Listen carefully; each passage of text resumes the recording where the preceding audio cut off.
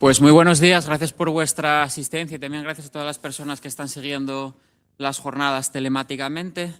Continuamos con las jornadas. La primera sesión de hoy lleva por título la cooperación público-comunitaria o público-común o público-social. Llaves para una puerta que todavía no existe. Hace alusión a un documento que emana del foro Transiciones que precisamente lleva ese título. Llaves para una puerta que todavía no existe. Estamos muy acostumbrados a escuchar la expresión, el sintagma colaboración público-privada. Sabéis bien que ese sintagma, colaboración público-privada, finalmente se resume en socializar pérdidas y privatizar beneficios. Podríamos denominarlo también como algo así como el socialismo del capitalismo, o el socialismo del capital. Frente a este fetiche de la colaboración público-privada que está en boca no solo de la derecha explícita, sino también de la derecha implícita, en estas jornadas defendemos la colaboración público-común. Las administraciones públicas consideramos que tienen que invertir, arriesgar, innovar, acompañar, pero no tutelar. Los proyectos ecosociales, en este caso, tienen que surgir del procomún, activando, como decíamos ayer, mecanismos de cogobernanza democrática, de rendición de cuentas, transparencia y participación ciudadana. Y para hablar de ello, nadie mejor que COIS, conocido como COIS, José Luis Fernández Casadevante, sociólogo, experto en soberanía alimentaria y miembro desde 2009 de la cooperativa Garúa. Aprovecho para decir que con la cooperativa Garúa también pusimos en marcha aquí en Asturias, a través de la Dirección General de Agenda 2030, el Foro de Transición Ecosocial. COIS es especialista en ecología urbana, agricultura comunitaria, economía solidaria y cambios culturales tan importantes ante las transiciones ecosociales.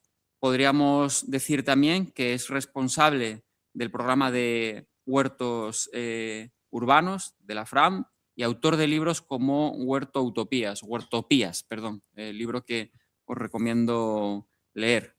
COIS, como digo, teórico y además activista vecinal, conjuga estos dos elementos, defiende la resiliencia comunitaria y la transformación urbana desde los huertos y el ecourbanismo como herramientas colectivas. Pero básicamente, como decía, y acabamos ya, hoy sobre todo en esta parte, en esta sesión, nos va a hablar acerca de qué es esto de la colaboración público-común. Así que nuevamente muchas gracias y cuando quieras, COIS, pues tuya es la palabra. Vale, muchas gracias, Juan, por la presentación. Para subirla, compartir pantalla, a ver si lo hago bien. Compartir pantalla, seleccionar.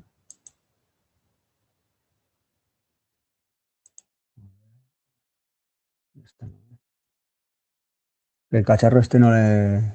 A ver, no le controlo. A ver, diapositiva.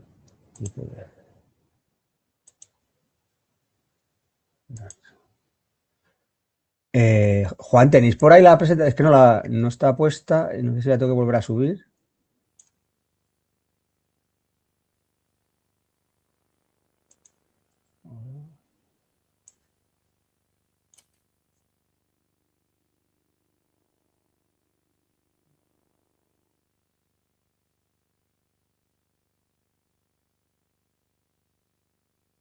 Dale al de compartir pantalla. Te sale abajo del todo, presentación. A ver.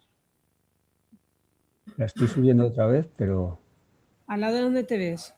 Sí, y ahí ahora se ve, ¿o no? Yo la estoy viendo. ¿Esto qué se ve? Vale, pues ¿la estáis viendo ahora? Yo la veo en la pantalla grande. Vale, pues nada, pues arranco desde aquí. Pues muchas gracias por la invitación. Lamento no poder estar presencialmente por allí, pero bueno, por temas de conciliación, el fin de curso, además era muy complicado acercarme a Asturias.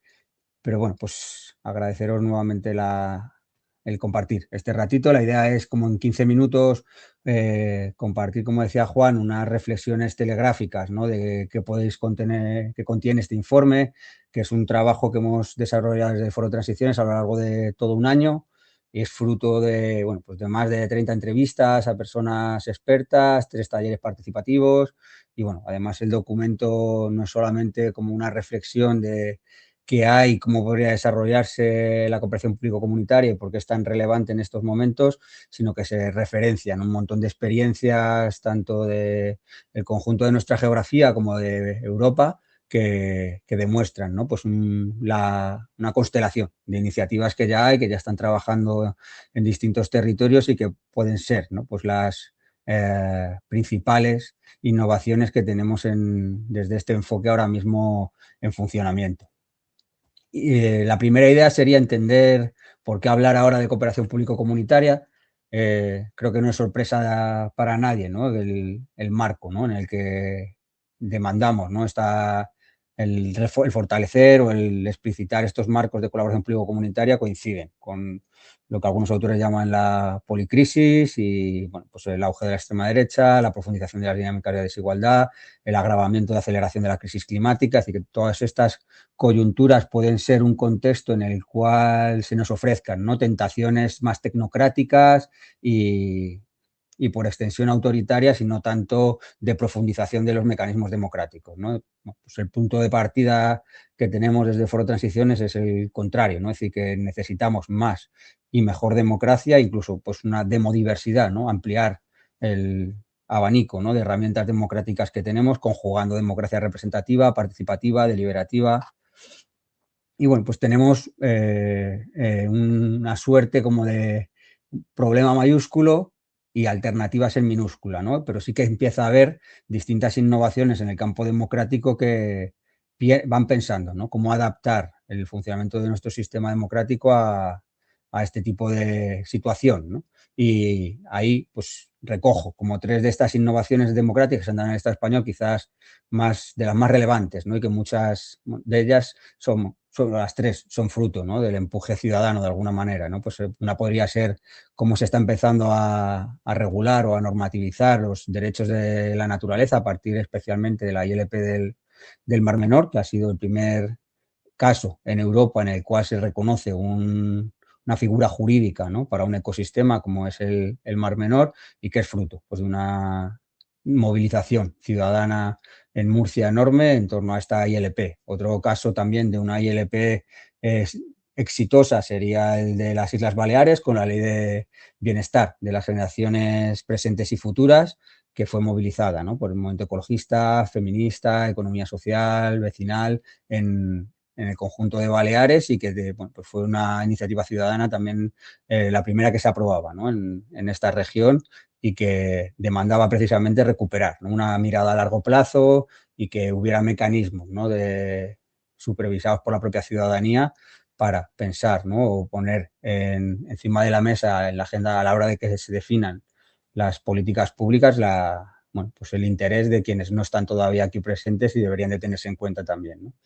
Y por último está la Asamblea Ciudadana por el Clima, que más allá de su escaso recorrido práctico supuso un ejercicio, ¿no? Pues de experimentación democrática en torno a incorporar, ¿no? Los procesos deliberativos y por sorteo tremendamente exitoso, ¿no? En el que 100 personas al azar, una muestra representativa del conjunto de España en términos geográficos, de nivel de renta, edad y demás, pues se juntaron, ¿no? Para deliberar y hacer una suerte de recomendaciones para la adaptación climática o para abordar la crisis climática al gobierno y fueron capaces, ¿no? De diseñar una hoja de ruta tremendamente ambiciosa, ¿no? Pues digamos que nosotros situamos la colaboración público-comunitaria en la estela de estas innovaciones que se van poniendo en marcha y que todavía son muy emergentes, muy preliminares, pero que apuntan hacia por dónde deberían de ir, ¿no? Las transformaciones en el sistema democrático, ¿no? Nos hemos atrevido a elaborar una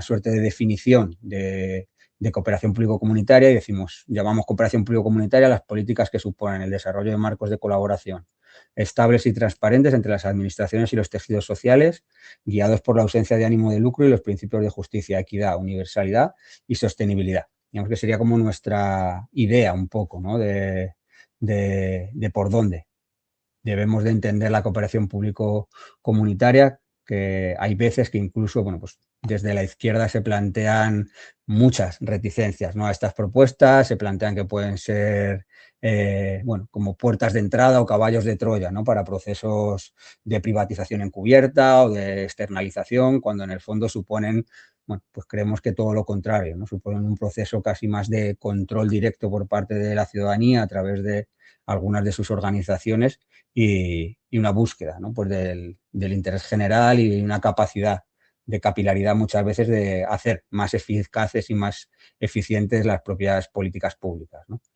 Apuntaba Juan en la introducción la importancia de diferenciar, ¿no?, la cooperación público-comunitaria de la público-privada, y esto no es tanto una disquisición terminológica, una cuestión de palabras, como realmente explicitar que son dos apuestas políticas radicalmente distintas, ¿no?, y que hace falta reivindicar un estatuto, un marco diferenciado del de la cooperación público-privada, sino incluso algo que nos encontramos es que muchas entidades del tercer sector, incluso de los tejidos comunitarios, vecinales, a veces incluso de la economía social, acaban encuadrándose, ¿no?, dentro de la cooperación público-privada para referirse, ¿no?, a su colaboración con las administraciones públicas cuando realmente no se sienten profundamente identificadas con esa propuesta, pero bueno, pues digamos que estos marcos todavía no están socializados, no están incorporados y muchas organizaciones ni siquiera los conocen, ¿no? Entonces, bueno, como que un primer paso y una de las primeras objetivos, ¿no?, que teníamos con esta investigación era compartir, socializar esta idea de la cooperación público-comunitaria y que las propias organizaciones sociales empezaran a apropiársela, ¿no?, a hacerla suya, a defenderla, a reivindicarla y a empezar a nombrarse en primera persona desde ahí, ¿no? Y yo creo que esa es una de las primeras apuestas, ¿no? Luego el propio informe organiza, por decirlo así, la cooperación público-comunitaria en 4 grandes bloques o líneas estratégicas, que es en torno a las cuales también se están vertebrando, ¿no?, pues las principales prácticas que consideramos relevantes en este campo. Una primera de ellas sería lo que llamamos el refuerzo, ¿no?, del sector público hacia la autoorganización ciudadana, comunitaria, que es entender la importancia de que exista un tejido social robusto, que sea autónomo, que tenga capacidad de tener su propia agenda, sus propias dinámicas, y que eso es un síntoma de salud democrática, por decirlo así, ¿no? Y bueno, pues pensamos que en todos los territorios hay un montón de experiencias en marcha de este tipo que, bueno, pues que que arranca y pone en marcha la propia ciudadanía y que funcionan, ¿no?, al margen de las instituciones, pero que se pueden ver fortalecidas y respaldadas de alguna manera en la medida en que haya normativas, políticas de subvenciones que alienten, ¿no?, estos procesos de la mejor forma posible, ¿no? Hay bueno, pues prácticas, ahí ponemos algunas, ¿no?, las comunidades rurales, las comunidades energéticas, redes de cuidados, bancos de tiempo, radios comunitarias. Y una definición que nos parecía interesante, o un concepto, ¿no?, era este de autoorganización guiada que viene de la ingeniería de materiales, y es interesante en la medida en que nos plantea, ¿no?, la importancia de que las dinámicas sociales tengan sus propios procesos a la par que pueden orientarse o tratar, ¿no?, de que estos se alineen con determinados objetivos políticos, ¿no? En este caso sería la transición ecosocial, procesos de descarbonización o cuestiones así como muy generales que pueden, ¿no?, ayudar a que siga habiendo autoorganización autónoma, pero que se oriente hacia determinadas medidas. Un proceso que nos gusta mucho, una política pública concreta en esta línea que podría ser como inspiradora, sería el caso de las comunalidades urbanas en Cataluña. En las ciudades de más de 20.000 habitantes, pues están poniendo en marcha estos proyectos que nacen tras la pandemia y que vienen a tratar de consolidar o vertebrar esas redes vecinales de ayuda mutua que habían surgido para ayudar a vecinos y vecinas durante la pandemia, pues que no desaparecieran, ¿no? Y entonces han conseguido vertebrar un montón de organizaciones sociales, constituir asociaciones, constituir cooperativas, y ha sido, bueno, pues una forma de que el sedimento, ¿no?, de esta movilización pues fuera mucho mayor, ¿no?, en términos de aumentar la organización social. Un segundo bloque sería la idea de la gestión ciudadana de equipamientos e infraestructuras, es decir, entender que hay una suerte de infraestructura material, de equipamientos que son titularidad pública, pero que si estuvieran, ¿no?, conveniados y los modelos de gestión estuvieran ya sea cogestionados o autogestionados por entidades sociales, cívicas, culturales, deportivas, podrían cumplir su función social de una forma mucho más eficaz y en muchos casos incluso más eficiente en términos económicos, aunque no sería el abaratar costes no sería ninguna de sus prioridades, sino más como todos estos objetivos sociales, culturales o ambientales.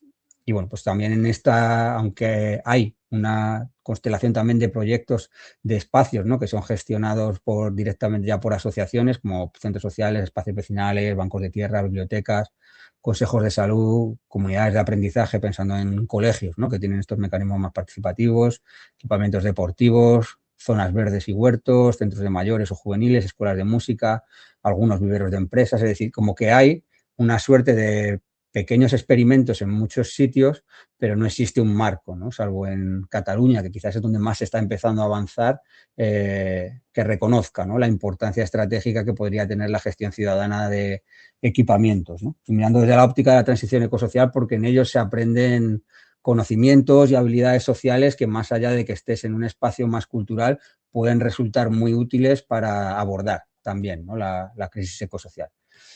Y bueno, en el informe también lanzamos como algunas reflexiones más a futuro, pensando qué tipo de infraestructuras construidas o infraestructuras por construir deberíamos de pensar que pueden ser susceptibles, ¿no?, de incorporarse a estos mecanismos de cooperación público-comunitaria, ¿no?, pensando en que son elementos que van a ser vertebrales o estructurales para poder gestionar de forma exitosa la transición ecosocial, ¿no? Y preguntarnos, ¿no?, pues cuáles son los mecanismos de propiedad de esta infraestructura, si son públicos o privados, las formas de gobernanza que tienen, si son más o menos inclusivas, si permiten hacer una planificación a medio o largo plazo o no. Y bueno, pues eso es como otro elemento que lanzamos, ¿no? Si ahora mismo lo que tenemos son experiencias como de microgestión ciudadana de infraestructuras, aquí planteamos la importancia de ir pensando, avanzando, planificando cómo podría ser el hacernos cargo, ¿no?, o por lo menos participar de la gestión de todas estas infraestructuras clave, ¿no?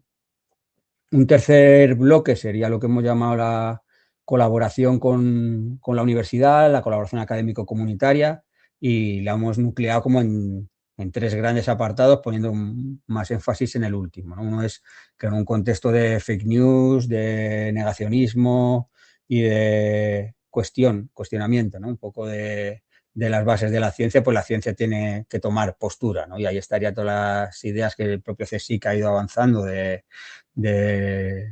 la ciencia, ¿no?, de las políticas basadas en ciencia, es decir, que sería como un elemento a defender por parte de la propia universidad y por parte de la propia ciudadanía.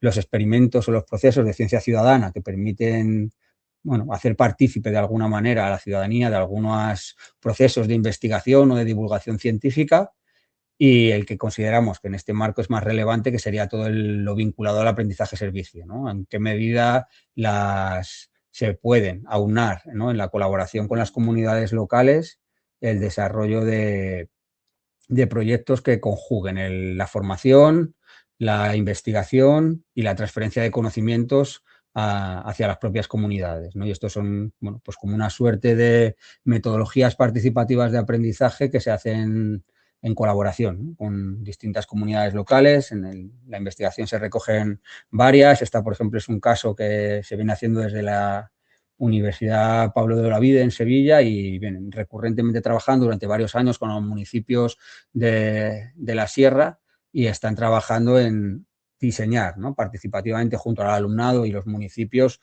planes de transición ecosocial, ¿no? Son alumnado de arquitectura y urbanismo, y entonces, bueno, pues están trabajando con un mismo municipio durante varios años hasta que, bueno, pues a través de estos mecanismos pues generan planes de acción, ¿no?, que posteriormente se convierten en políticas públicas. Y por último, el cuarto apartado sobre el que trabajamos es la importancia de lo que llamamos los partenariados público-cooperativos. Entender que un elemento central para todos estos cambios, especialmente la transición, es transformar el modelo socioeconómico, y por lo tanto hace falta fortalecer, ¿no?, pues todo lo que son los tejidos cooperativos, la economía social y solidaria, y que haya un compromiso, bueno, pues claro por parte de las administraciones públicas en apostar por estos modelos, ¿no? Pensemos que la compra pública de bienes y servicios ronda en nuestro país en torno al 15% de la economía, del 15 al 18%. Bueno, pues si todo ese volumen, ¿no?, de actividad económica se comprometiera con ser ejemplarizante en torno a tipo de prácticas económicas que promueve en términos sociales, de innovación, de sostenibilidad, pues tendríamos, ¿no?, un volumen de la economía enorme que ejercería como tractor para ir transformando, ¿no?, los distintos, el modelo, ¿no?, de alguna manera. Y bueno, pues aquí hay alguna política ejemplar también, como puedan ser los Ateneos Cooperativos de Cataluña, que hay 10 Ateneos repartidos por toda la geografía catalana, en las distintas comarcas, y que son espacios como viveros de empresas cooperativas gestionados por el propio tejido cooperativo y que tienen, bueno, pues una parte de gestionar esta infraestructura con locales, procesos de formación y acceso, ¿no?, a ayudas, incentivar procesos de intercooperación a nivel local. Bueno, pues están suponiendo la creación activa de un montón de empresas cooperativas territorializadas, ¿no? Y es una política pues tremendamente ejemplarizante. Y otra podría ser pues lo que está pasando en Hernani, en el País Vasco, en donde de la mano del ayuntamiento se han conformado lo que llaman un consejo de las soberanías y están, bueno, pues tratando de planificar la transición ecosocial a nivel municipal para los próximos décadas y hacer este proceso a través de una colaboración con las cooperativas, ¿no?, del propio municipio, o con la creación de nuevas cooperativas en aquellos sectores que se haya considerado estratégicos y no había, ¿no? Y entonces están organizando el trabajo y conformando iniciativas cooperativas pues en los campos de los cuidados, han montado una comunidad energética, han montado una moneda local, están haciendo compra de tierras en el espacio periurbano para garantizar continuidad de actividad agroecológica, han montado una tienda también colectiva para comercializar productos de proximidad. Bueno, pues como que están poniendo en marcha iniciativas concretas a la par que van ejerciendo como esta mirada un poco más de largo plazo y de planificación, ¿no? Y es bueno, como una experiencia tremendamente inspiradora, ¿no? En la medida además en que estas cooperativas que se conforman se entienden como servicios públicos y son subsidiadas, ¿no?, por el propio ayuntamiento y por lo tanto les permite nacer bueno, sin la presión, ¿no?, de muchos proyectos de economía social que están muy poco capitalizados y nacen ya muy precarios desde el inicio. Entonces aquí se entienden como servicios públicos y por lo tanto pueden dar pérdidas durante unos cuantos años hasta que consolidan, ¿no?, su propia actividad. O sea que son, bueno, como un enfoque bastante chulo. Y bueno, por ir un poco cerrando la intervención, simplemente pues constatar, ¿no?, pues 2 o 3 reflexiones que han salido a lo largo de este proceso. Uno es la importancia de que se conozcan, ¿no?, las buenas prácticas que existen y las herramientas normativas concretas para facilitar a los técnicos municipales, a intervenciones, a gente que trabaja, ¿no?, dentro de la propia administración, pues las herramientas que posibilitan, ¿no?, que estas experiencias existan y que son reconocidas y tienen encaje dentro de nuestro marco jurídico, por decirlo así, ¿no? Y bueno, pues yo creo que eso es un elemento interesante. Otro es entender la importancia que tiene el personal técnico de la administración en estos procesos y el factor humano, es decir, que dar con personas dentro de la administración que tienen vocación de empujar esto ayuda mucho, ¿no? Y tratar de identificar, ¿no?, a estas personas, juntarlas, construir pequeñas redes, ¿no?, dentro de la propia administración, así como contar con métricas, es decir, con análisis de impacto, ya sea socioeconómico o de otro tipo, que muestren, ¿no?, la eficacia y el impacto que tienen estas prácticas, así como habilitar mecanismos de formación dentro de las propias administraciones públicas, ¿no? Pues estos son temas novedosos, temas que, como decían los propios técnicos en las investigación, pues no han estudiado cuando hicieron sus propias oposiciones y que exigen, ¿no?, pues que si queremos que esto funcione, pues que el personal que tiene que acompañarlo desde dentro de la administración pues se ponga un poco también al día. Una última reflexión es la importancia de entender la cooperación público-comunitaria como un espacio de encuentro, es decir, en el que se puede combinar, ¿no?, tanto la acción directa como la institucional, la política pública entendida de una forma no estadocéntrica y que apoya, ¿no?, la importancia de construir autonomía sin eludir, ¿no?, la importancia de coproducir políticas con el Estado. Y esto, bueno, pues creemos que afecta sobre todo como a 3 grandes, bueno, grupos o campos de reflexión, ¿no? Uno sería la relación entre movimientos sociales e instituciones públicas que se verían reacomodadas de alguna manera, la posibilidad de habilitar espacios que obligaran también al propio tejido social a gestionar mejor, ¿no?, la heterogeneidad de actores sociales que tienen que llegar a acuerdos, consensos y acciones conjuntas. Y por último, al movimiento ecologista, ¿no? Es decir, que puede ser un campo también muy fértil de diálogo y encuentro entre las distintas sensibilidades que se han ido, bueno, como conformando, ¿no?, dentro del movimiento ecologista en los últimos años. Simplemente acabar con esta apelación también, ¿no?, a imaginar nuevas institucionalidades que nos ofrece la cooperación público-comunitaria, ¿no? En la medida en que las políticas públicas, el Estado, empezara a desarrollar estos marcos, es factible imaginar nuevas institucionalidades. En el libro desarrollamos mínimamente 3 que se nos vienen a la cabeza. Unos son los debates que están como muy emergentes, ¿no?, sobre qué sería un Estado ecosocial, que sería la transición del estado del bienestar a este estado ecosocial. Otra sería pues incorporar la noción de bioregiones como el espacio o la dimensión territorial óptima para planificar esas transiciones ecosociales que trasciende tanto lo urbano como lo rural y piensa una escala territorial pues mucho más amplia y que tendría que ver más con funcionalidades ecológicas en muchos casos que meramente administrativas. Y por último, bueno, lo que hemos llamado alcaldes, alcaldesas de barrio, ¿no? En qué medida se pueden inventar, ¿no?, nuevas figuras que den reconocimiento político a los tejidos sociocomunitarios dentro del marco institucional. Y simplemente, bueno, pues acabar con esta apelación a que por lo menos esta investigación o los procesos, las discusiones que se están abriendo en torno a la cooperación comunitaria, público-comunitaria, nos sirvan para abrir una gran conversación sobre estos temas, ¿no? Es decir, que esa sería como una de nuestras máximas aspiraciones. Así que muchas gracias por la atención.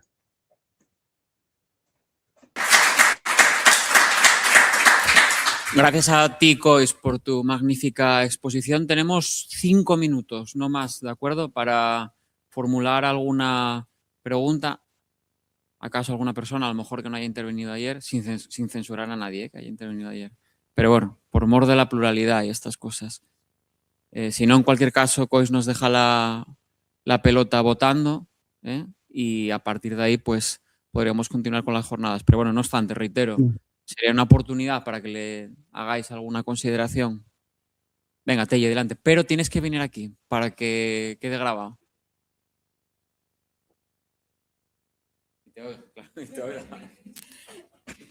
Solo una pregunta, Goy.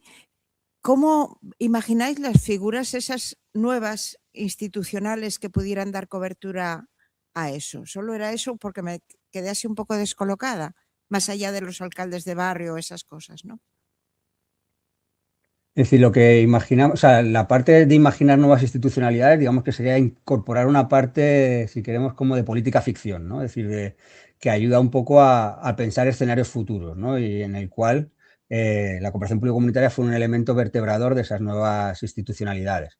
Lo que planteamos en el informe es recoger y lo que se plantea es como toda la normativa ya existente que ampara a estas prácticas, ¿no? Es decir, que hay un montón ya de contratos, de convenios de cesión, de políticas de subvenciones específicas, plurianuales, con mirada estratégica, cambiando la concurrencia competitiva por la concurrencia cooperativa. Es decir, hay un montón de pequeñas herramientas que se han ido ensayando en distintos lugares que serían las que dan cobertura legal a las prácticas concretas. La idea o la apuesta nuestra es que necesitamos un paraguas más político, por decirlo así, que sería, por eso reivindicamos la cooperación público-comunitaria, que acoja todas estas herramientas, incluso que piense nuevas, ¿no?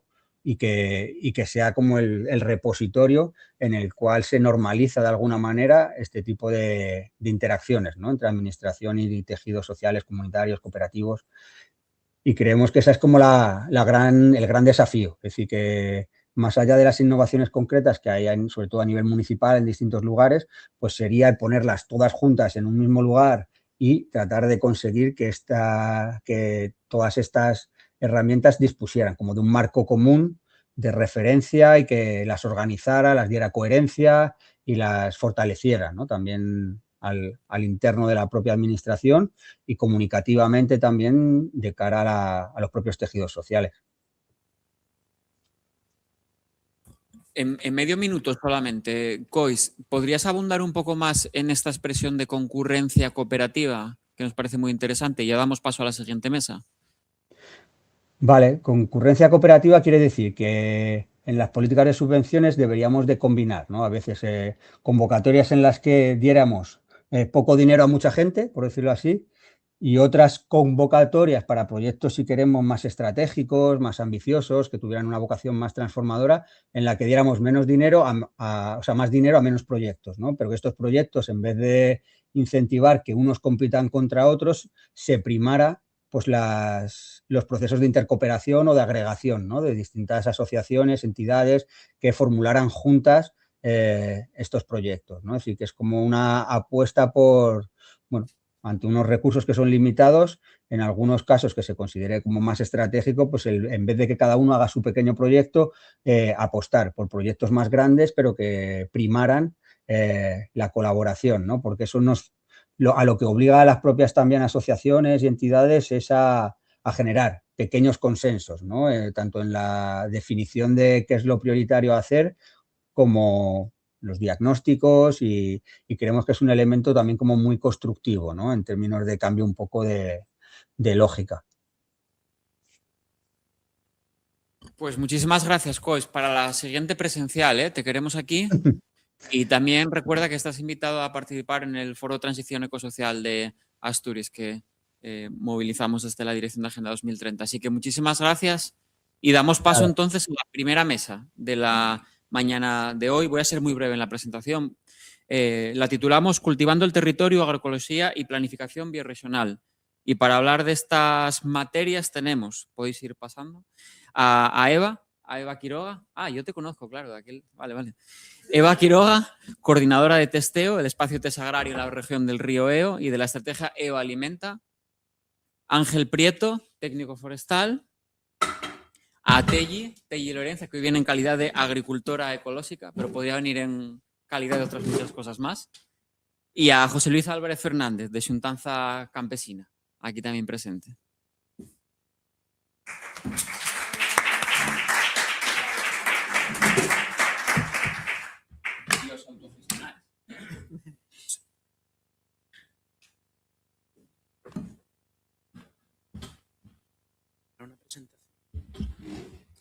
Para una presentación.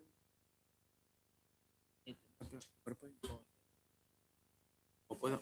Espera, me cambio de sitio y así lo vas haciendo tú, ¿no? Puede pasar con un mando también. Ah. ¿Perdón? Tenemos hasta un mando si quieres pasar. No, era por lo que pasa, la tenemos en Drive. Vale, pues pasa para aquí, sí, entra al ordenador.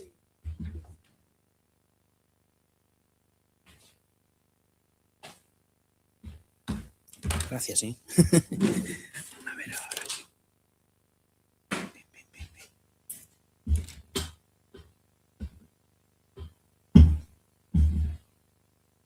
Lo que pasa es que ahora tengo esta sesión.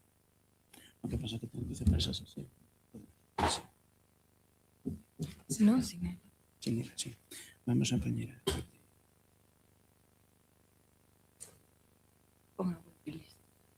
Vale, sí. Para no cerraros la sesión, porque si no, lo teníamos, si no tenemos que cerrar la sesión de Google que tenéis de Izquierda Unida para abrir la nuestra, entonces.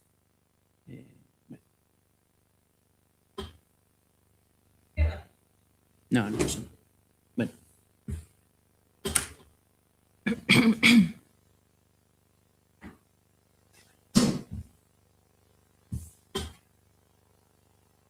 Dice Juan que nos autogestionemos. Vale, bien. Pues entonces comienzo yo con vuestro permiso. Claro. Muchas gracias a todas y a todos por invitarnos a compartir espacio aquí. Personalmente me emociona un montón esta jornada. Me encanta el título, me encanta todo. Y también me encanta poder venir a aprender, desde luego, con ponencias tan interesantes. Voy a intentar ser breve porque lo que voy a contar es un poquito complejo. Vengo a hablar por una parte, de la estrategia alimentaria Eo Alimenta y además uno de nuestros proyectos que se llama Testeo, y es la guinda de la estrategia ahora mismo y también el mayor experimento. Entonces, bueno, para contextualizar, el EO Alimenta es una estrategia alimentaria participativa que comenzó en el 2019 en la bioregión del río Eo. Aquí en el mapa que veis en pantalla pues se aprecia un poco por colores, ¿no?, esa condición que tenemos de ser una estrategia interautonómica, que es maravillosa porque las fronteras no existen y efectivamente se centra en la cuenca hidrográfica del río Eo. Y esto es genial y a la vez muy complejo luego a la hora de desarrollar la estrategia per se, ¿no? Pero bueno, consideramos que es un tema muy positivo, un reto positivo. Entonces, bueno, en el 2019 se hizo una primera reunión, una convocatoria participativa para la ciudadanía, entidades que tuvieran interés en reflexionar conjuntamente si tenía sentido apostar por la soberanía alimentaria en este territorio. Y la respuesta en esta primera xuntanza fue que sí, que claro que queríamos. Entonces, bueno, a través de la Universidad de Santiago se consiguieron fondos solicitados a la Fundación Daniel Inacaraso para desarrollar la estrategia per se. La estrategia, sí, hay gente que asiente con la cabeza, sí, Caraso, gracias.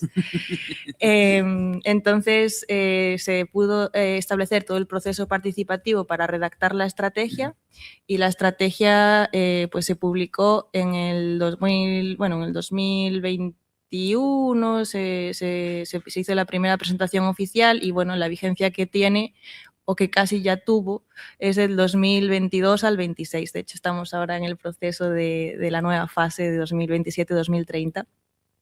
Y bueno, en esta estrategia se establecieron como 4 ámbitos principales de actuación, que tiene que ver con el fomento de la producción agroecológica, articular el consumo de proximidad, hacer mucho hincapié en la cultura de una alimentación saludable y sostenible y, por supuesto, el tema de la gobernanza participativa. Son como los 4 ámbitos de actuación principales. Entonces, bueno, gracias de nuevo a la Fundación Caraso, en el 2022, también canalizado por la Universidad de Santiago, se consiguió una segunda financiación de la Fundación en la convocatoria de sistemas alimentarios territorializados, que nos permitió empezar con una de las líneas de acción de la estrategia, ¿no?, que era abastecer a comedores colectivos. Entonces, ahí entré como coordinadora en la estrategia, toda contenta, vamos a abastecer a todos los restaurantes y a todos los comedores escolares del territorio para darme cuenta de que ni para 2 colegios podíamos tener producto local ecológico. Claro, estamos hablando de 9 municipios, 4 proyectos de huerta ecológica. Entonces, bueno, hubo que armarse de paciencia y mucha esperanza. Y bueno, lo que sí que pudimos hacer fue constituir la Asociación de Productoras, SEO Alimenta, que no solo hay productoras en ecológico, sino también productoras que hacen prácticas agroecológicas y además no es necesario estar certificada si cumples con los criterios y además también participan consumidoras, que es muy importante a la hora de ser una asociación agroecológica. Entonces, bueno, gracias a la implicación de las productoras en activo, que tienen de todo menos tiempo, yo no sé de dónde lo sacan, pues hemos podido ir avanzando y, bueno, aunque solo empezamos con 2 colegios en el tema de abastecer a comedores escolares, pues sí que pudimos hacer también pues, sensibilización, labor de pedagogía ecosocial con los coles y sí que hay interés por parte de los coles y, bueno, lo que falta ahora es producto. Lo bueno es que, claro, ahora con el testeo pues tenemos ahí esa guinda que os anticipaba. Pero antes de hablaros del testeo quería expresaros cómo se articula eso de una estrategia alimentaria en un territorio, ¿no? Porque yo tengo el rol de coordinadora, pero sin todas las asociaciones que forman, asociaciones, entidades y administración que forman parte de esta estrategia no haríamos nada. Entonces, lo que se ha hecho ha sido constituir un grupo motor que trabaja desde el inicio, ¿no?, en el cual hay muchas entidades que forman parte, ¿no? Y este grupo motor, digamos que es el grupo motor que articula además el Consejo Alimentario de Leo, ¿vale? Esto es algo que nos hemos inventado, porque no hay forma de legalizar un consejo alimentario interautonómico. Entonces, es un acuerdo que existe entre todas las entidades adheridas de que efectivamente pues tenemos un reglamento interno aprobado por todas y tal y cual, pero es alegal. porque no hay una legislación que lo ampare, ¿no? Entonces eso tiene muchos beneficios también en realidad, por lo menos para mí a nivel burocrático. Una gestión alternativa. Sí, claro, como, bueno, los plazos son los nuestros. Entonces, bueno, este es eso, el Consejo Alimentario. Aquí tenemos una foto de uno de los plenos que hicimos, en este caso es en Tapia. Y bueno, el próximo será el 25 de junio en Santalla de Oscos, que será el 7º Consejo Alimentario de Leo, con lo cual ya podemos hablar de un recorrido. Sí. ¿Me querías decir algo? Los solsticios. Ah, sí, claro. Lo hemos establecido, los consejos alimentarios, como somos un poco románticas a veces o siempre, los plenos del Consejo Alimentario los hacemos con los solsticios de invierno y de verano. Porque sí, bastante ancestral. Pues nos reunimos eso son plenos semestrales, entonces lo hacemos cuadrar con ahora en junio con el solsticio de verano y el de invierno, que así también pechamos o ano. Y la estrategia este año en realidad. Entonces, bueno, un poco por mencionar rápidamente las entidades miembros del Consejo, del Grupo Motor, que os decía al principio de todo, pues es el Grupo de Investigación Instagra, la Red de la Galabra, todas ellas de la Universidad de Santiago. Está también la Diputación de Lugo, del área de rural, que es la principal administración local que está financiando esta estrategia. Porque, como sabéis, Caraso, 2 años sí, luego ya no tienes acceso a más, que hay que repartir para todas, nos parece bien. Entonces, desde el 2023, es la Diputación de Lugo la que mantiene viva la estrategia a nivel financiero. Luego está también involucrada pues, la Finca del Cabillón, que probablemente la conozcáis, de la Fundación EDES, que están en Tapia. Están implicados los GDRs por la parte galega, el GDR Terras de Miranda, también el de Montes y Vales Orientais, que es un poco más hacia el interior de la provincia de Lugo. Está también el CEDER Oscoseo, por la parte asturiana. Está el Sindicato El Labrego. Vamos a firmar convenio con Xuntanza Campesina. Claro, sí, ya asistimos a alguna jornada conjunta, sí. Luego también está Pratodó, que es pues, una asociación de innovación alimentaria. También recibimos alguna subvención puntual a fondo perdido de la Caja Rural de Asturias y de la Caja Rural Galega. Está también la cooperativa Somos Terra, que básicamente la cooperativa desde la cual yo estoy representada. Y aquí nos falta por añadir, de hecho, Optimiza también, que está también en la alianza del Grupo Motor. Entonces, así por contextualizar, esto sería, y mira si tenemos que actualizar la web, que aquí no tenemos nada del testeo. Pero bueno, podemos poner ahí, si me quieres ayudar con la asistencia técnica de poner testeo. Antes íbamos a... Sí. Vale, pues como os decía, testeo es uno de los programas dentro de la estrategia alimentaria que nos permite desarrollar las líneas de acción. Por una parte estaba lo de los comedores escolares, que le hemos llamado Comer EO, todo acaba en EO, ¿vale? Porque de aquí de colegueo siempre, pues estamos con el Comer EO por una parte, que fue todo el tema de los comedores escolares, con lo cual seguimos muy contentas y con mucha fuerza, especialmente por parte de las productoras, que a mí me alucina porque a nivel económico no es rentable para nada para las productoras, es un lío tremendo a nivel logístico y ellas siguen reunión tras reunión queriendo hacerlo, no por ellas, sino por el derecho a una alimentación sana por parte del alumnado, ¿no? Entonces, bueno, queda dicho ahí el altruismo de nuestras compañeras. Y entonces, bueno, pues cuando hicimos ese análisis, ¿no?, de la demanda, o sea, la demanda potencial y la oferta disponible, pues ya te tiré de los pelos para decir, a ver qué hacemos, y fue cuando se unieron los cauces con el proyecto Testeo, que recibió una primera financiación, ¿no?, de reto demográfico, que fue como el 20% de lo solicitado. Sí, se configuró Testeo. Bueno, ya me das. Suscribo todas las palabras de Eva en cuanto al agradecimiento y a la satisfacción de compartir esta mañana con vosotros. Sí, inicialmente se concurrió a una subvención del MITECO. Para que nos hagamos una idea, pues la configuración del proyecto lo sumábamos en 120 y pico mil euros, 124.000 euros, nos dieron 19.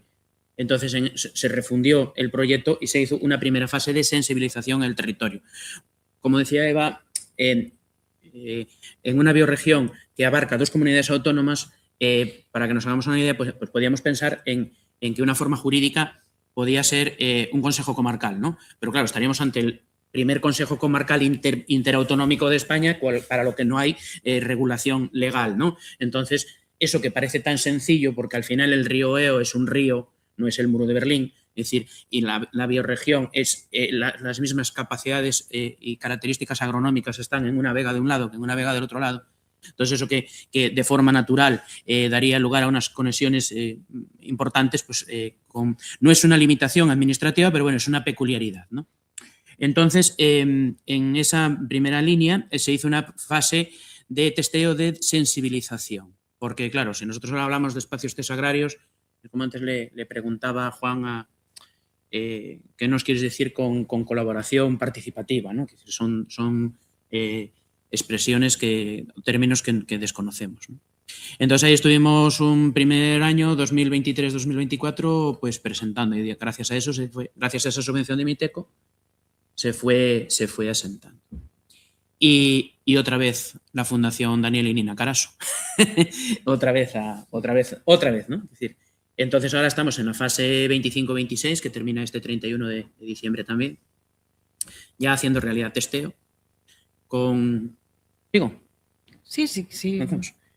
Con 6 fincas mentoras y 6 testers. El término tester es una persona aprendiz que pasa un periodo de tiempo indeterminado en una finca aprendiendo, ¿no? Testeando. La metodología de espacios test agrarios es una metodología francesa importada a España.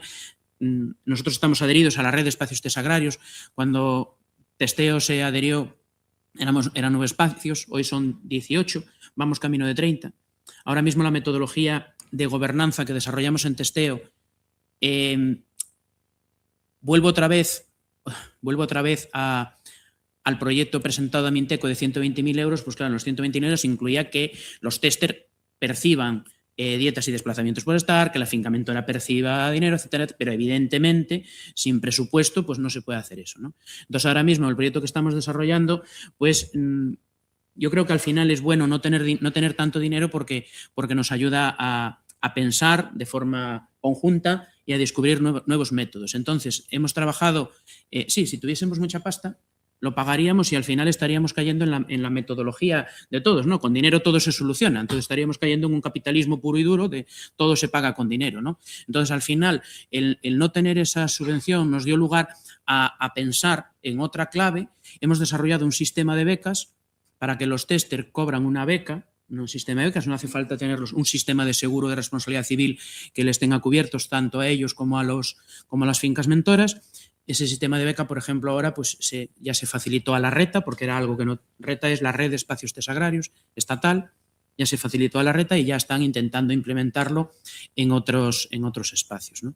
Ahora mismo están 30 proyectos, la RETA ahora mismo tiene 30 proyectos en marcha, 18 creados y los otros en creación, que es un poco lo que está ahora visualizando. Ahí estamos nosotros, Testeo. Sigo por la línea de la complejidad de los espacios test agrarios. Un espacio test agrario, el tester experimenta su proyecto. La grandeza de esto es que el resultado positivo es que decida incorporarse a la actividad agraria o que decida que no es rentable su proyecto, que no es viable, ¿no? Que no es viable. Y eso también es un éxito para la metodología. Eso después redunda en la optimización de las ayudas, porque constantemente vemos personas que a lo mejor con su proyecto poco maduro, con mucha ilusión y poca realidad, o con mucha ilusión y menos realidad, pues presenta un proyecto de incorporación. Estos días estamos con las ayudas de incorporación, ¿no? O sea, como todos son 70.000 euros, todos tal, pero luego realmente vemos que a lo mejor ahí no nos dábamos cuenta. Entonces, nosotros podemos ver proyectos ahora mismo. Vamos a compatibilizar 2 razas de ovejas para producción de lana con huerta y con frutales. ¿Y qué hacemos nosotros desde Testeo ante ese caso? ¿Realmente te vas a meter en 2 razas de oveja tradicionales? ¿Te vas a meter solamente en tal? ¿Cuándo vas a escalar esto?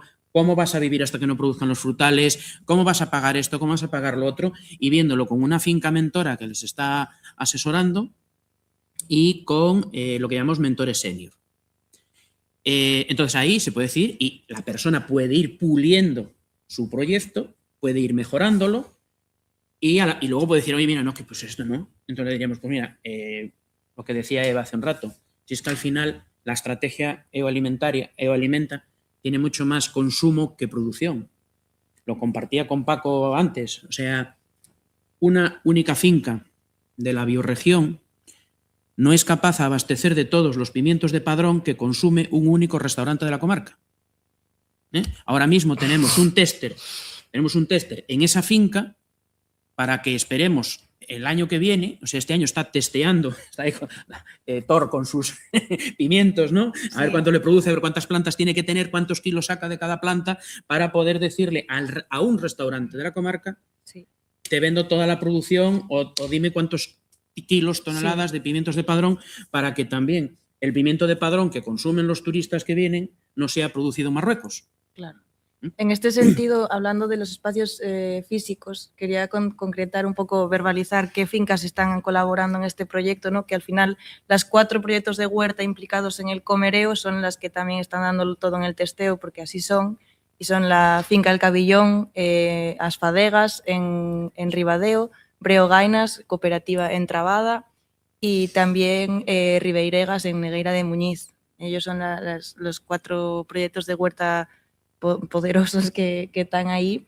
Y luego, además, para llegar a los 6 espacios físicos que comentábamos de fincas mentoras, está también Miel Tu Colmena, que es una finca de producción apícola y de arándanos, y también está la ganadería Amago, que es de producción de leche de vaca en ecológico. Entonces, claro, tenemos aquí ¿cómo decirlo? Como una posibilidad de futuro extraordinaria, porque hablando ya del tema de huerta, por ejemplo, ¿no? Estamos hablando de que si ahora mismo hay 4 proyectos de huerta en activo en la bioregión de 9 municipios, en el 2027 la previsión es que seamos más del doble, porque hay 5 proyectos de testeo que está sucediendo ahora que se quieren incorporar a la actividad agraria y pues, en huerta ecológica, bueno, siguen testeando para ver si así es, ¿no? Pero la previsión sería esa, duplicar el número de productoras en la bioregión. Eso es extraordinario. Y es gracias a la metodología que está explicando Ángel. Sí, testeo, además, dentro de la metodología de espacios test agrarios están los espacios test permanentes y efímeros.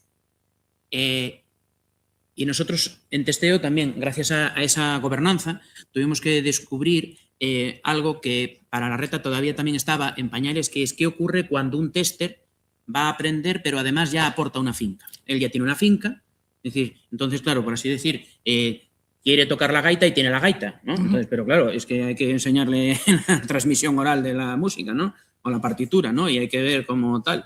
Entonces, ese es un tema que nosotros ahora mismo también tenemos 4 personas, no, 5. sí, los 4, 5, que tienen sus propias fincas, entonces están yendo a testear a otras fincas y van a poder replicar. Entonces a nosotros eso ya nos permite también acompañarles en su realidad.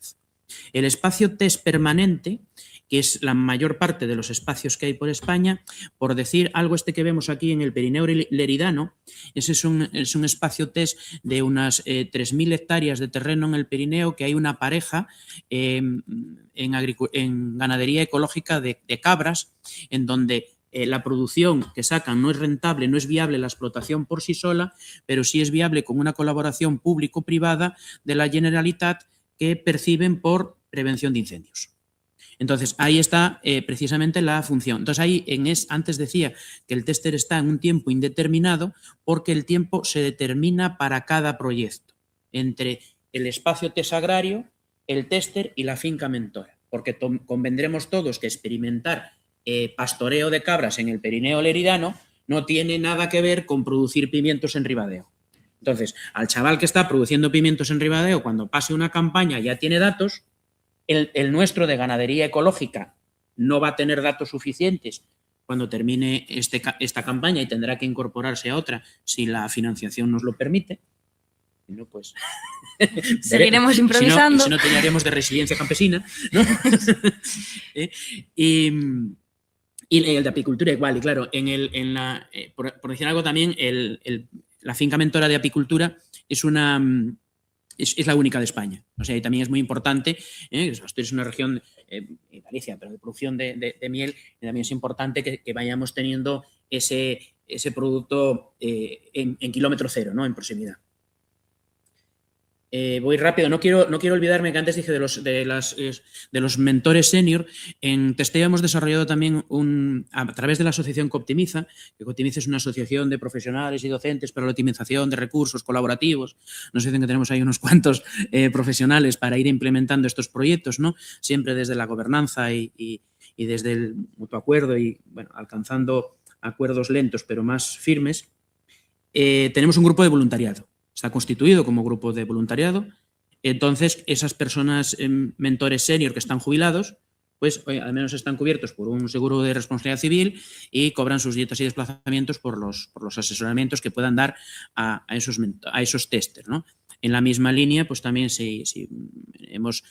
finalmente no llegó a cuajar, pero teníamos un tester que quería venir extracomunitario, una tester que quería venir de México, ¿no? Y bueno, pues se estuvo implementando también pues que viniese como voluntaria, ¿no? Que era. Entonces, Eva no sé cómo vamos de tiempo. Hablo rápido, es que son tantos conceptos.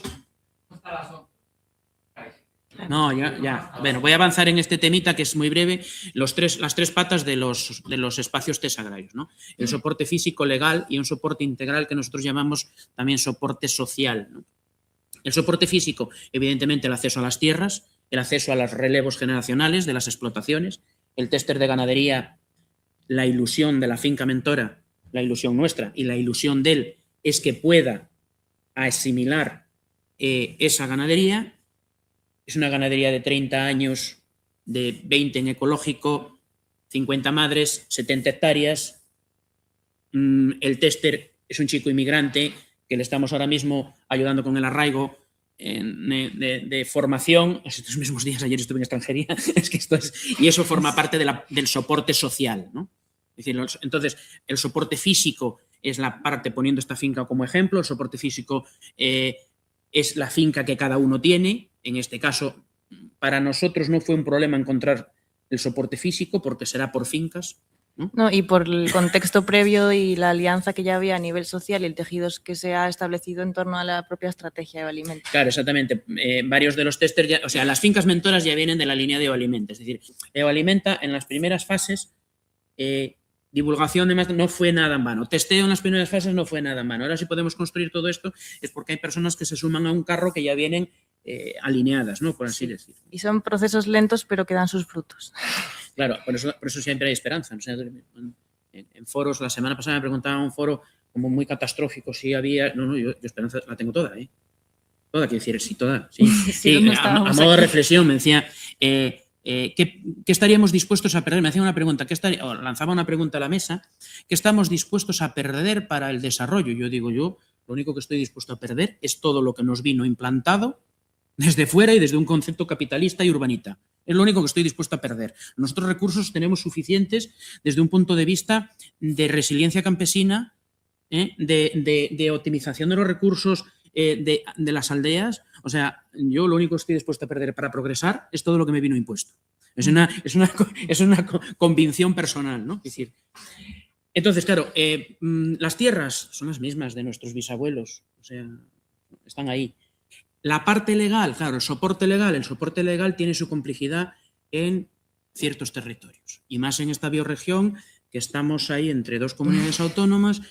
Si pasó un proceso de concentración parcelaria, fenomenal, porque entonces ya tenemos a todos los propietarios identificados. Si por ese sitio no pasó un proceso de concentración parcelaria, claro, a lo mejor hay muchas fincas que están a nombre de un argentino que tendría ahora 120 años. Y son fincas pequeñitas. Entonces, claro, vamos a través, o sea, esta ganadería, por ejemplo, que maneja 70 hectáreas, maneja 179 recintos, muchos de ellos, claro, en régimen de tenencia que requiere de unos contratos.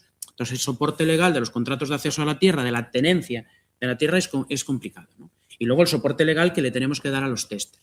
Pues claro, una tester embarazada que tiene que, bueno, ahora ya en maternidad. Es el labrego más joven que conocemos. Exactamente. Un tester inmigrante que ahora ya ya está sentado. Otro tester que había intentado sus proyectos y tal. Otra tester que estuvo trabajando para la administración y dice, esto no es lo mío. otro tester, Óscar, trabajaba en una multinacional, ¿no? Y decir, oye, que yo quiero esto. Entonces, pero todo eso hay que dar un soporte legal a todo para que ellos tengan, claro, ahora mismo sus ayudas, las que hay, que luego puedan solicitar la PAC, que luego tengan acceso, bueno, pues un poco a todo, ¿no? E implementarles también a través de los diversos fondos. Y luego, para mí el más importante, que es el soporte emocional o el soporte integral. Sí. Eso es lo más importante. Y eso, para nosotros, no es una complejidad desde un punto de vista aldeano. Es decir, desde un punto de vista de aldea, las comunidades campesinas y las aldeas son una comunidad. Una comunidad como otra cualquiera. No estoy hablando de comunidades de propietarios, porque ahora nosotros a todos nos decimos, vengo de una reunión de la comunidad, y a todos se nos entiende, la comunidad de propietarios del piso en el que estamos. Nosotros cuando hablamos de comunidad hablamos de comunidades campesinas, de esas que se ayudan para las tareas. Es decir, tenemos que tener en mente cuando nos contaminamos de ciertos términos. Es decir, somos una comunidad, no somos la comunidad gitana, no somos la comunidad judía, no, es una comunidad campesina que se ayude y es una comunidad campesina en su concepto resiliente, porque busca siempre soluciones. Y ese es el soporte social más importante que nos cuesta más ofrecer a los testers. ¿Por qué? Porque nos cuesta horas. Tanto Somos Terra como Crecu Rural, o sea, Eva y yo, tenemos unas horas ahí dentro.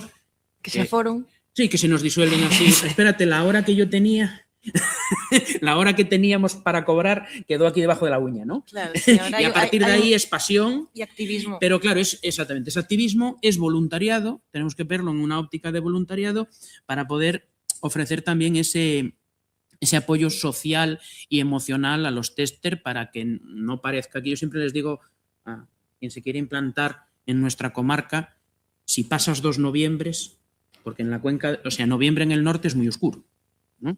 Pero es que después en la cuenca de Leo, Orvalla seguido, o sea, Barruza todos esos días. Oscuro y mojado. Es decir, o sea, todos los días. Entonces es muy triste, muy triste. Entonces, claro, entonces es un apoyo también que se debe, y cuestiones que deben tener en cuenta, ¿no? Creo que estamos pisando a los compañeros, me parece. Claro, yo creo que en síntesis lo tenemos, ¿vale? Está expuesto. Podríamos estar, yo no sé cuánto tiempo más hablando de esto. Tenemos también, gracias al apoyo de RETA, vamos a tener en noviembre los encuentros estatales de la RETA. Eva ya fue a Extremadura y a Navarra en tal. Entonces, en una fecha de noviembre, que creo es el 9 y el 10. Del 22 al 24 de octubre. Son las jornadas estatales de la RETA. Vale.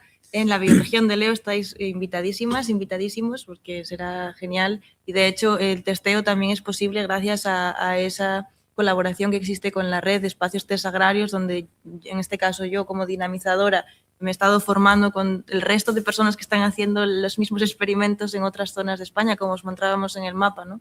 Entonces, bueno, que vengan a nuestro territorio, tanto a la parte asturiana como galega, que será un día en cada lado del río, pues es un momentazo para inspirarse y aprender de todas las personas, más allá de lo que hacemos nos, sino también a nivel estatal. Y ya como dato, pues también, claro, muchas de estas cuestiones son gracias a las alianzas, la Alianza Testeo, en la cual pues está el Sindicato Labrego Galego y necesitamos un sindicato para esta parte. ¿Por qué muchas veces se necesita este apoyo? ¿Por qué necesitamos el apoyo de la universidad? A ver, hay muchísimas cosas que implementar. Por ejemplo, lo ideal para un arraigo de extranjería, de una persona inmigrante que se quiera sentar en lo rural y que quiera ser productora y que nos beneficie como comunidad para tener mayores productos de kilómetro cero y de proximidad, lo ideal sería que tuviese un arraigo de formación. Pero claro, ese arraigo de formación que en la ley contempla que puede ser reglada o no reglada, pero claro, estamos ante algo no reglado. No sé si me explico. Por ejemplo, otra de las cuestiones que pueden mover los sindicatos es que los puestos de difícil cobertura a efectos de arraigo laboral se contemple el operario agrícola ganadero. ¿Sabes? Esas cositas que hay que ablandar en la administración fría y dura, ¿no? Que digamos que siempre esa administración fría y dura va a pensar más en clave urbanita que en clave campesina. Me estoy alargando. Deseamos pasos, compañeros. Sí, exactamente, que si no os pisamos Telli y Juan Carlos. A ver, se oye, ¿no? Bueno, buenos días y gracias por estar aquí. los que me conocéis ya os podéis imaginar que cuando Juan levantó el teléfono y dijo, Telli, que si participas en los talleres que... Bueno, me cuesta mucho decirle que no a Juan hasta el punto que me metió durante 5 meses en un curso de filosofía que me hizo estudiar como una bruta para poder seguirles el rollo que me contaban todos los jueves, ¿vale?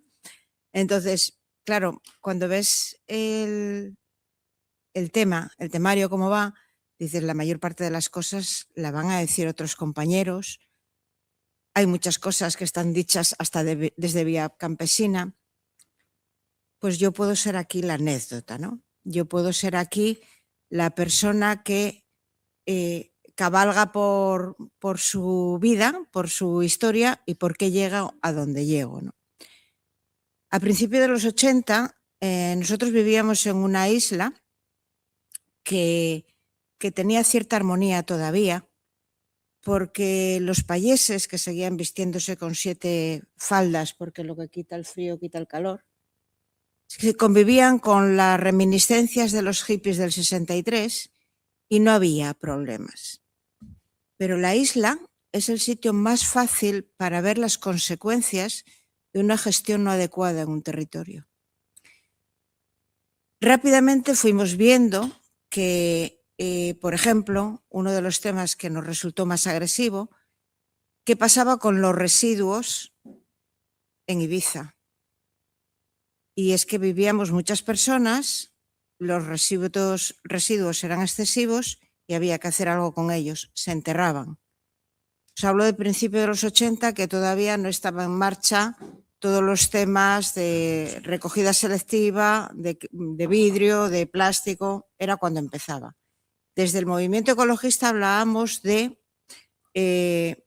superar lo que rápidamente se puso en marcha, que fue Anfebi, con el tema del cristal. Los ecologistas de lo que hablábamos era de unificar envases, modificar solo lo que era la etiqueta y que eso nos pudiera servir para todos, para que pudiéramos utilizar el envase de ida y venida. Anfebi era mucho más fuerte que los ecologistas que nos movíamos, se pusieron de acuerdo y rápidamente instalaron el chiringuito para romper todo el vidrio y volvemos a hacer vidrio, y entonces en vez de durar 7 veces, pues sigo produciendo y sigo generando mi beneficio.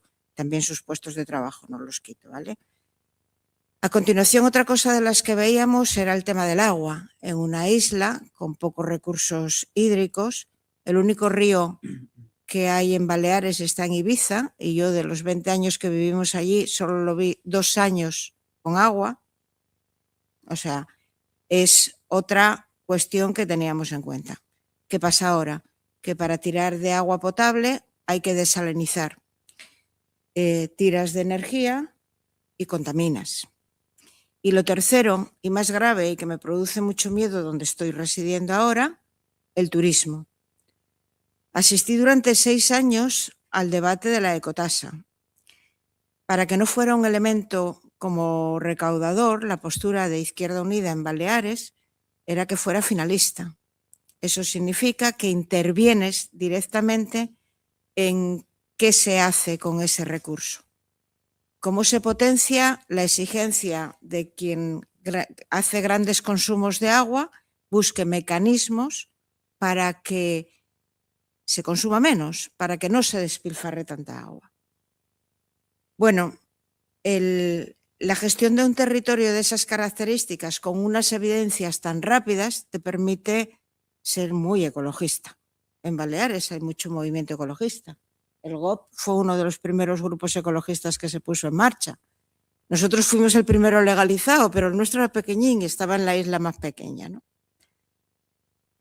Bueno, nos trasladamos, ese fue el concepto por donde empezamos a tener sensibilidad con el territorio y con el ciudadano. No somos ecologistas de jardín, sino que seguimos colocando al ciudadano en el centro de atención, pero teniendo en cuenta el concepto aquel de que el planeta es un instrumento que nos han prestado las generaciones venideras. Ayer algo decía Matías casi al respecto, ¿no?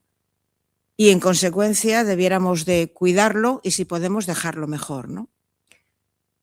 Bueno, nos desplazamos a nuestra tierra, nos desplazamos a Asturias, porque queríamos hacer cosas que allí no hubiésemos podido hacer, tanto a nivel de Elio en la universidad como nosotros con proyectos alternativos. Y los últimos 10 años de nuestra vida laboral pusimos en marcha una finca ecológica. Elio conocía un poco los arándanos silvestres del entorno de su pueblo en el monte. Yo los había visto en la pantalla del ordenador.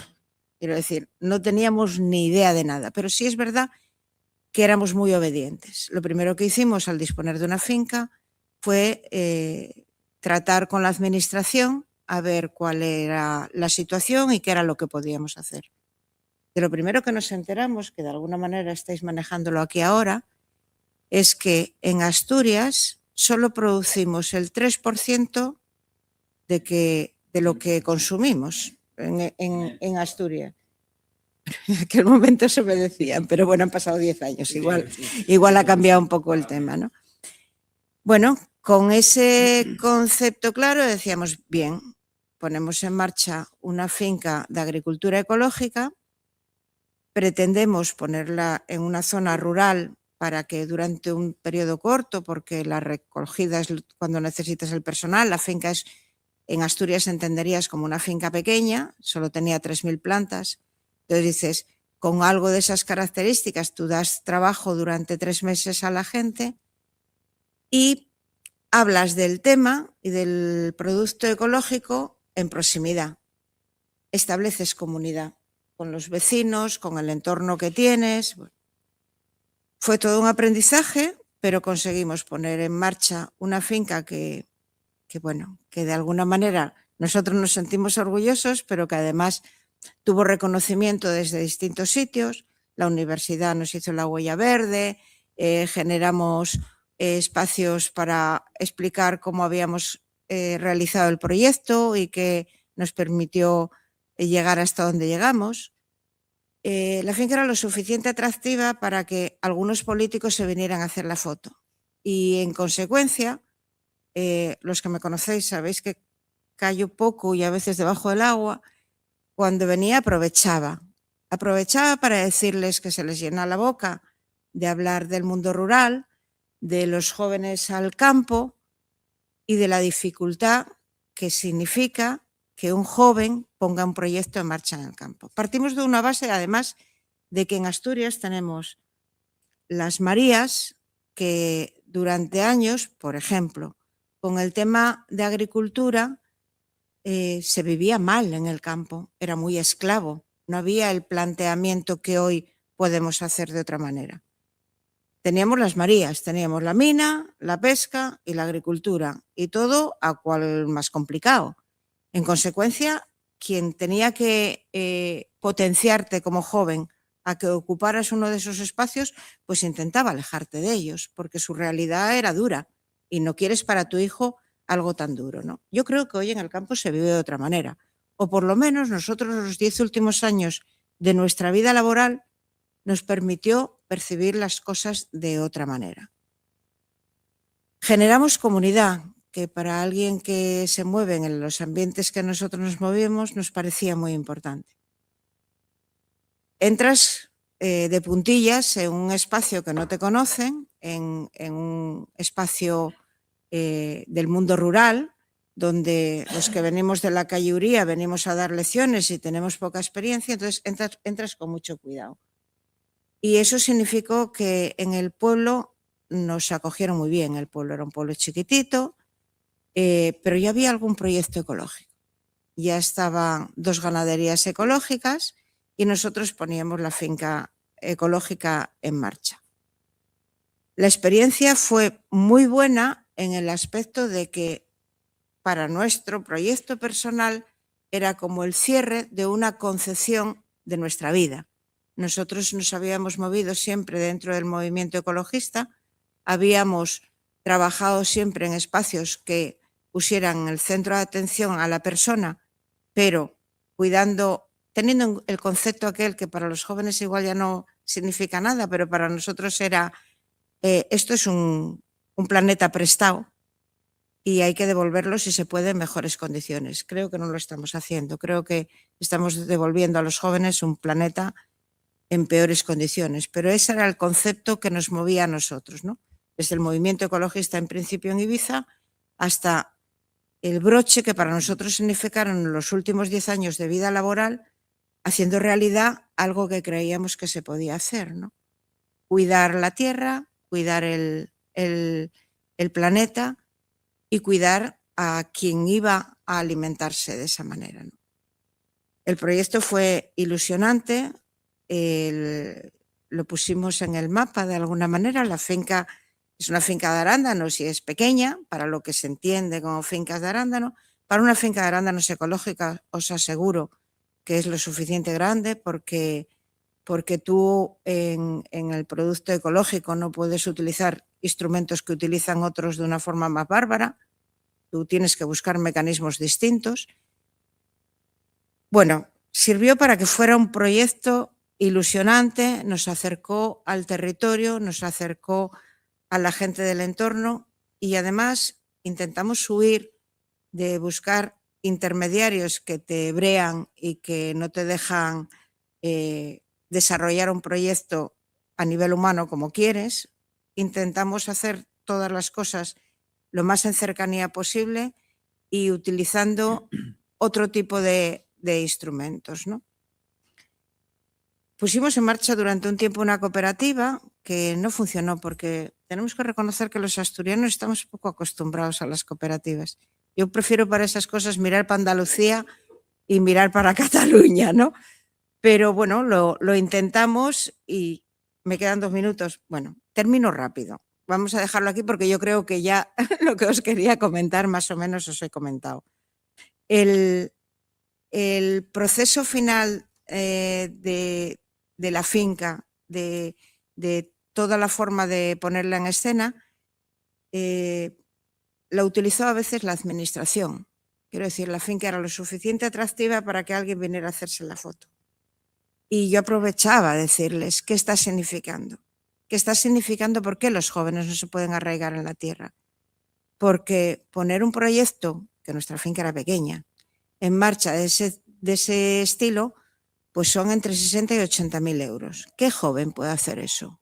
Yo les hice la propuesta, cuando la administración venía a visitarnos, les hacía la propuesta, dadle todo el dinero que necesite, que os lo devuelvan todo, sin intereses, claro, que vayan devolviendo como puedan, pero permitidle que al joven que quiera volver a la tierra y que quiera tirar de la tierra, bueno, a todos me decían que sí, me ponían buena cara, pero no conseguí gran cosa. De todos modos, y termino, Juan, que ya sé que queda poquito. Yo creo que hoy, por ejemplo, que estoy jubilada y que entiendo que hay cosas por hacer, me permite tener la sensación de haber cerrado un ciclo haciendo lo que quería, sabiendo que no cambié todo lo que quería, pero con la sensación de irme a dormir cada día, pues poniendo mi grano de arena, ¿no? Y termino ahora con un tema en los que nos está ayudando Juan, pues ahora ya de jubilada, nos podemos permitir impulsar Muros Energía en el pueblo, en Muros de Nalón. Nos tiramos 2 años trabajando con el tema para que pudiera lanzarse para adelante. Hoy empieza a ser una realidad.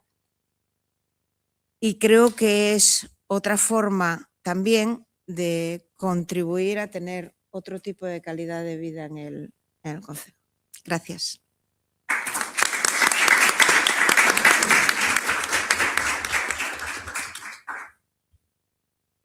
No.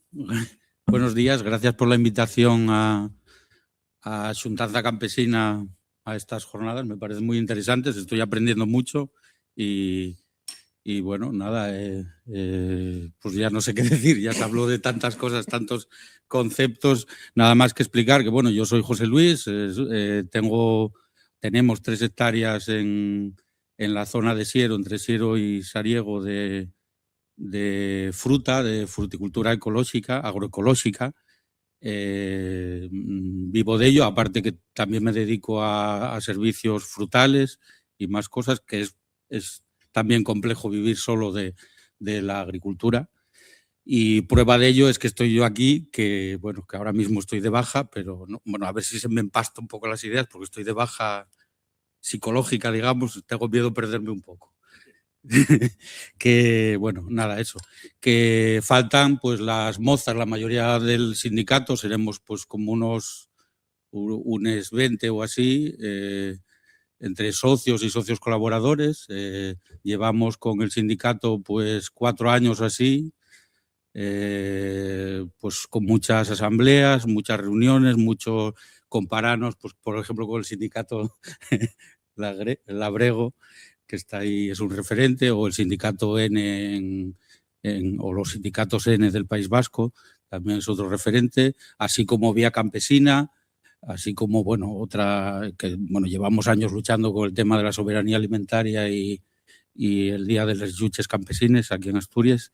Y bueno, decir eso, que ellas no están, que estoy yo, que la mayoría son moces, que este sindicato y un sindicato que lo pone en los estatutos feminista, claramente, de total respeto y de igualdad con todos y todes, y un sindicato también que lo pone en los estatutos anticapitalista o que busca alternativas a este sistema tan total que estamos pues padeciendo todos los días, la gente normal, ¿no? Los de abajo.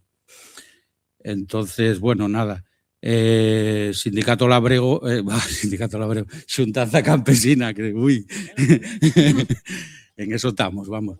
Somos asamblearios, funcionamos desde abajo, tenemos diferentes grupos de trabajo, de formación, de gobernanza, de precios ahora, nos parece un tema muy interesante para llegar a acuerdos también con los consumidores. Decir, por ejemplo, yo y bueno, otros que trabajamos mucho con el tema de grupos de consumo y pensamos que también la gente tiene que organizarse en forma de grupos de consumo para tratar de llegar a acuerdos con productores ecológicos o agroecológicos para mejorar la situación de ambos, para que no se queden los intermediarios con los precios.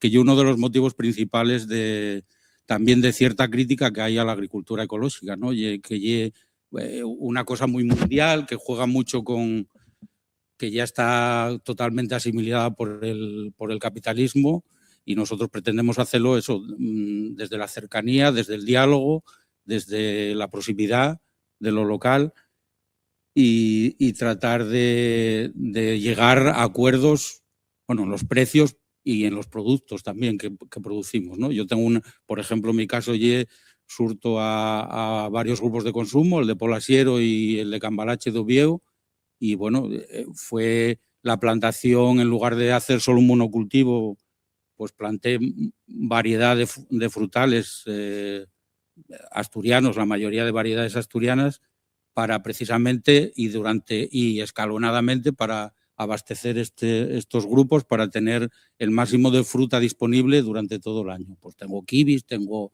manzana, tengo piescos, tengo ahora aguacates también, estoy luchando por eso, por abrir cada vez más, que yo creo que hay otra cosa básica de vivir de sostenibilidad, de sostener a la gente que tenemos que cotizar en el campo y vivir del campo, el tener mucha biodiversidad, no digamos poner todos los huevos en el mismo uñero, ¿no? Sino que tratar de ver la multifuncionalidad de lo agrario, que muchas veces, pues si no vives solo de la agricultura, pues tienes que vivir de los servicios o tienes que vivir de los cuidados o de otras cosas que hay necesidad en el medio rural de cualquier zona. Decir también que aparte de Vía Campesina y de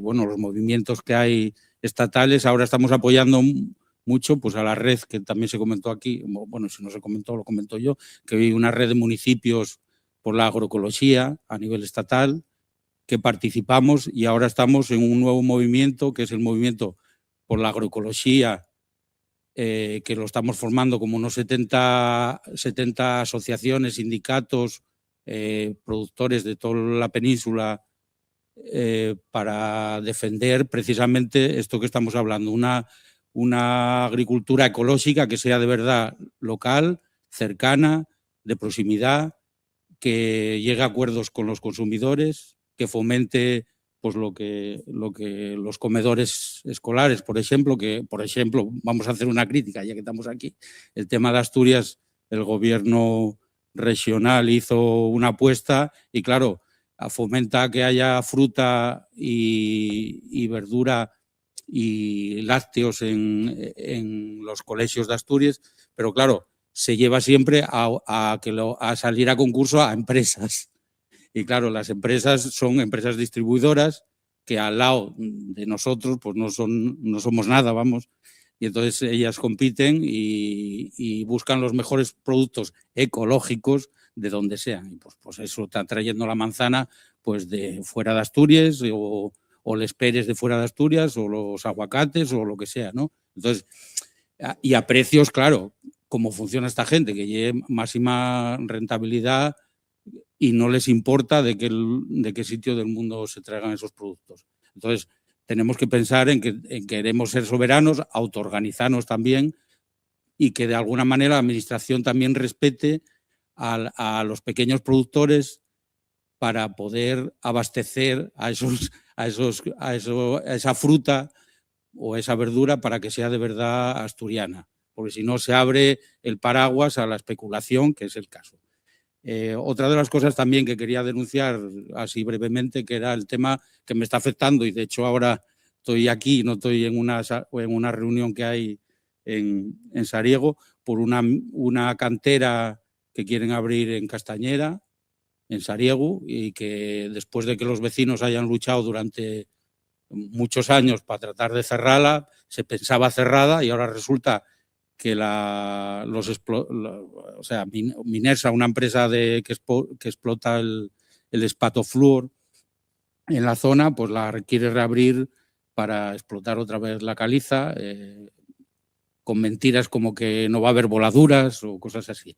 Entonces estamos también ahí luchando, que yo creo que hay algo fundamental, porque está muy bien también las teorías, los objetivos 2030, la soberanía alimentaria, la agroecología, muchas palabras, pero luego hay que estar también implicados en el día a día de los vecinos cuando hay problemas gordos, porque es expoliar el medio. Es que, por ejemplo, pues unas productoras de pequeños frutos que están próximas a esa cantera, que habían conseguido cerrarla, pues ahora se la vuelve a abrir. O otro productor también de manzana, que también es frontera con esa cantera, pues también lo vayan a envenenar porque quieren traer también residuos de las minas y bueno. Entonces, vamos, no sé si lo entendéis lo que quiero decir, supongo que sí. Que hay que también, digamos, implicarse en el medio en el que estamos, porque también así la gente que nos rodea, los vecinos se dan cuenta que no es teoría, sino que son el día a día, la lucha por mejorar las condiciones de vida de la gente común, de los normales, vamos. No sé si me pasé ya del tiempo. Tengo mucho, lo que pasa que tampoco creo que sea... Yo creo que ya yo tengo la cabeza ya saturada igual de conceptos, entonces ¿para qué insistir? Si queréis, no sé cómo es lo de las... Gracias y... Bueno.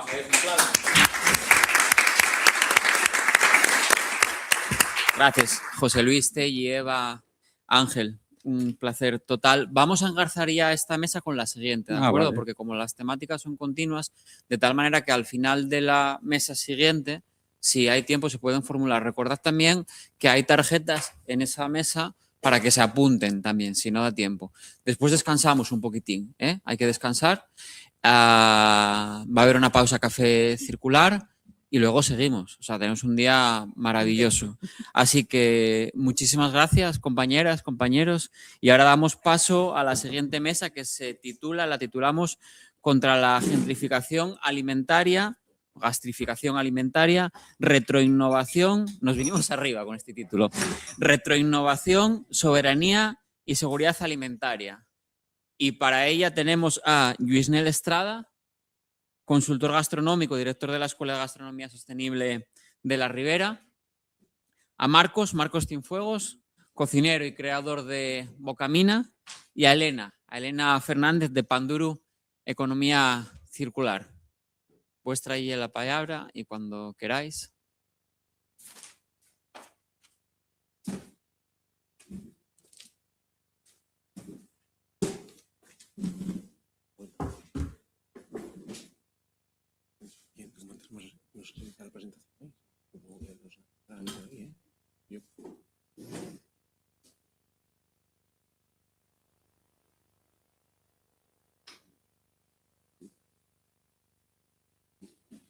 Las presentaciones. Mira, hay una carpetita. ¿La tuya?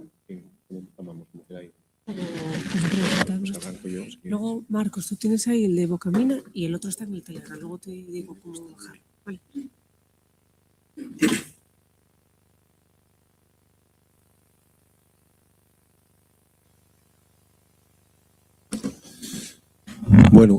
Bueno, no sé si óyeseme. Bueno, preséntome para los que no me conocáis, que supongo que seréis muchos.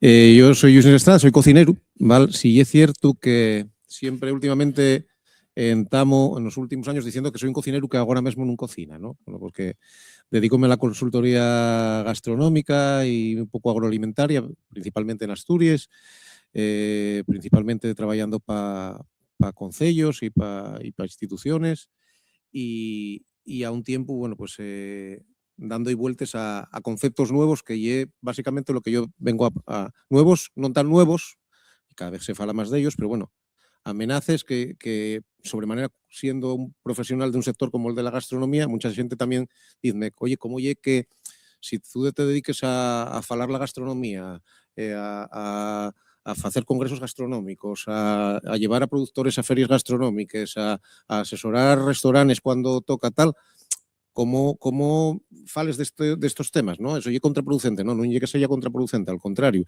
Creo que hai muchas cosas y fenómenos que están pasando en otros territorios y que en cierta manera, pues bueno, pues Asturias hay una potencialidad gastronómica que es evidente y que tenemos que evitar o intentar evitar que esos fenómenos contraproducentes pues nos afecten. Ya nos están afectando, pero que nos afecten en menor medida, ¿vale? A ver si esto pasa con el puntero y si no...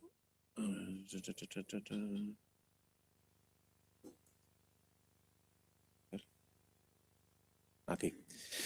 Voy a entamar, pues, ya que finó el hombre la semana pasada, creo que fue, y en el foro en el que estamos, también yo creo que es importante esta frase que Carlo Petrini, fundador de Slow Food, escribía en el su libro Bueno, limpio y justo, principios de una nueva gastronomía, ¿no? Él decía que un gastrónomo sin sensibilidad ambiental y un estúpido, ¿no?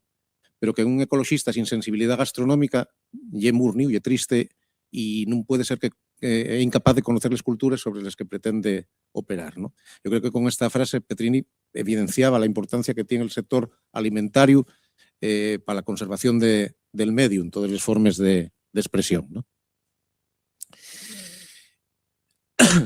Esta pequeña presentación que os traigo hoy y parte de un ensayo que llevo meses preparando, que espero que a finales de año pues te nacai.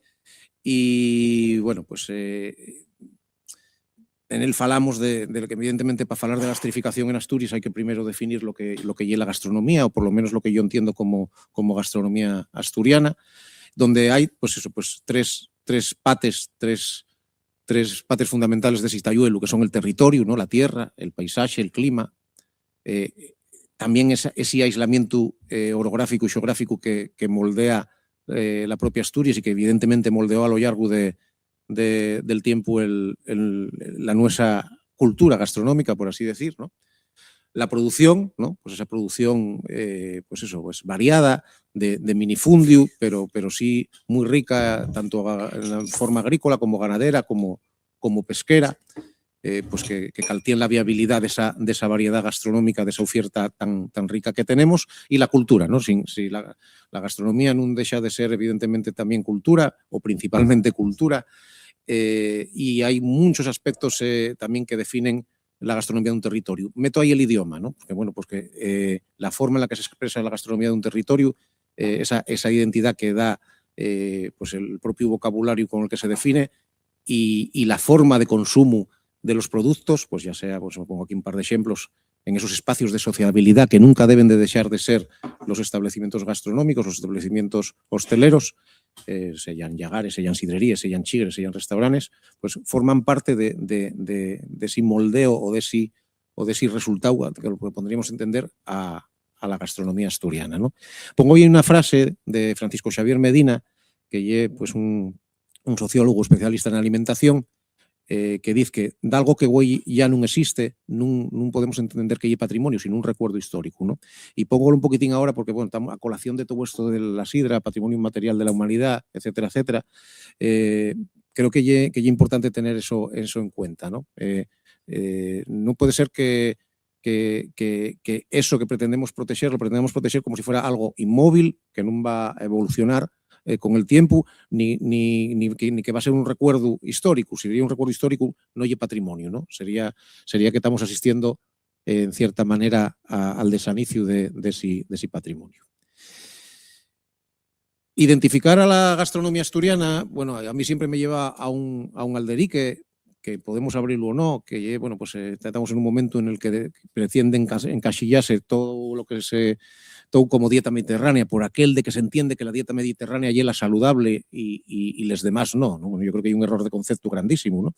Evidentemente, nuestra forma de cocinar enxertaríase dentro de lo que se denomina dieta atlántica, y si queremos ser un poco más exclusivistas, incluso podríamos llevarlo a falar de dieta cantábrica. Miráis lo que os digo, Francisco Xavier Medina, al que tuve la suerte de conocer este año, al que hacía referencia antes, fue el redactor de la candidatura de la dieta mediterránea como patrimonio inmaterial de la humanidad, que lo lleven de ahí años.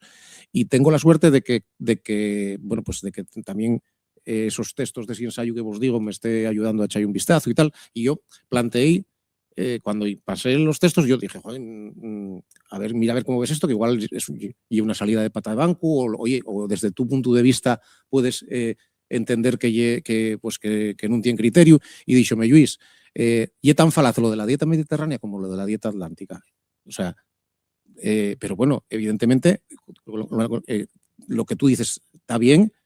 La conceptualización de dieta mediterránea ahora mismo pues salióse en cierta manera de madre, pero tú podría ser incluso más erosivo en esos textos que estás haciendo, poniendo en la picota pues esas definiciones, ¿no? Pero sí bien es cierto que eso, pues lo que es en cierta manera absurdo y plantear que la forma de alimentarnos que tenemos o que tuvimos a lo largo de la historia y anguaño los asturianos se enmarque dentro de lo que es dieta mediterránea, ¿no? Pongo ahí algunos ejemplos bastante evidentes. Seguimos intentando definir la gastronomía asturiana, ¿no? Bueno, pues, o la evolución del conocimiento gastronómico asturiano. Y aquí hay otros tres puntos importantes. Uno es que evidentemente la nuestra gastronomía principalmente viene de un patrimonio oral y matriarcal, ¿no? Les guisanderes no deja de ser les guardianes de esa llama, de esa llapada, ¿no?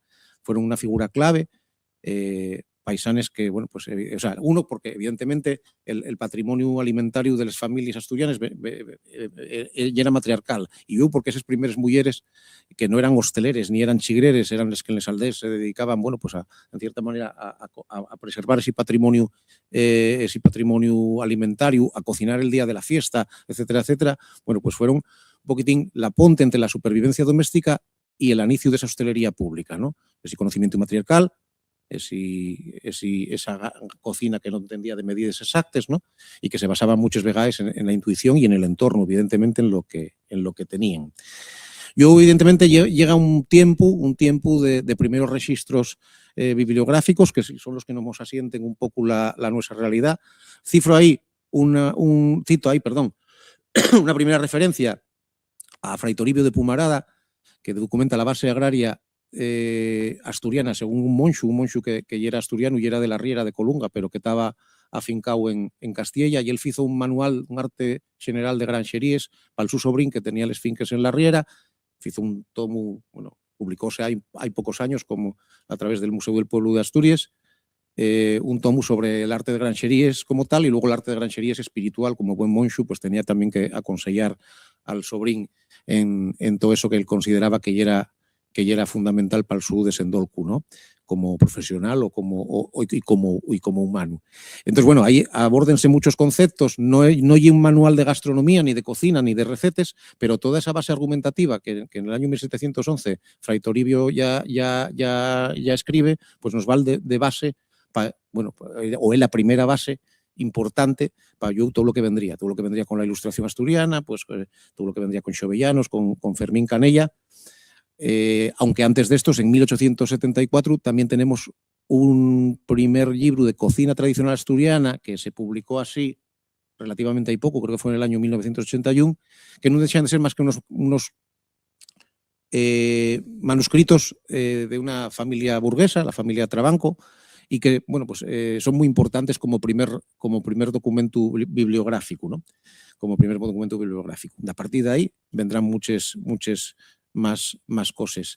En el siglo XX, cuando ya podemos hablar del desendolco de un canon de lo que es la gastronomía asturiana en el siglo XX, la codificación de ese canon, y precisamente en Mieres, eso puede hablaros mucho Marcos, que quien más lo tiene trabajado en Asturias, en Mieres principalmente, pues el epicentro, ¿no? Hay María Luisa García, Madalena Alperi, tantes y tantes otros, afiten el recetario de lo que hoy entendemos como tradición, ¿no? Más de 34 recetarios de mujeres de Mieres entre los años. Por lo tanto, la tradición de la nuestra gastronomía non está diseñada en los restaurantes, sino que xermina nes aldegues y consolídase en la memoria escrita principalmente femenina. Eso es importantísimo tenerlo claro, ¿no? Sí habrá gastrónomos, sí también en los años 70 y 80 hay algunos redactores importantes y algunos los tenemos en la memoria, muchos de ellos finados hay muy poco, pues Antonio Fidalgo, Vilabella, que eran un poco los pensadores de la gastronomía, ¿no? Qué curioso, ¿no? Ellos cocinaban y codificaban lo que era la gastronomía y los paisanos pues opinaban ya, ¿no? del buen comer, del buen llantar. No podemos nunca tampoco escaecer ni desvincular la gastronomía como espacios de sociabilidad. Ese es uno de los primeros grandes problemas que tenemos en el sector, ¿no? O en el sector por mor de la turistificación, ¿no? O sea, los chigres, los restaurantes, los llagares, les sidreríes, los merenderos, ¿no? Las casas de comidas, a anguaño corren el riesgo de pasar de ser espacios de sociabilidad donde se come bien, se bebe, se socializa, a pues, únicamente establecimientos de consumo puro y duro y de rentabilidad máxima. Evidentemente, cualquier empresario, cualquier emprendedor quiere optimizar su local, ¿no? Pero nunca debemos yo hablaremos un poquitín más de este tema. Pongo ahí 4 ejemplos que identizan, en cierta manera, la oferta gastronómica asturiana con respecto a otros, bueno, pues les casas de comides, como enclavadas principalmente en zonas rurales y obreres, ¿no? Donde suele haber menús pesllaos donde comes lo que hay, ¿no? O donde comías lo que había, en plan primero, segundo y postre, ¿no? De comer abundante, pues cocina principalmente, de guisandera, y que van calteniéndose a lo largo del tiempo, aunque también cada vez van viéndose menos o van reconvirtiéndose en otra o reconceptualizándose en otros establecimientos, ¿no? Les sidreríes, ¿no? Como epicentros del ritual de compartir, que tiene que ver con la cultura de la sidra. De la mano de estos, los llagares, ¿no? Que también ofierten muchas veces servicios gastronómicos o que ofertaban, y los merenderos, que tuvieron muchísima importancia, pues yo creo en los años 70 y 80 en Asturias, incluso en principios de los 90, y que ahora mismo pues están reconvertidos todos casi que en terraces, ¿no? Aquí el merendero, pues el que no se acuerde cómo era el tema, tú podías llevar la comida y bebías de lo que allí había, siempre la bebida tenía que ser del establecimiento, pero tú podías llegar la comida, ¿no? Luego en restaurantes, toda la existencia de restaurantes clásicos, restaurantes más innovadores, más de fusión, etcétera, etcétera, sería la evolución que tenemos anguaño, más urbana, más burguesa también en el medio rural, y más vinculada pues a la vanguardia, al producto premium, la fusión de técnicas o la proyección exterior de la gastronomía, ¿no? Vamos a falar ya un poquitín, dejamos aí un poquitín la que sería, no sé cuánto tiempo tengo, Juan. Vale. Vamos a falar aí un poquitín dejamos aí la definición del que sería un esbozo muy rápido de lo que entendemos por gastronomía asturiana y vamos a falar de la patología, ¿no? De las 3 fases que puede haber de erosión en este mundo nuestro, este mundo en el que nos toca, yo creo que a los 3 que estamos en la mesa trabajar, ¿no? Hay 3 conceptos que están muy de moda y que muchas veces, a la hora de falar de estas cosas, que muchas veces se entremezclen y pueden llegar a la confusión. También es cierto que mucho de esto que vos cuento está traballándose dende la sociología y la antropología ahora. Vamos a decir, oye, ¿puede extremarse la foodificación de la gourmetización y de la gastrificación? Yo creo que sí. Uno, bueno, habría eso, pues, podríamos definir qué es la foodificación, ¿no? Dentro de lo que denominamos gentrificación alimentaria, ¿qué es la foodificación? Bueno, la foodificación yo creo que tiene que ver más con la imagen de la propia gastronomía, ¿no? Y este momento en el que estamos sumidos casi que todos, ¿no? En el que la comida tiene más atractivo casi que visual que organoléctico. O sea, es más importante sacar la semilla a lo que vas a comer y meterla en redes sociales inmediatamente que disfrutarlo, que probarlo, que tal, ¿no? O sea, de la mano de la foodificación va eso otro de la instagramificación, ¿no? Que también últimamente puede atoparse mucho ese término en medios de comunicación, ¿no? Y una deriva que lleva la gastronomía igual que la está sufriendo el propio turismo.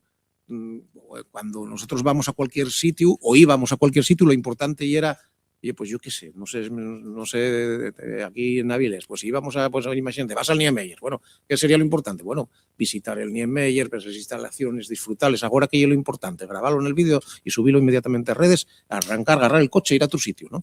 Bueno, pues con la alimentación y con la gastronomía está pasando. O sea, y lo importante es que tuvieras en ese chigre determinado, que comieras el cachopo cuanto más desproporcionado mejor, que sacaras la semilla y tal, y que vayas a otro tal, ¿no? O sea, ya que vivimos en el tiempo del acelerar todavía más, pisar más el acelerador, incluso en los momentos de mayor disfrute. Todos somos turistas cuando salimos de casa, ¿no? Y el turismo, evidentemente, pues forma parte de nuestro día a día como consumidores también, ¿no?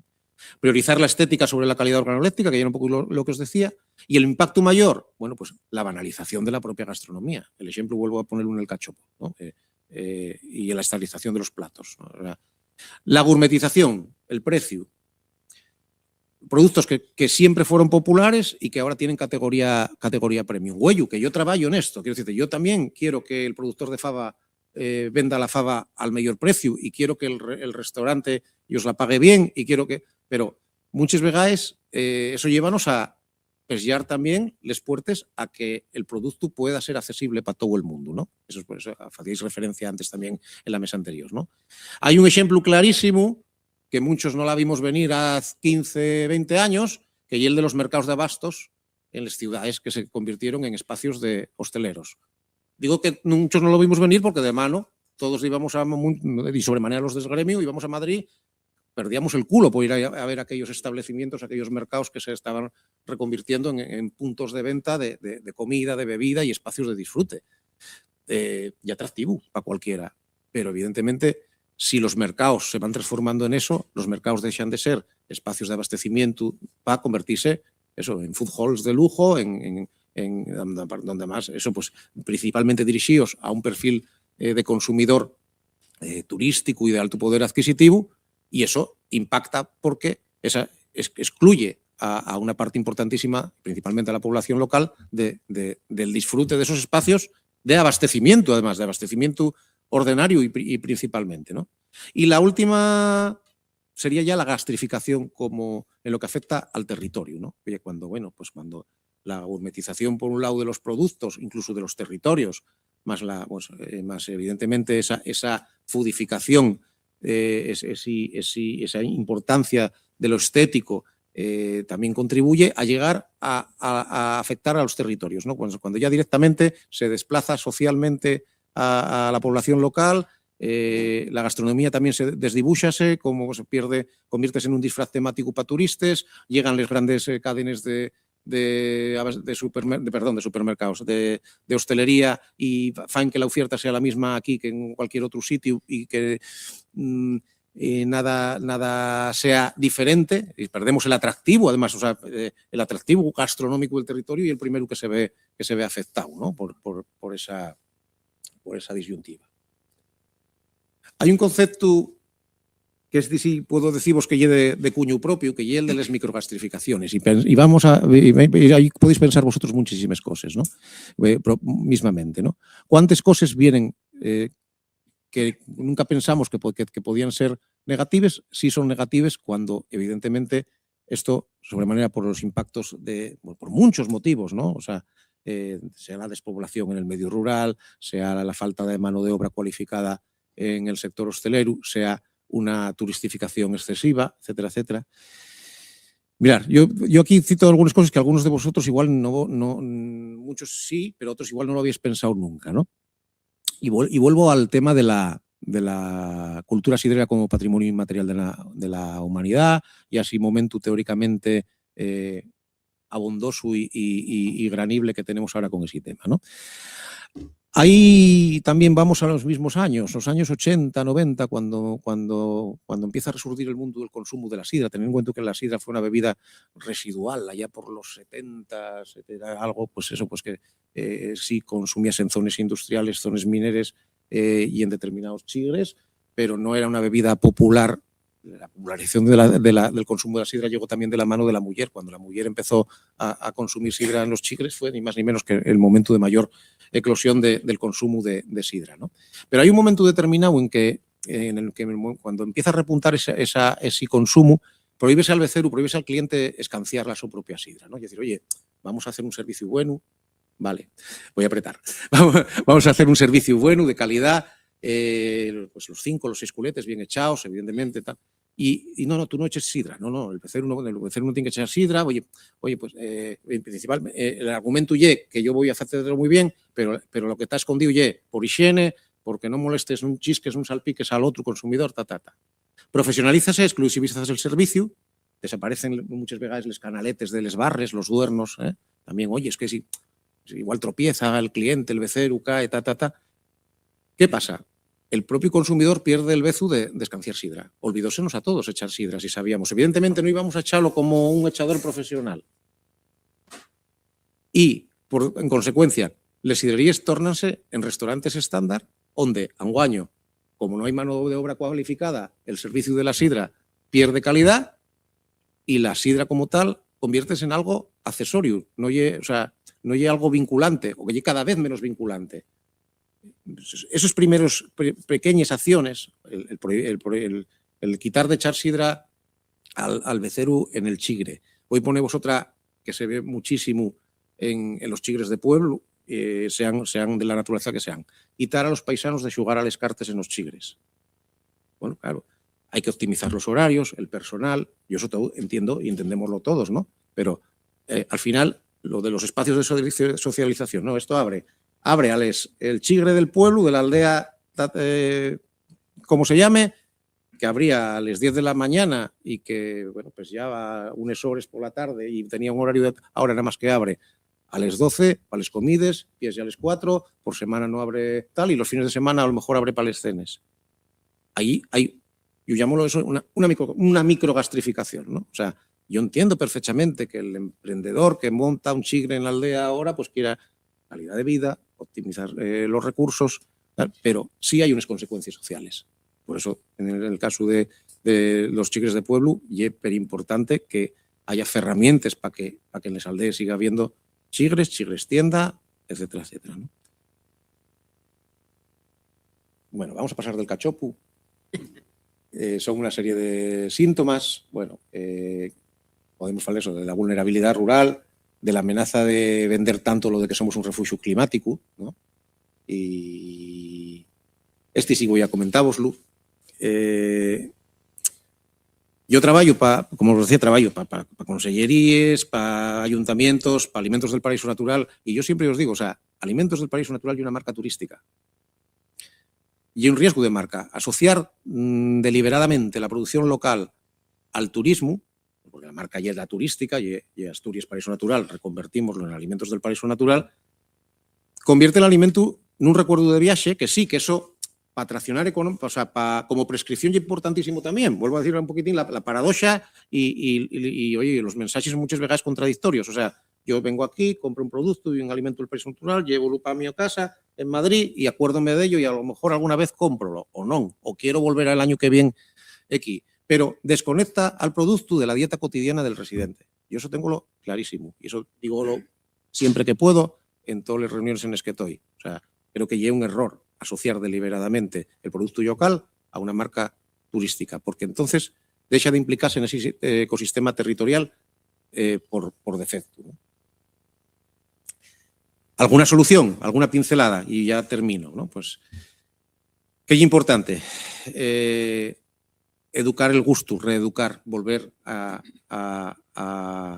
ahí tenemos un problema, que hay pérdida de habilidades culinarias en las casas, a todos los niveles. El modelo Mercadona, en el año 2050 desaparecerán todas las cocinas, eso lleva una perversa consecuencia que está ahí. ¿Y qué se puede hacer? Pues integrar formaciones gastronómicas en ayuntamientos, en concellos, en asociaciones culturales, restaurar la cocina de casa también como un acto de autonomía. Hay fórmulas, pero es cierto que hay una ruptura en la comunicación familiar con respecto a cocinar. Es cierto que vivimos en un tiempo en el que, bueno, pues si somos una familia de 2 miembros, pues los 2 trabajamos, hay pocos tiempos, etcétera, etcétera, pero esto tiene que ir acompañado de un refuerzo en lo que se refiere a aprender a comer y a cocinar. Hay que revalorizar la nuestra memoria gastronómica, no solamente recuperar lo que todavía quede por ahí por recuperar, pero sino ponerlo en práctica, ponerlo a disponibilidad tanto de productores agroalimentarios como de cocineros, como de restaurantes, para que no sea solamente una cuestión de nostalgia y de patrimonio, sino una herramienta importantísima para avanzar. Hay que afalar las producciones, las cadenas curtis de comercialización, evidentemente. Hay que no perder la lengua asturiana como un certificado de autenticidad de la nuestra gastronomía para diferenciarnos también en la atracción turística, como no. Yo defiendo muchísimo el modelo Fermier como una de las herramientas que tenemos ahí. Plantégasenos un supuesto problema que hay en la normativa higiénico-sanitaria que está diseñada para la gran industria y que expulsa a los pequeños productores, pero sí es cierto que hay una ley de calidad alimentaria que está aprobada de febrero del 19 y que está por desendolcar, que hay que desendolcar ese marco legal para adaptar a la muy pequeña producción, ¿no? Y que es muy sencillo y que se fa en otros territorios y no hay ningún problema, y esa artesanía alimentaria que ya está furulando en Galicia, el modelo Fermier francés, etcétera, etcétera, y a través de pequeños mecanismos de autocontrol simplificados y yendando evidentemente la venta a explotaciones y ferias y explotaciones locales, hostelería local, bueno, pues sería una punta de la pirámide importantísima para nuestra producción local. Déxolo ahí, para que puedan aquí seguir los compañeros.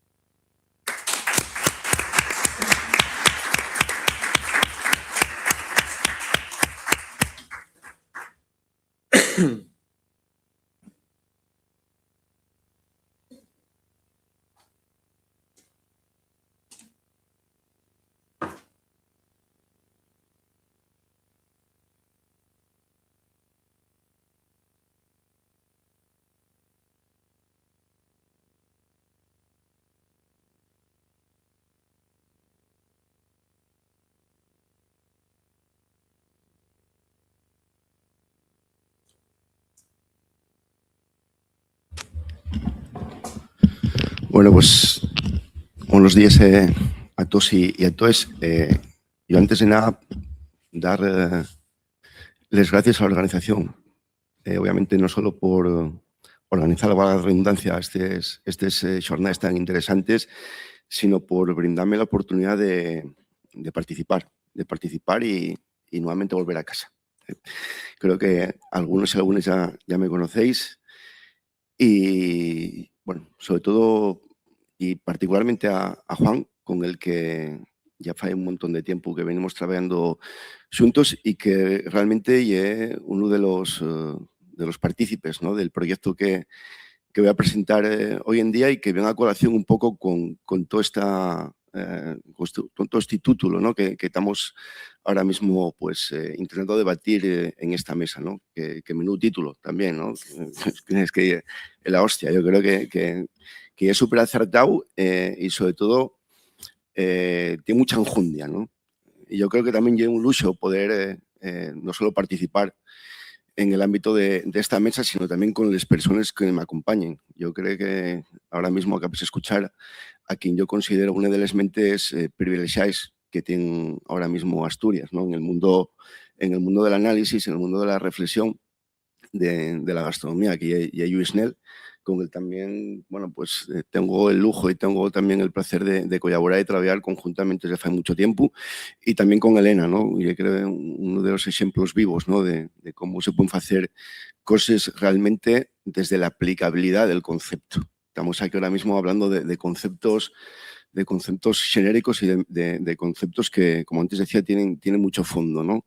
Eso de la circularidad, eso de ya la Agenda 2030, retroinnovación, soberanía, seguridad alimentaria, joder, que menudas palabras y todo lo que ello conlleva, ¿no? Bueno, pues a mí ahora tócame hablar un poco del proyecto, ¿no? Bueno, yo preséntome, como decía, algunos de vosotros y de vosotros conocéisme, de anteriores etapas, vinculados obviamente, o vinculados, mejor dicho, a puestos de responsabilidad en el ámbito político, en el ámbito orgánico de la organización. Y a veces presentarme, es que no sé ni cómo presentarme, porque fago tantas cosas que al final no fago ninguna. Entonces no sé ya ni cómo presentarme, ¿no? Pero bueno, ahora desde hace tiempo, pues hace muchos años, pues vengo compaginando la tarea docente con el mundo de la cocina, ¿no? El mundo de la cocina interpreta no solo desde hacer cosas humildemente, digamos, de lo que es cocinar, como antes decía Lluís, cada día yo creo que ya menos cocinar, porque son tantas las tareas y tantos los campos y los jardines en los que uno se mete, que a veces pues no hay tiempo para todo, ¿no?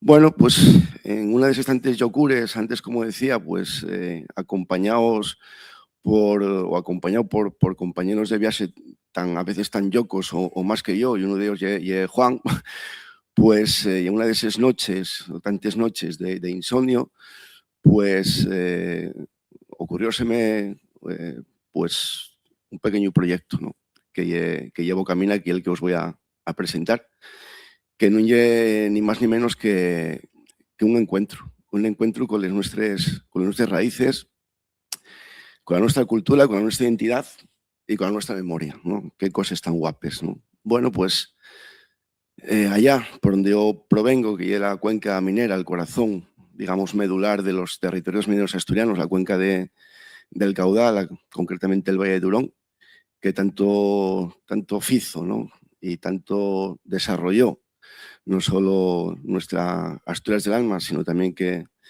tanto amamantó, ¿no?, digamos, al desarrollo de este país. Bueno, pues de la noche a la mañana cercenóse absolutamente las nuestras posibilidades de mantenernos y desarrollarnos, ¿no?, con esa llegada de la reconversión y de acabar absolutamente con todo lo que teníamos tantos años, obviamente, de producción industrial, de monocultivo económico, obviamente, que lleva la minería, y de hecho con una mano delante y otra detrás. Y hasta luego.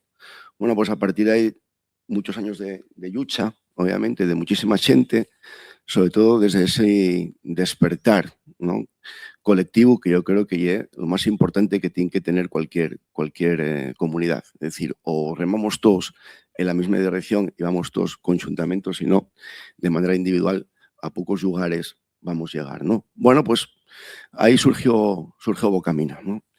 Voy a poner un poco el vídeo, voy a saltarme un poco la idea, a ver si puedo hacer esto. Y ahora aquí, digamos, para ponernos un poco en antecedentes, ¿no? Aquí nos colocáis el proyecto, para que veáis un poco el proyecto, y aparte de ahí falamos un poco de lo que es Bocamina. Pues lo mejor aquí, ¿eh? Sí. Esta, ¿no?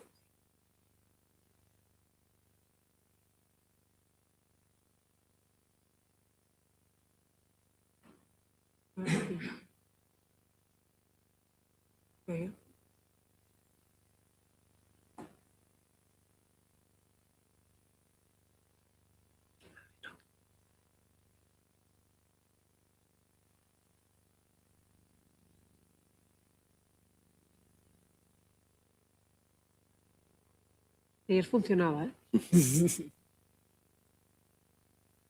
Vamos a volver a abrirlo.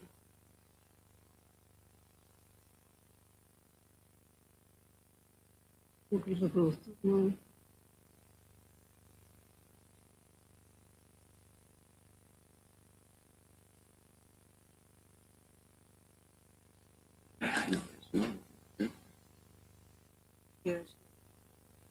Pero ahí, a pensar. Papel.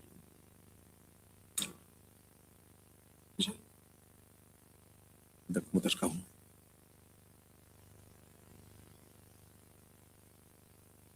Bueno, pasamos y vamos nuevamente. Espera, vamos a recuperar.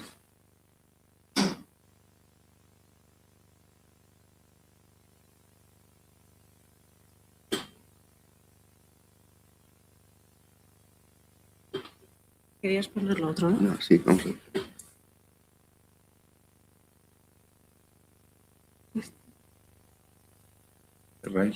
Este. Nada, bueno, el vídeo si es posible después, lo muevo después. De momento, bueno, un poco por situarnos y antes de pasar a explicar lo que lle Bocamina sin ver el vídeo, pero lógicamente podemos ver otras cosas.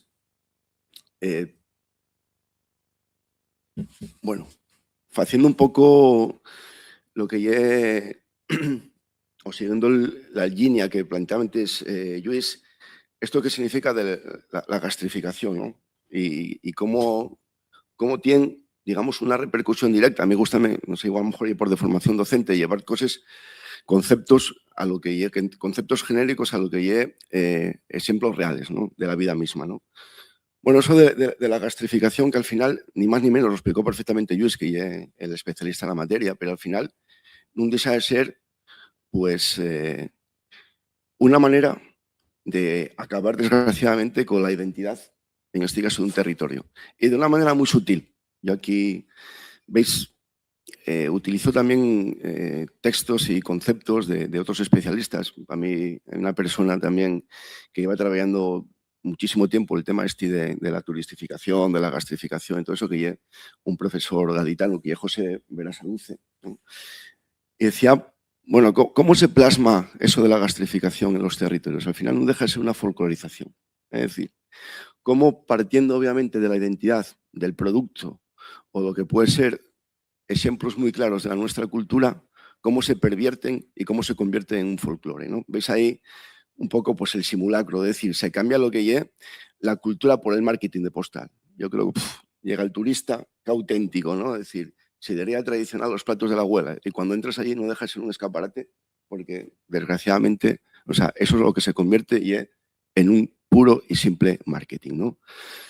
¿Qué es lo que produce la segunda parte? Obviamente la desaparición, en este caso, de lo que es la cocina de base, lo que es la cocina auténtica, eso que antes también explicaba muy bien Lluís, es decir, todo ese trabajo históricamente desarrollado por las mujeres guisanderes, que son los grandes artífices obviamente de la construcción de lo que es el sistema gastronómico asturiano. Toda esa cocina, digamos, el slow food, la cocina a fuego lento y demás, automáticamente desaparece por una cocina de quinta gama, es decir, cocinos sin fogones, aparentemente con un precio de artesanía, pero contenido de fábrica. Veis ahí claramente el puerto asturiano industrial, todo se industrializa. Automáticamente desaparece absolutamente lo que es la base fundamental de las cocines, ¿no? Y después, la tercera gran repercusión es la consecuencia, la cadena rota. Es decir, ahí afecta absolutamente a todo el mundo. Es decir, al no cocinar, ya no se compra el paisano de la huerta, automáticamente el territorio se vacía. Yo creo que son los ejemplos muy claros de lo que supone la llegada, en este caso, de lo que comentamos en lo que es la gastrificación, ¿no? Vale. Después aquí, otras de las consecuencias claras, es decir, la fábrica de masa, es decir, proceso estéril, sin humanos, solo máquinas, automáticamente, o sea, desaparece la mano, en este caso, del ser humano, es decir, la mano, en este caso, del cocinero, y automáticamente todo se lleva a un proceso de industrialización. Absolutamente, o sea, no hay nada hecho desde la cocina. de la mano de la cocina. La segunda gran repercusión, la distribución masiva, es decir, ya no es solo afecta a lo que es la parte, digamos, de producción, sino también, en este caso, a lo que es la distribución, a la otra parte de la cadena del valor. Es decir, ya cómo entra en juego automáticamente la comercialización. Contenedores idénticos que viajan por todo el mundo. Es decir, esos contenedores hoy están en Avilés, mañana están en Madrid, pasado están en Singapur. Absolutamente todo se pierde. O sea, lo que es esa cadena de valor que antes comentaba, por ejemplo, el representante de Xunta Campesina, ¿no? Es decir, ese trato directo entre productor y consumidor, obviamente con un precio justo, todas esas cosas, automáticamente aquí tenemos otra de las grandes consecuencias. Comercialización automáticamente genérica con lo que ello supone, ¿no? Y después, la tercera gran consecuencia, la homogenización total. Es decir, antes también lo decía, mismos robots, mismas máquinas que van a producir automáticamente mismo producto, con lo cual, ¿cuál es la tendencia? Desaparecer radicalmente lo que es la identidad, el producto y el productor, en este caso, de la zona, ¿no? El producto local. Bueno, antes, Luis, siempre todos tenemos referentes en la vida, ¿no? En los coreanos. Luis antes citaba un par de ellos. Yo, desde que leí un libro, y suelo leer bastante, también me gusta, obviamente, pues esa tarea de investigar a través de la lectura, de escudriñar, obviamente, también en determinados sitios que a veces están ahí intencionadamente escondidos para que nadie escarbe y para que nadie profundice. Y sobre todo porque esto me vino a través de Juan. Es decir, hace tiempo que me dijo, oye, Marcos, hay aquí un escritor italiano que está haciendo también un trabajo muy interesante desde el punto de vista, ¿no? de escudriñar, de buscar, llámase Massimo Montaneri, ¿no? Es un escritor italiano que tiene un libro precioso que yo también os invito a que lo conozcáis, a que podéis leerlo, que vais a profundizar en cosas realmente interesantes de las que estamos hablando, y llámase La historia de la alimentación. Y dice algo así que la comida no es un hecho biológico, ¿no? Sino que la comida es cultura. Y la comida es cultura desde tres ámbitos realmente interesantes. Desde el ámbito de la producción, es decir, desde el ámbito de la base, es decir, esa cadena de producción que antes también yo creo que comentaba y apuntaba perfectamente Telly, ¿no? Es decir, de cómo el pequeño productor, obviamente, es la parte fundamental de esa cadena. Sin ese productor automáticamente nada tiene sentido. La segunda parte de la cultura como comida tiene que ver a la preparación, es decir, ¿cómo desarrollamos ese producto? Ese producto se desarrolla fundamentalmente desde el conocimiento. Desde el conocimiento, pero también desde el respeto a lo que ya la memoria, a lo que son los saberes, a lo que son los conocimientos territoriales. Esas tradiciones orales que desgraciadamente están perdiendo y que antes les grandísimes guardianes precisamente eran les mujeres, les guisanderes. Como sin tener ningún tipo de conocimiento, en este caso técnico, ni formativo, reglado, pues eran capaces no solo de sostener el día a día de los hogares familiares, sino también eran los grandes guardianes, las grandes custodias de lo que eran los conocimientos, los saberes y también los sabores, que eso hablaremos un poco más tarde, los sabores tradicionales. Y luego la última parte, la cultura obviamente de la cocina o de la comida, mejor dicho, como consumo, ¿no? Es decir, ese consumo en comunidad. Es decir, algo realmente interesante que después traigo alguna idea, no solo la parte, en este caso, analítica, sino también la parte propositiva, porque la segunda gran consecuencia, lógicamente, de todo esto que estamos comentando ya se produce un etnocidio silencioso. Es decir, ¿por qué? Porque cuando la industria decide, obviamente, el qué y cómo comemos, automáticamente todo va desapareciendo, pero de una manera muy elegante. Ellos el poder de penetración lo hacen con una suavidad, con un tacto. Todos conocemos perfectamente, es decir, cómo funciona y cómo trabaja el sistema capitalista. Es decir, todo se edulcora, todo lógicamente se maquilla y todo se penetra de una manera muy perversa, pero con una habilidad que poco a poco automáticamente lo dulcifica y nos cambia la mente absolutamente a todos, incluso a los que a veces estamos ahí sosteniendo y viviendo permanentemente en un mundo de contradicciones, como antes apuntaba también Luis en otra dirección, ¿no? Bien, ¿y qué alternativa ya la que tenemos? Hay alternativa, obviamente. Yo soy una persona tremendamente positiva y luchadora, obviamente con los recursos que cada uno tenemos en un momento determinado, pero lógicamente hay alternativas, ¿no? Es decir, la gastronomía como motor de desarrollo empresarial alternativo.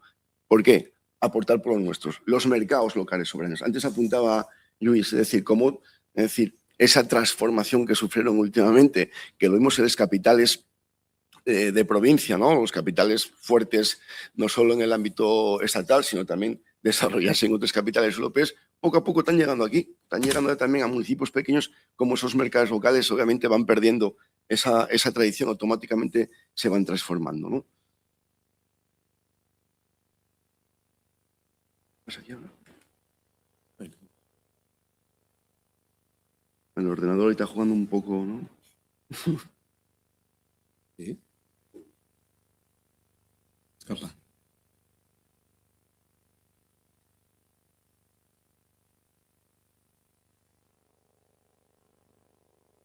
Bueno, aquí rápidamente, es decir, esas acciones que antes comentamos, ¿no? Esas acciones colectivas, yo creo que aquí hay 3 ejemplos, lo que después va a presentar Elena, pues lo que antes representaba y comentaba Luis, y obviamente lo que yo vengo a presentar que lle Bocamina, ¿no?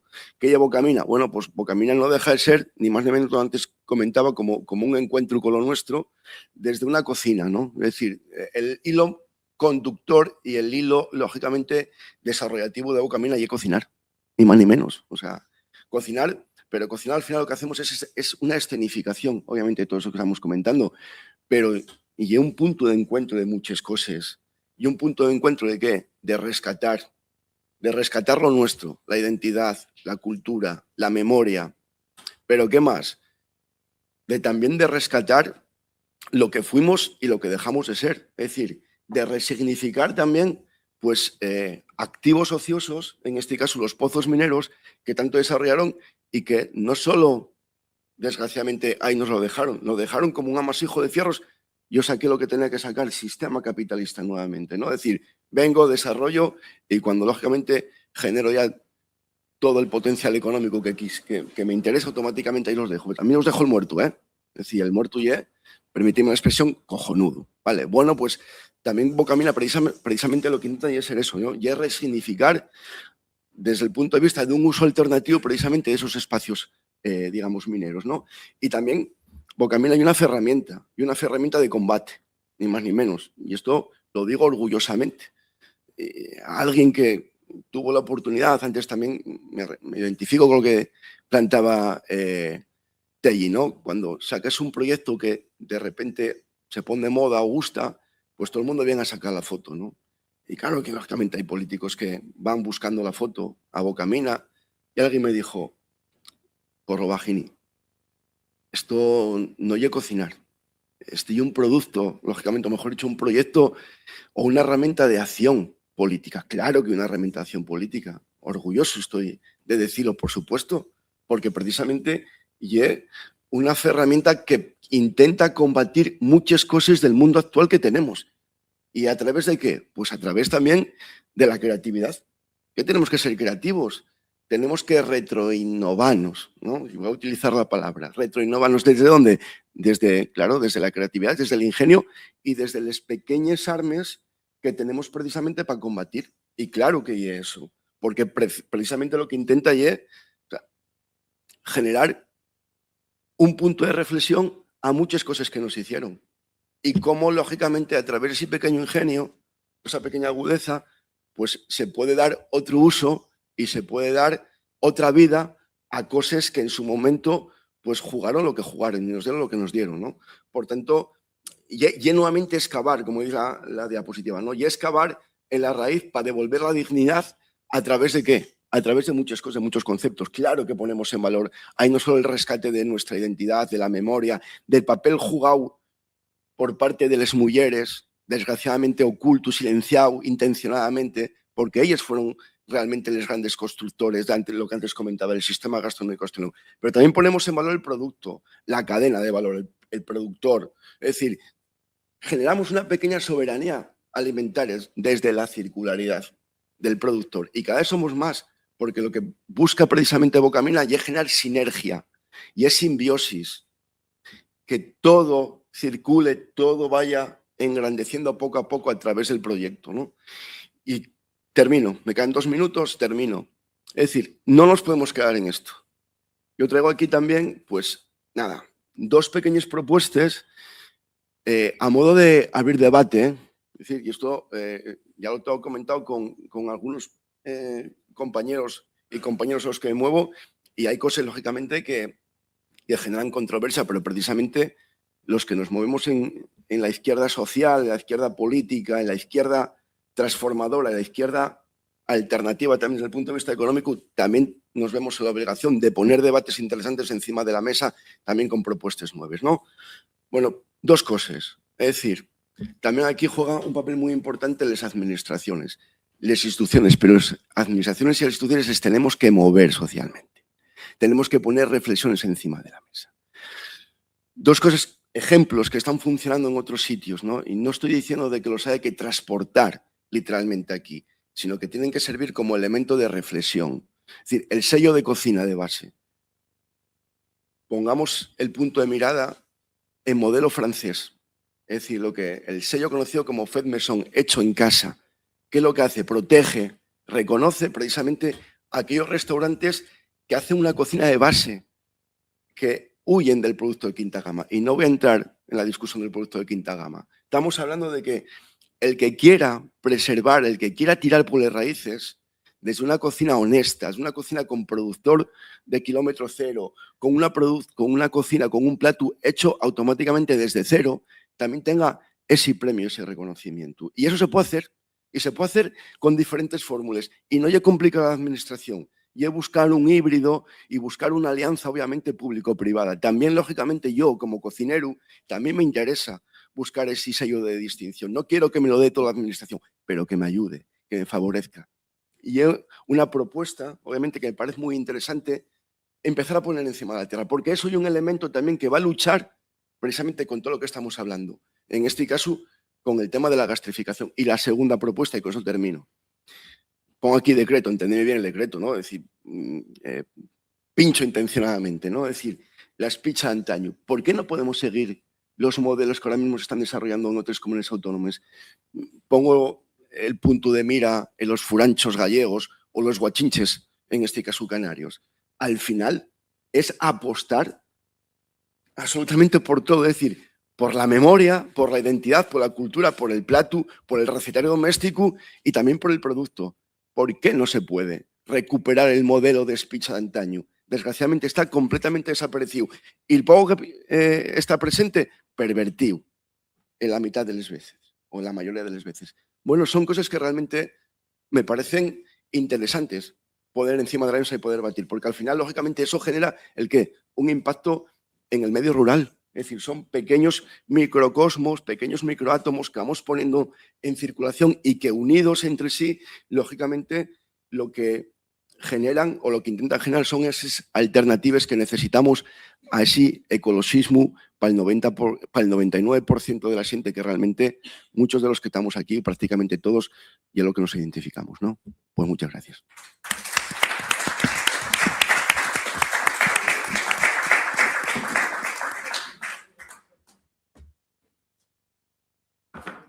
Yo un presto estar aquí compartiendo la mesa con los mis compañeros y haber escuchado también la mesa anterior. Según vos escuchaba falar, veíame reflejada por la experiencia con Panduro en cada una de los escollos, ¿no?, que fuimos poniendo aquí a lo largo de la mesa. Yo vengo a contaros un poco la experiencia de Panduro como un ejemplo práctico de una empresa en la que estos conceptos que también aparecen en la descripción de esta mesa, también traídos están. Así que el título de la mesa ya es muy creativo, pero realmente muy pertinente. Yo soy Elena, socia trabajadora de la empresa de economía social, circular y feminista Panduro. Junto a Malio del Yarco Housing y Nati da Xuntase y otros compañeros formamos parte de la Xunta Directiva de la Red de Economía Social y Solidaria de aquí de Asturias, que convido vos a conocernos, a ver cómo distintas entidades, distintas empresas intentamos dar soluciones a los problemas del capitalismo en la sociedad actual a través de empresas agroalimentarias, empresas cooperativas de vivienda, empresas cooperativas energéticas y cómo iniciativas como Panduro pues intenten llevar a la práctica esos principios de la economía social y solidaria. Panduro nace porque, bueno, en España tenemos en España y en cualquier país tenemos un problema gordo con el tema del desperdicio alimentario. Tírense al rodeo de decenas de millones de kilos de pan. Una vez ocurriósenos la fantasía de imaginar en barres de pan, si les pusiéramos en fila, los barres de pan que se tiraban en los hogares españoles y daban 2 veces la vuelta al mundo. Así que imaginaos la cantidad de pan que se tira. Nosotros tenemos un lema y es que el pan no se tira, el pan transfórmese.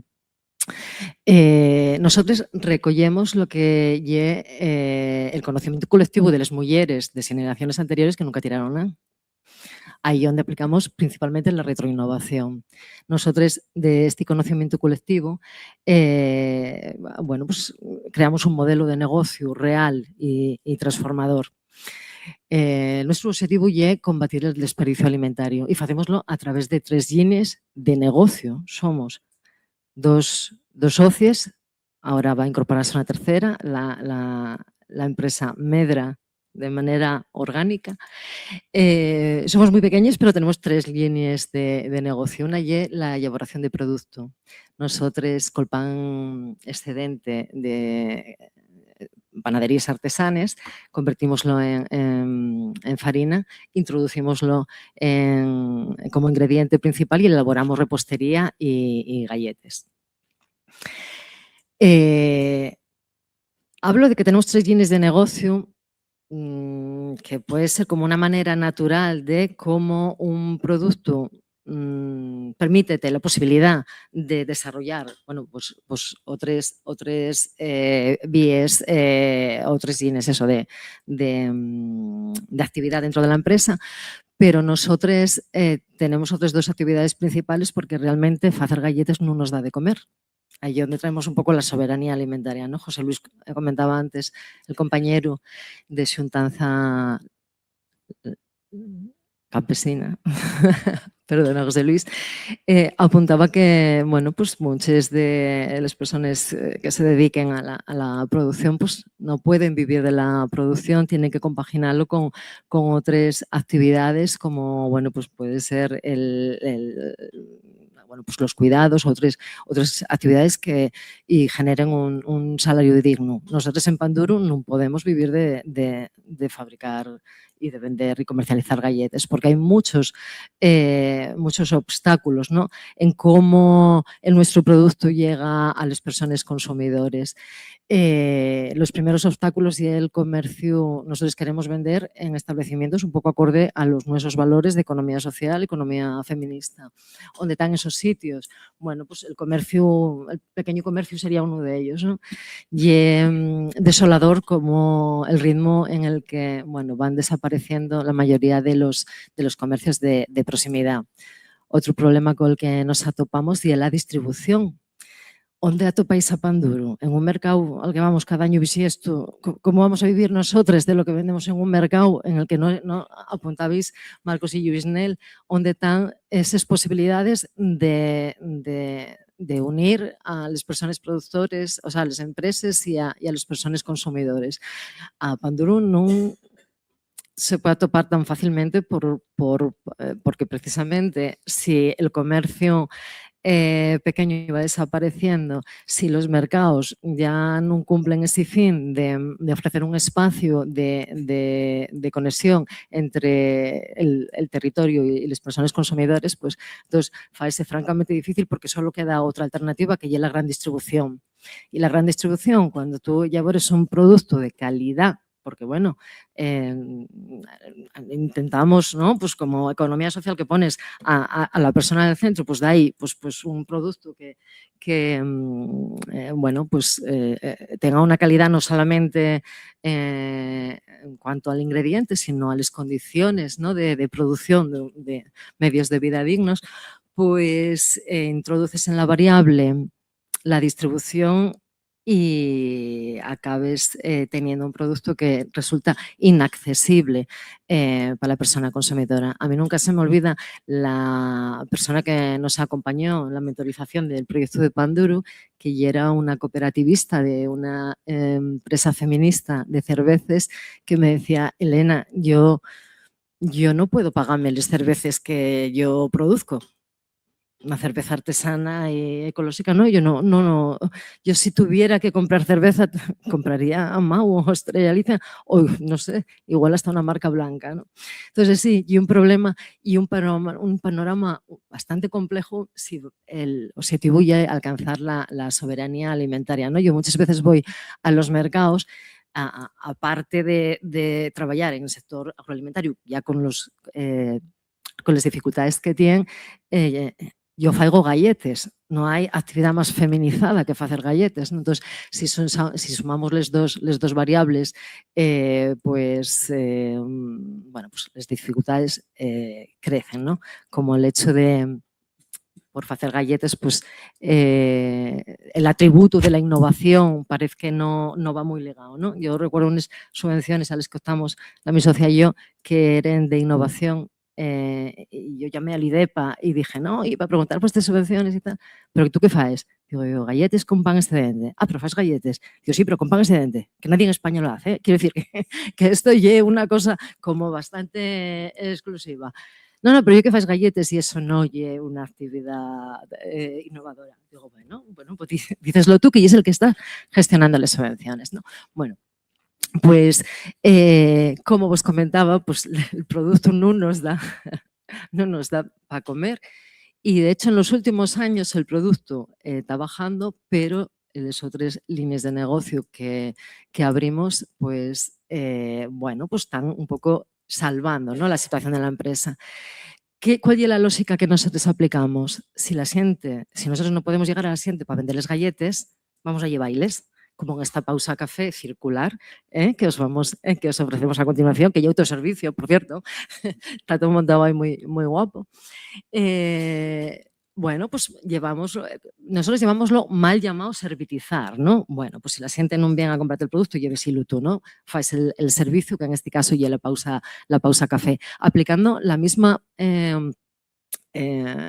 el mismo adjetivo o la misma característica de retroinnovación. Y desperdicio cero. Entonces, ¿cómo va a ser desperdicio cero? Pues llevando la cacía de casa. Entabamos con los pauses café, llevándoles les taces de les nuestras madres, les nuestras hueles, y ya tenemos 200 y pico taces, porque cada vez que voy a cualquier lado, pues siempre dejo el recao, que si alguien tiene unas taces en casa que no usa, Panduru, cógeles muy gratamente. Los textiles son cortines, son manteles, bueno, un poco con esa misma filosofía, que lleva un homenaje también al labor invisible de las nuestras madres y las nuestras hueles, ¿no?, que van pasando los años y yo parece que identifiques más pues ese trabajo de cuidados invisible.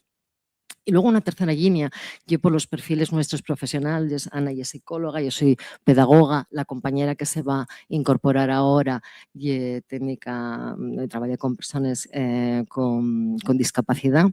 Y entonces esto faenos ser personas muy vinculadas a los proyectos. Lo bueno de tener una empresa, ya que como tú comentabas antes, Marcos, ¿no?, de la fantasía, de la innovación, de la creatividad, lo bueno ya que los límites ponente les perres y tú mismo, tú misma, ¿no? Entonces, pero la cabeza, date la oportunidad de sacar toda esa fantasía que en otras empresas nunca pudiste desarrollar, y bueno, cuando tienes un proyecto o una empresa, bueno, pues atrévete a ello, ¿no?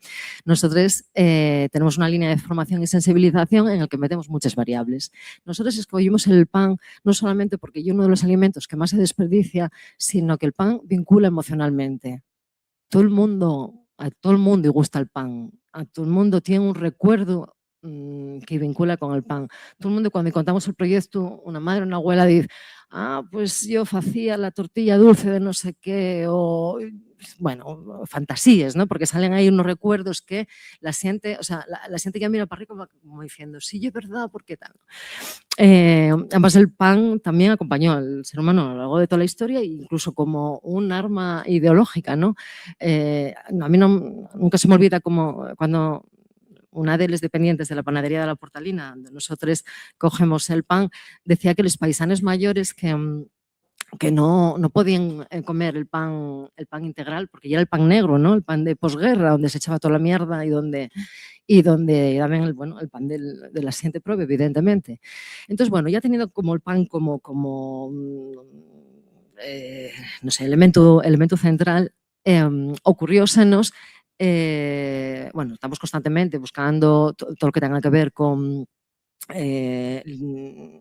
literatura vinculada con el pan, poesía vinculada con el pan, música vinculada con el pan.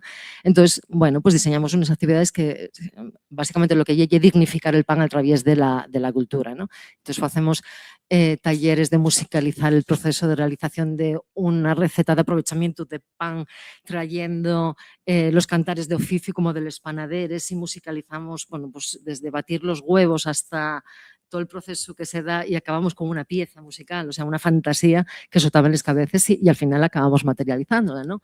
O como un taller literario de cómo agua por a chocolate, donde hacemos les torrejas de nata, vinculándoles con les torrijes, hablamos del pasado colonial y vinculámoslo con el feminismo, dirigió a mujeres mayores de 65 años, pues todos esos cruces están al rodio de la actividad que, como también una buena amiga que está ahí presente, Alicia, presentónos como que nosotros teníamos el poder de la galleta, ¿no? El poder de la galleta, el poder del pan, como a través de un alimento, pues trabajamos distintas acciones. Y el último proyecto en el que estamos, y el que estamos buscando financiación también para Nina Caraso. Nina Caraso al final está presente en muchos de estos proyectos, que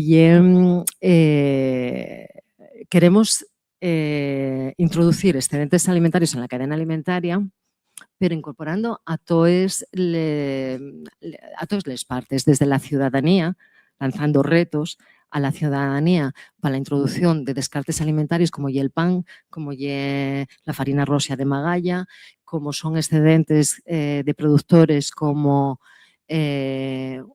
un reto que nos lanzó Embutidos La Unión, que decía que yo sobraba muchos recortes de panceta, y díxonoslo hace como 4 meses, pues eso no quedó ahí, metimoslo en la cabeza y ahora está metido en un proyecto, introduciendo a la ciudadanía a través de esos retos a los centros educativos y a los propios productores, para que cierren el círculo y volver a reintroducir esos descartes alimentarios.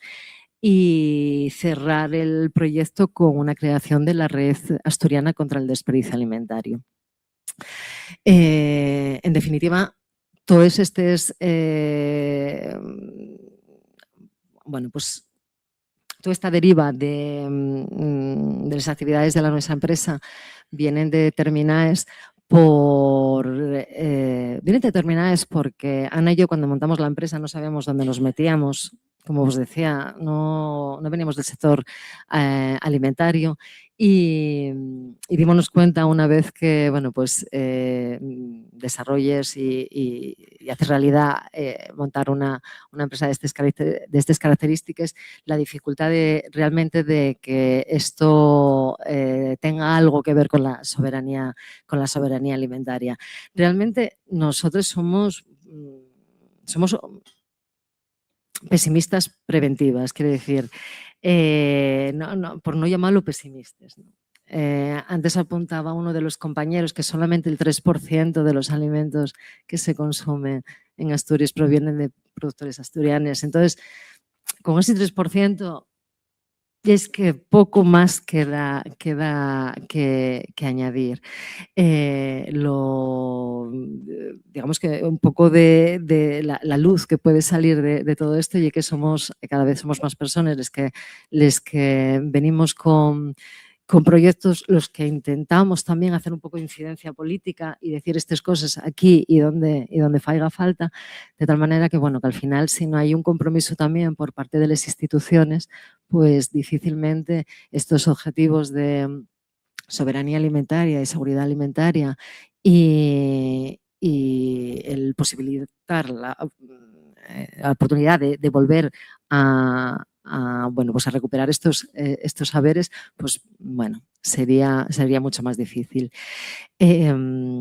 Y nada, por no demorar mucho más el momento de la pausa, bueno, pues agradeceros el habernos invitado a participar en esta mesa y si queréis conocer más de Panduru tenéis ahí pues, bueno, pues una pausa café con la repostería que hacemos con pan excedente. Así que nada, muchas gracias y que vos preste.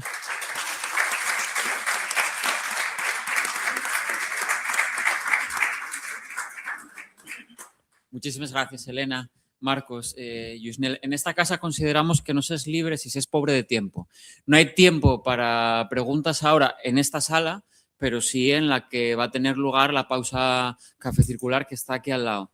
Entonces, antes hablaba de participación guiada, ¿no? Pues nos vamos encaminando a esa sala. Y no entréis a esta, por favor, porque tengo que hacer una entrevista y necesito un espacio de intimidad. Entonces, 20 minutinos, ¿no, Elena? Más o menos, Sí. Yarina. Y seguimos, por favor, para no dispersarnos, que a continuación intervendrán Nico, de Seover Life, y Eva, mi jefa, para hablar de la gran olvidada que es la biodiversidad. Gracias.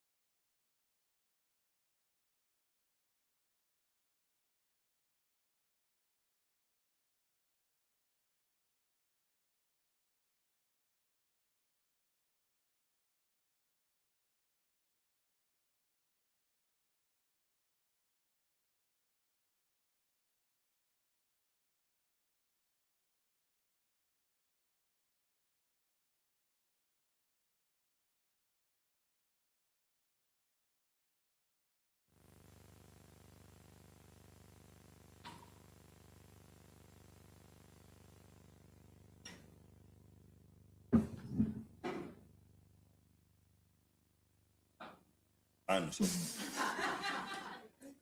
A esa familia la conoce todo el mundo. Que hablen. No lo sé. No, si no, yo me presento solo, o sea que no. ¿Queréis? Sí. Biodiversidad y los que hablan de biodiversidad, los grandes olvidados.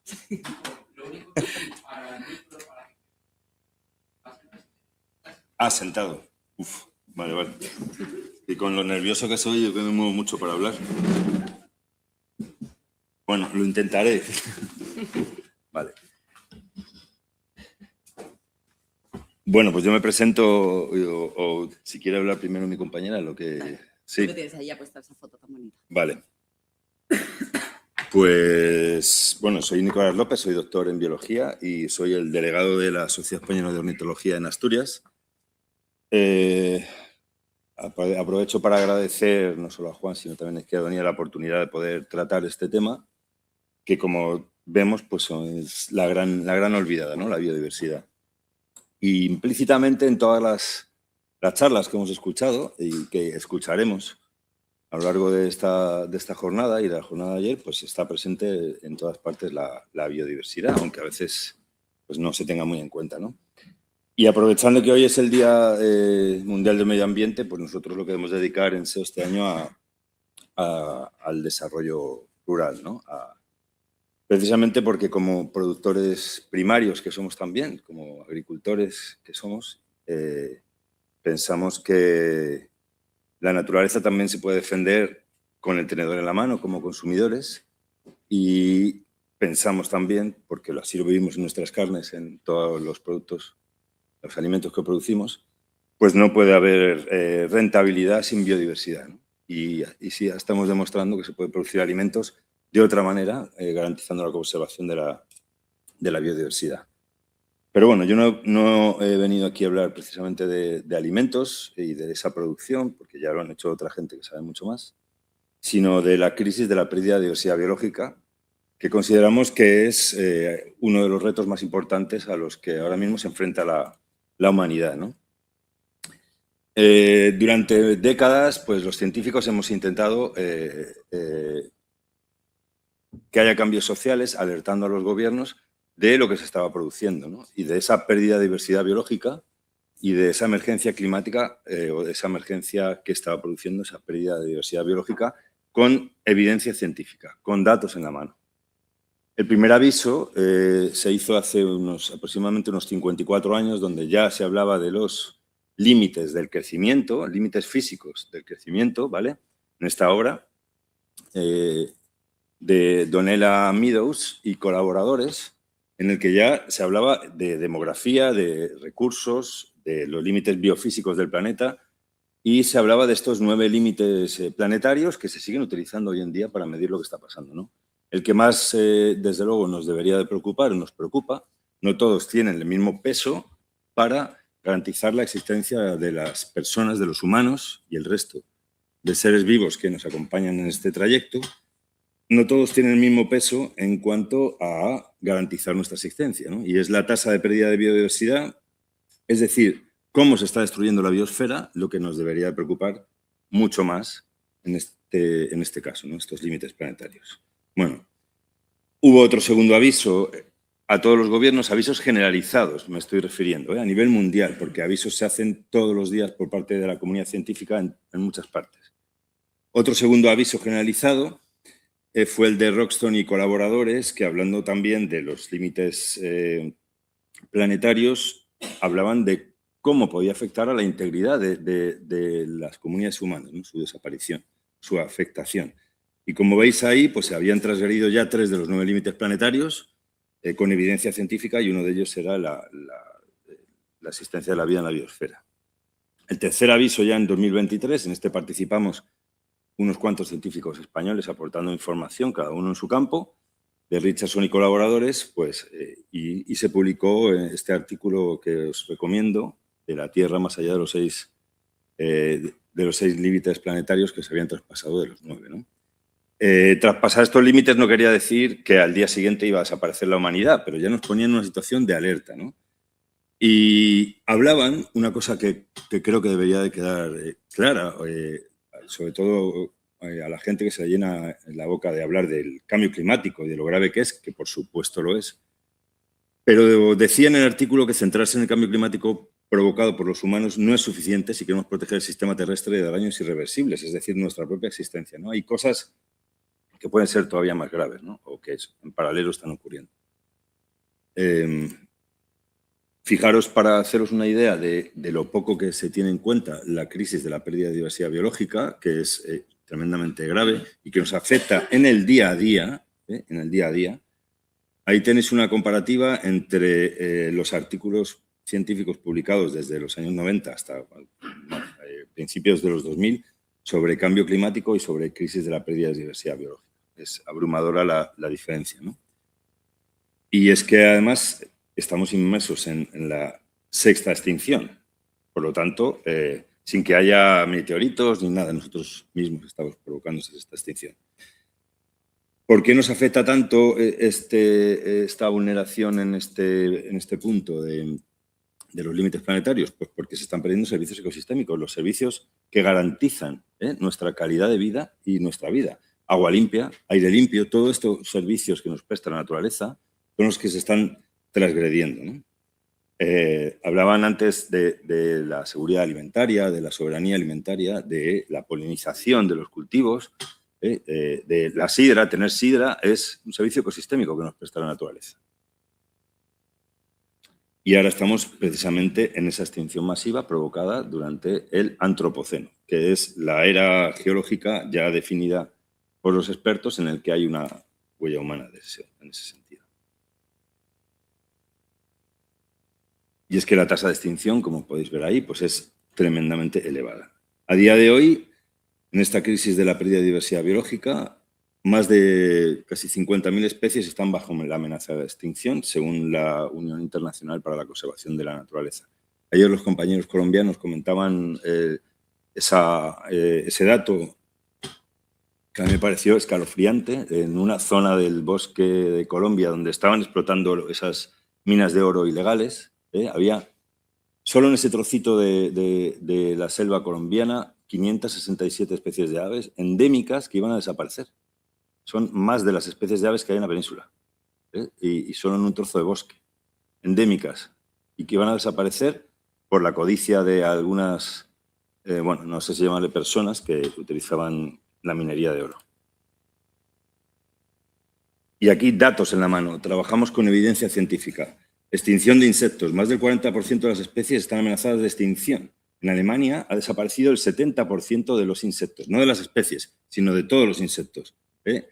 En la península, y lo podéis ver si hacéis un viaje en verano en coche, el 40% de los insectos han desaparecido.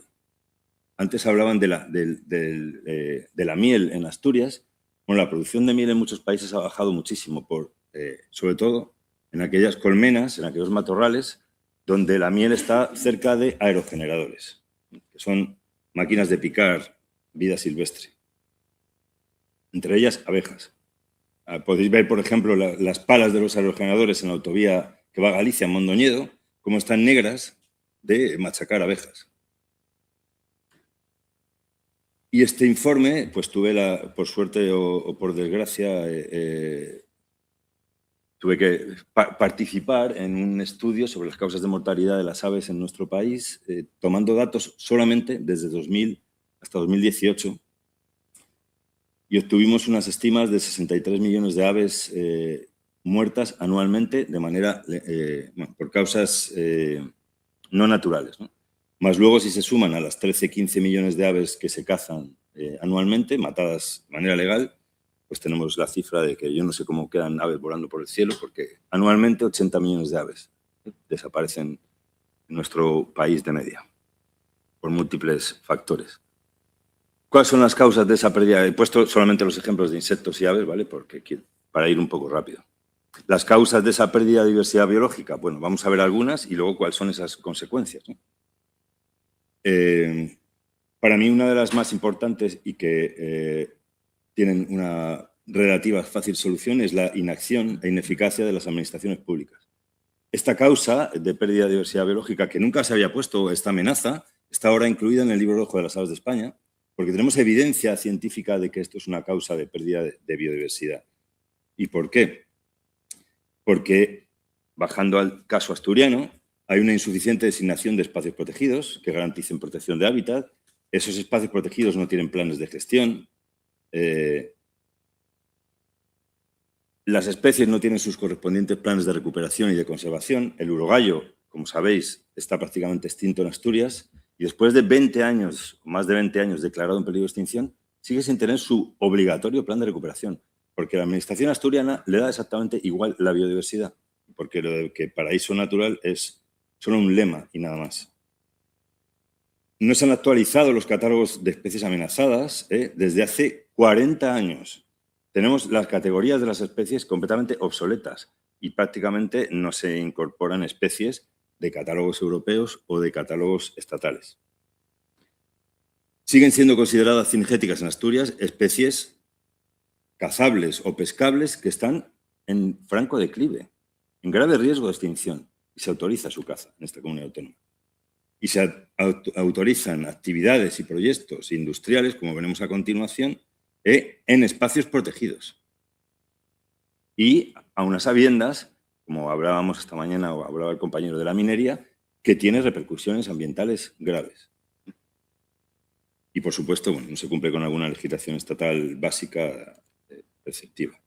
Otra de las causas de la pérdida de diversidad biológica, sobre todo, es la degradación de los hábitats por los cultivos forestales masivos, la minería extractiva a cielo abierto sin garantizar las adecuadas condiciones ambientales, los incendios, por favor, hay que dejar de quemar todo.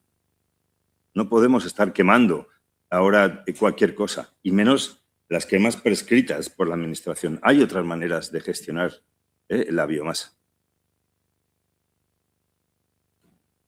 Actividades cinegéticas también y la caza ilegal y la sobrepesca es otra causa de la pérdida de diversidad biológica, sobre todo en especies como el salmón. Ahora resulta que salen los periódicos que se están pensando en algunas consejerías dejar de pescar salmones si los datos científicos así lo atestiguan. Cuando los científicos llevamos pidiendo años que no que se reduzca, sino que se ve el salmón como se hace en otras comunidades autónomas y en otros países. Una especie en la que, lejos de todo eso, pues aquí se hacen romerías como en el Rocío, todo el mundo detrás de una especie en peligro de extinción muerta, con palmeros como directores generales, consejeros, que participan en este tipo de eventos en la legislatura anterior, en esta otra legislatura. Todos los directores generales participan en el evento de mostrar una especie, exhibir una especie en peligro de extinción, llena de miles de huevos que podían servir para recuperar la población de esta especie. O, por ejemplo, según los expertos que tienen encomendada la labor de reintroducir una especie, cosa que hacen en otros países y en otras comunidades autónomas expertos, pues aquí el sector de la pesca recreativa tiene encomendada esa labor y según ellos en los ríos asturianos hay salmones para regalar, por eso había que aumentar los cupos de pesca. Y por otra parte, pues tenemos aquí diputados como el señor Bentacueli, que dice que la prohibición de vender salmones es una antiguaya socialcomunista. Ese es el panorama que tenemos. Sin embargo, ¿qué dice la ciencia? La ciencia a la que solo se pregunta a veces cuando ya se muere la gente por la calle, para que le digamos si hay alguna vacuna. La ciencia habla con datos, y estas son las capturas acumuladas desde el año 2019 hasta la actualidad, hasta que ha desaparecido prácticamente la captura. Pero la culpa no es de los pescadores, no es de la ineficacia de las administraciones, no es de la destrucción de fresaderos, contaminación de los ríos, vertidos, pesca ilegal, etc. No, la culpa es de los cormoranes, que se aniquilan legalmente. De los cormoranes cuyas poblaciones, con los datos y la evidencia científica, como tenemos aquí con los censos desde el año 88 hasta la actualidad, pues está descendiendo también, porque descienden sus poblaciones reproductoras en el norte de Europa. Y otro caso más flagrante todavía, otra especie ya no en peligro de extinción, sino en peligro crítico de extinción en todo el mundo, a nivel mundial, que es la anguila. La anguila de la que algunos se fartucan, como algunos consejeros o incluso con el beneplácito y apoyo institucional del Parlamento, del presidente del Parlamento asturiano, del consejero de Medio Rural, en el que se hace incluso una fiesta para alimentarse de una especie en peligro de extinción mediante una pesca irresponsable para satisfacer el solo capricho de ricos y de gente sin escrúpulos. Otra causa de pérdida de diversidad biológica, por supuesto, pues es ya conocido el cambio climático. Aquí he puesto algunos ejemplos de los efectos en Asturias, sobre todo son pues estas lluvias torrenciales que antes no eran tan frecuentes, entre otros. La contaminación, de la que tenemos muchas evidencias científicas, y la contaminación no solo de los ríos, como decía anteriormente, sino de los plásticos, los problemas que producen los plásticos.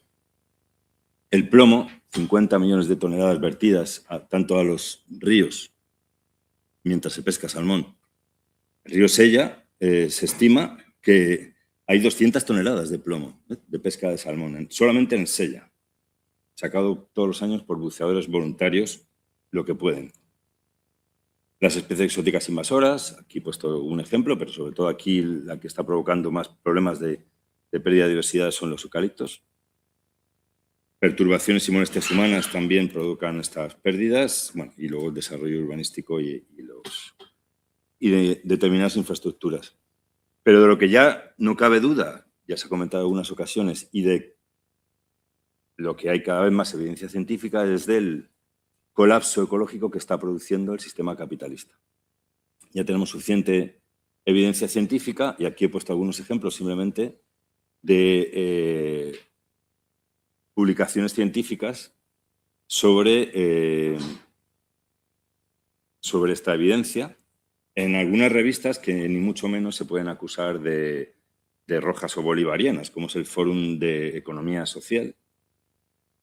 Este tratado particularmente interesante, porque es el que más recoge la evidencia en todos los niveles, Capitalismo y colapso ambiental, que habla sobre la correlación entre el sistema capitalista y la degradación ambiental a nivel mundial.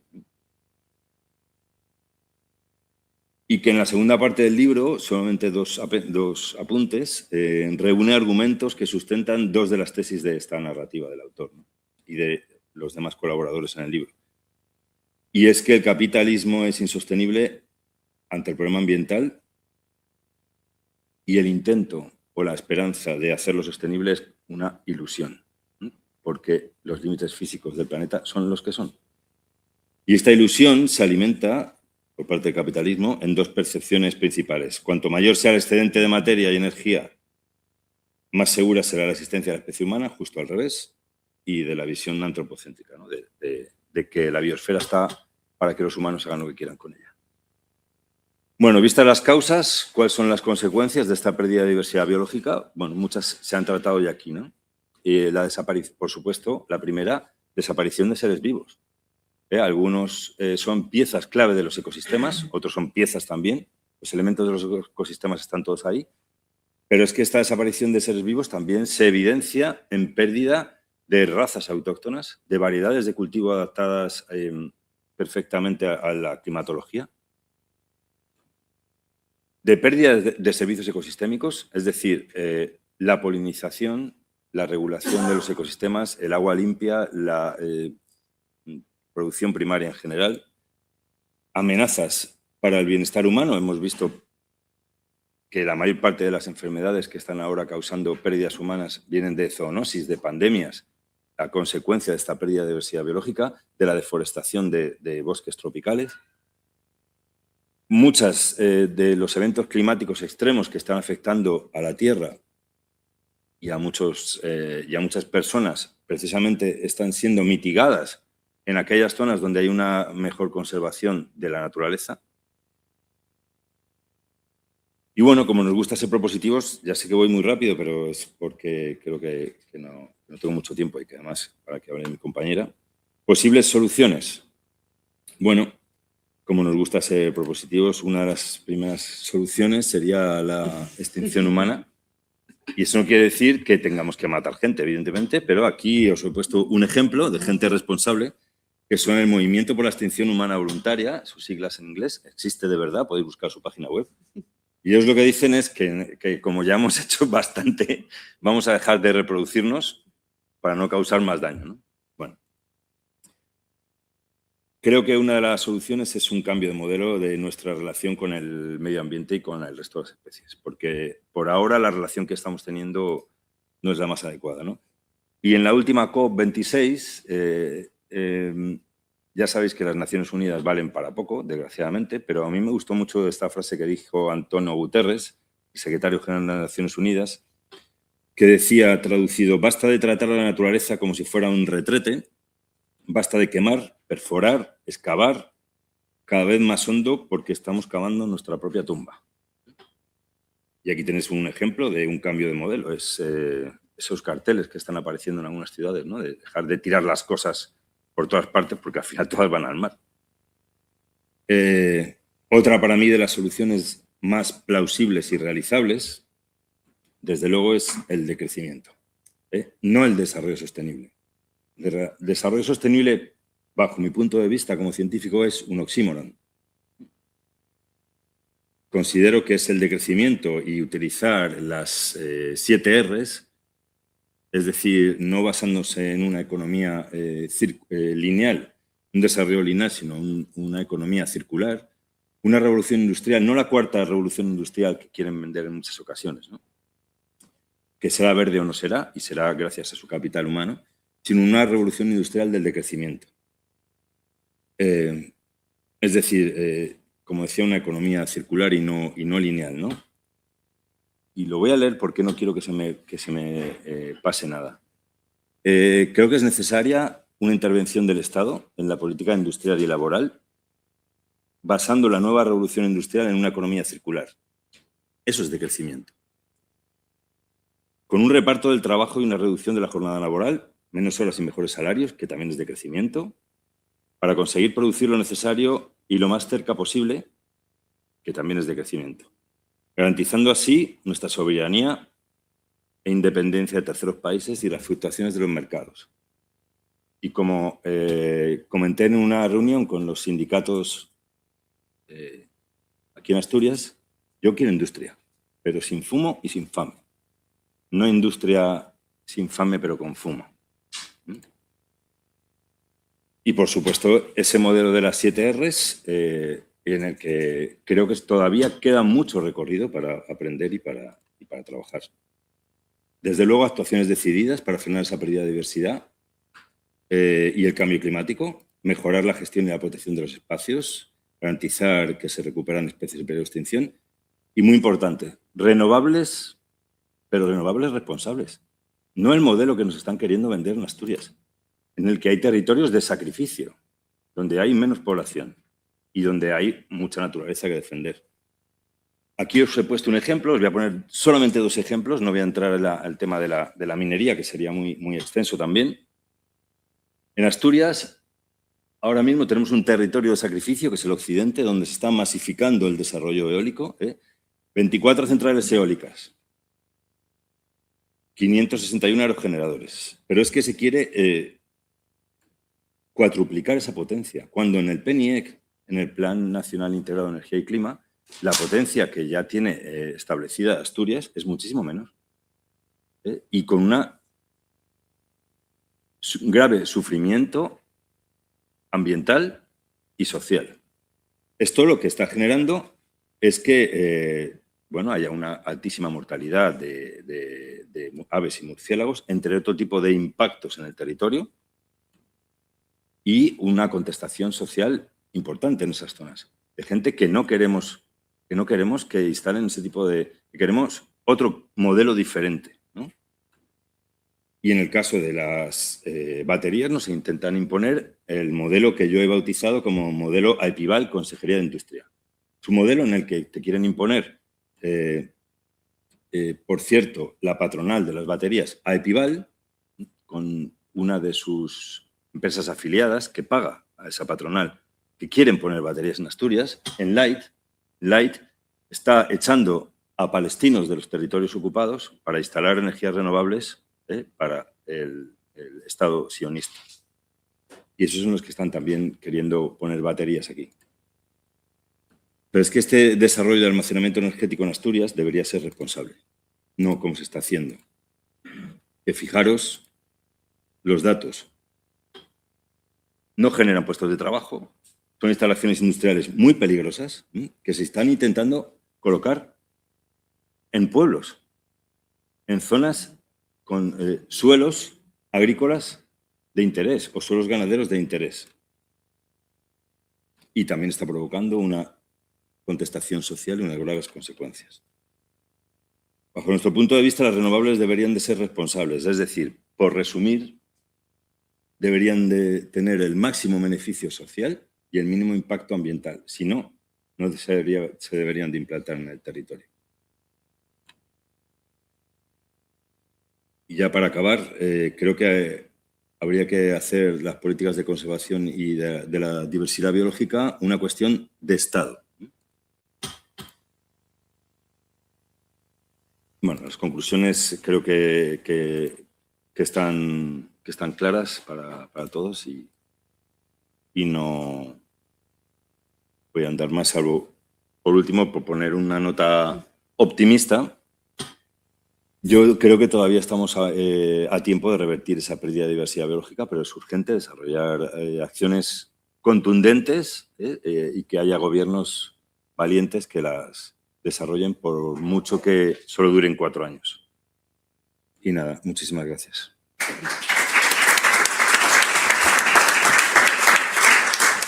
Y doy paso a mi compañera, ahí va. Gracias. Creo que te va, ¿no? A ver, pues maravilloso el repaso que has hecho. De hecho, ayer lo hablábamos y decíamos, vamos a decir lo mismo. Entonces, hablas y luego veo cómo complementarlo. Porque además creo que has dado las claves fundamentales cuando hablamos de biodiversidad, que creo que son básicamente 2. La primera, que es la gran olvidada, y es donde me gustaría detenerme, que es ¿por qué es la gran olvidada? Y no creo que sea una cuestión de, bueno, que como hay tantos límites planetarios, pues yo qué sé, lo de la biodiversidad se me ha olvidado. Yo creo que es una cuestión completamente consciente. Y probablemente porque las políticas, y aquí va la segunda cuestión fundamental, las políticas que se necesitan para revertir la biodiversidad son las políticas probablemente más anticapitalistas de todo el listado de políticas que hay que hacer para revertir los 7 límites planetarios. Y, pues, o sea, los 7 límites sobrepasados planetarios. Y son las más anticapitalistas porque son las que dicen que lo mejor que podemos hacer es nada. Y eso es muy complicado. Porque si no hacemos nada en un territorio, es un territorio donde no se puede sacar ganancia, donde no podemos colonizar para extraer, donde no podemos obtener las naturalezas baratas, que es la base del sistema capitalista. Entonces, nunca va a interesar a las instituciones hacer realmente políticas que frenen la sexta extinción en la que estamos, políticas que frenen realmente la pérdida de biodiversidad sin comprometer la propia esencia del sistema capitalista. Porque tenemos, en la diapositiva venía muy bien señalado, tenemos que emprender políticas que ataquen el modelo de desarrollo urbanístico y de los usos del suelo. La pérdida de usos del suelo, los cambios de uso del suelo son uno de los elementos claves en la pérdida de biodiversidad. Si no desarrollamos urbanísticamente o no desarrollamos urbanísticamente en el marco que el capitalismo tiene instalado y que tiene como objetivo para nuestros territorios, esas políticas no se van a poner en marcha en este sistema, al menos. ¿Se ponen políticas en marcha contra la pérdida de biodiversidad? Sí. ¿Que ataquen realmente las causas y consigan que tengamos un escenario en el que se pueda revertir de manera esencial? Yo entiendo que no. Se pueden conseguir en nuestro país. Y entonces tenemos otro problema, que es las políticas de no en mi patio trasero. Es decir, bueno, pues mi país está de lujo, se han conseguido hacer políticas para revertir la pérdida de biodiversidad en España, en un territorio, en Europa, cualquier cosa. Pero si seguimos en este modelo, yo de algún sitio tengo que sacar las naturalezas baratas. Yo algún sitio tengo que explotar. Alguna biodiversidad me tengo que cargar. Con lo cual, al final, estaríamos consiguiendo, por un lado, pequeñas políticas que funcionarían, mientras que, por otro, estamos profundizando en la grave extinción que hay.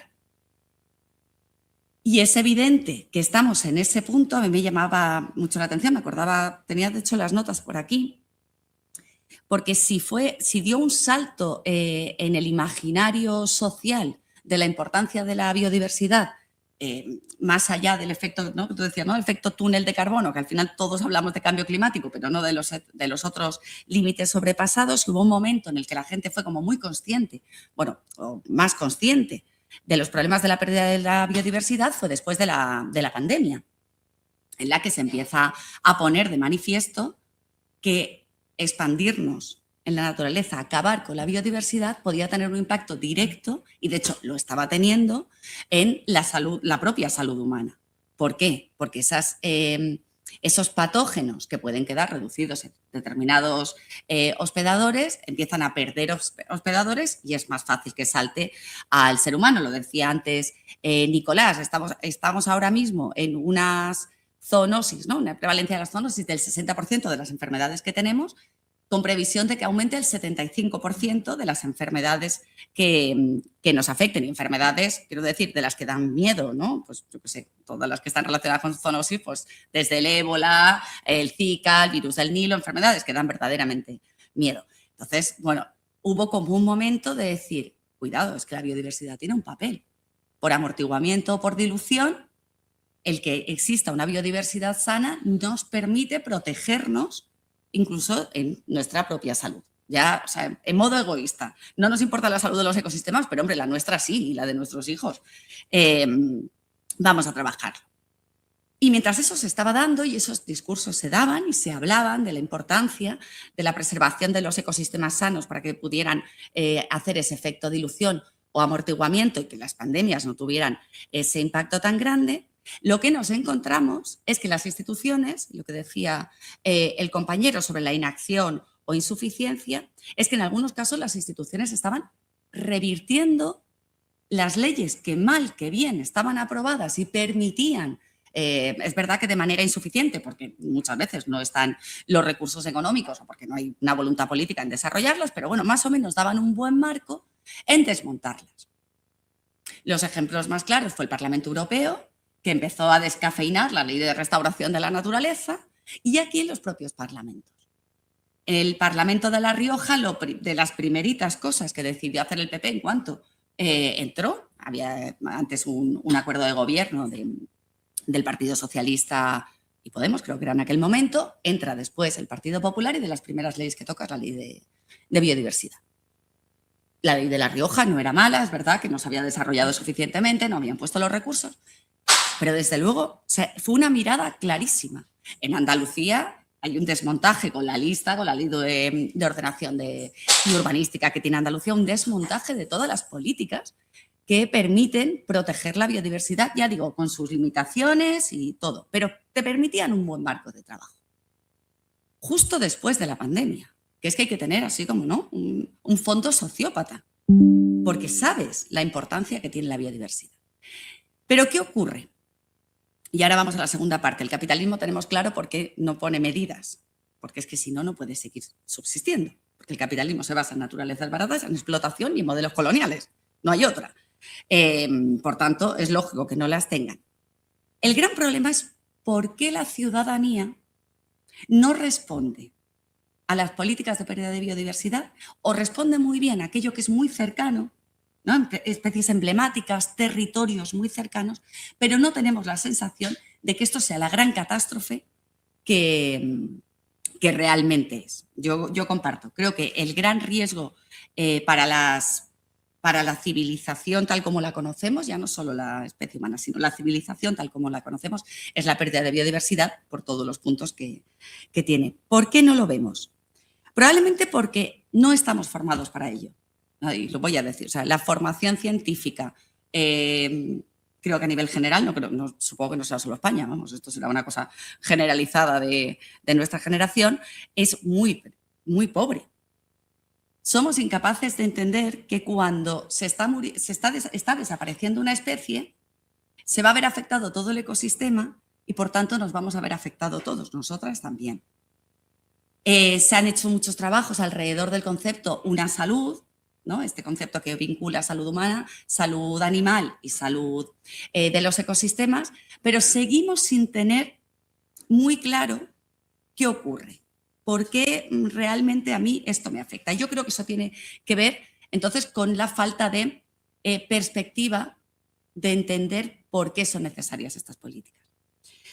Y en segundo lugar, porque nos han educado mucho para decir que, y lo voy a decir de manera, ¿no?, muy caricaturesca, entre un obrero y un arbolito me quedo con el obrero, como si fueran cosas separadas. El obrero no puede vivir sin el arbolito. La clase trabajadora tendrá que estar en un espacio material, un sustento material. Si no hay arbolito, no hay obrero. El arbolito, sin el obrero podrá estar, pero al revés no se va a dar. Y tenemos ejemplos, y en este territorio no quiero meterme en grandes melonacos, pero bueno, voy a analizarlo porque además lo puse como ejemplo en La Rioja, porque una de las cosas que pedía La Rioja era sacar al lobo de la lista de protección, que se pudiera volver a cazar. La evidencia científica, ¿qué decía? 2019 había muerto por ataques de lobos 630 ovejas. En aquel momento se podía cazar. 2021, prohibición de caza, había entrado ya en vigor.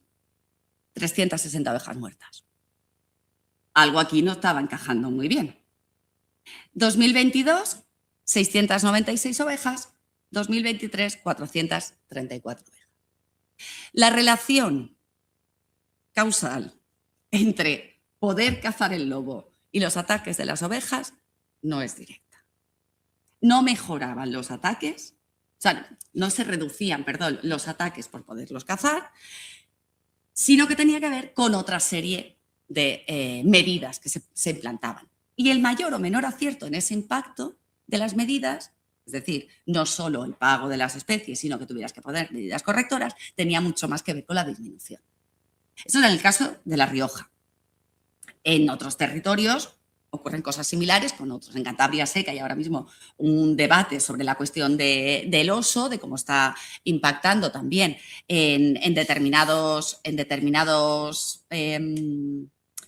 explotaciones ganaderas, cómo impacta por el miedo de los animales y las muertes, no directamente por ataques, sino provocadas por el miedo. Pero tenemos también, por otro lado, el impacto de la desaparición de los grandes depredadores en otros sectores productivos. Y todos estamos viéndolo con orejeras. Lo comentaba ayer a Nico. En los sitios donde no tienen esos grandes depredadores o han desaparecido, como es el caso de Aragón, el problema lo están teniendo con los grandes herbívoros porque no tienen predador. Entonces hemos llegado al absurdo, se lo contaba ayer, que me parece hace 2 o 3 años, de una movilización en contra de los corzos, los ciervos y otros grandes herbívoros. Claro, empezamos que nos sobra el lobo, que nos sobran los linces, que nos sobra la garduña, que nos sobran... Y luego, claro, lógicamente, el desequilibrio que tienes montado es fenomenal. Y entonces los grandes herbívoros entran. Los ganaderos están de lujo, pero resulta que los agricultores pierden sus cosechas por la entrada de grandes herbívoros. La solución, desde luego, puede pasar que sea, y es la que pedían, por déjenme ustedes matar corzos y ciervos, que es que nos sobran aquí. ¿Cuál sería el problema? Que vuelves a desequilibrar y habría otra especie que afectaría a otro sector productivo y así sucesivamente hasta que no quedara nada en nuestros territorios. Pero entonces, ¿qué ocurriría? Lo que decía Nico antes. Las especies son necesarias para la buena salud de los ecosistemas. Si desaparecieran todas las especies de esta cadena, no podrías cultivar nada. No se podría cultivar, no podría existir el propio concepto de agricultura. Eso todavía no estamos en ese punto. Y ser capaz de entender, como decía antes, toda la cadena donde estamos nosotros insertos y la importancia de los servicios ecosistémicos de cada una de las especies es fundamental para que no se nos engañe, no se nos venda el papel ecosistémico de manera troceada, para que no apostemos por medidas que pueden beneficiar aparentemente mi pequeño sector. Si soy agricultora, pues medidas que acaben con los grandes herbívoros. Si soy ganadera, que acaben con los grandes depredadores, sino que sea capaz de entender que eso es un todo. Y luego la segunda, y esto es una cuestión casi filosófica, y que alguien me vaya diciendo cuánto tiempo me queda, porque... ¿No me queda nada? Vale. Bueno, pues termino solo por con preguntar. Bien, porque el decrecimiento, como lo suscribo todo, no lo voy a decir. Con una última, y esto es una reflexión filosófica, para las medidas que tenemos que adoptar. En muchos casos, y en el caso de la biodiversidad, lo mejor es no hacer nada. Una de las cuestiones que se plantean dentro del marco del decrecimiento es que necesitamos un decrecimiento en un planeta, por supuesto, que no sea capitalista, además, pero en un planeta que la mitad lo dejemos libre. Para que nos salgan las cuentas de cómo se puede llevar un decrecimiento real y que sea para las siguientes generaciones, lo tenemos que dejar libre. Necesitamos que estén intactos estos ecosistemas para que puedan nutrir y permitir que se estén dando el resto de servicios en la otra parte del planeta. Esto es incluso antropológico. Nos han enseñado que tenemos que resolverlo todo. Llega un incendio y vamos y reforestamos enseguida. No dejamos que las especies vayan en los estadios que tienen que dar y tener bosques maduros y no una plantación de eucaliptos. Pero conseguir convencernos de que lo mejor que podemos hacer es nada y que el resto de especies son tan válidas como nosotras y probablemente hagan mejor su trabajo de servicios ecosistémicos, eso es un salto ético y filosófico que tenemos que dar como especie, que creo que es fundamental, pero ataca el propio sentimiento de que somos los reyes de la creación, que la Iglesia Católica ya no tiene tanto impacto, pero desde luego el judeocristianismo sí, y entendemos que somos los reyes de la creación y lo tenemos que resolver. Acabar con el capitalismo incluirá también desmontar determinadas percepciones de que al final todos los servicios ecosistémicos están puestos a nuestra disposición, porque no es real y porque estamos cavando nuestra propia tumba en cada una de esas decisiones que tomamos, que lo que hacen es profundizar en la pérdida de biodiversidad y en los otros 7 límites sobrepasados, y lo que van a ponernos es en una situación en la que, ya lo estamos viendo, el decrecimiento está aquí, pero lo está gestionando un 1%. Las jornadas que se llaman el 99%, es que lo que tenemos que hacer, ese 99%, es entender que el decrecimiento es un contexto que existe porque estamos decreciendo en biodiversidad, en recursos fósiles, y lo que tenemos que hacer es decir, ¿quién lo va a decidir? ¿El 1% es el que va a decidir quién se va a quedar? ¿Cómo se va a repartir estos recursos que quedan? No los vamos a decidir nosotros, con una transición ordenada, justa y democrática. Perdón, no voy a pasar el tiempo.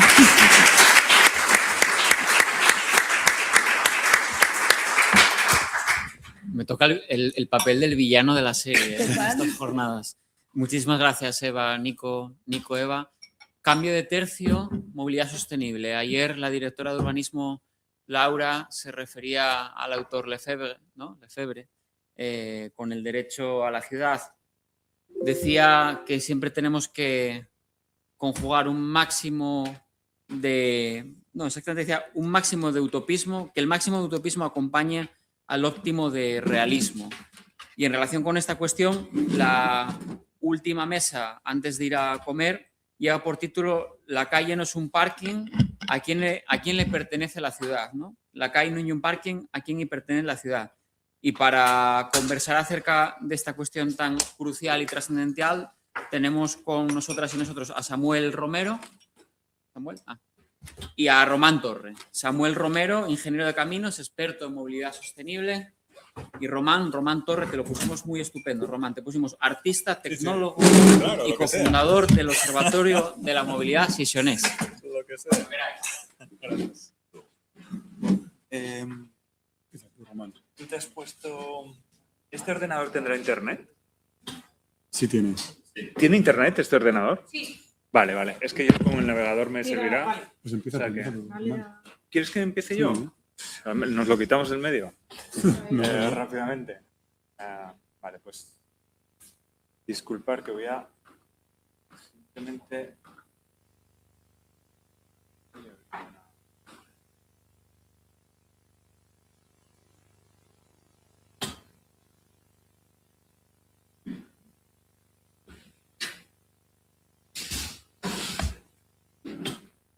Que va de aquella manera.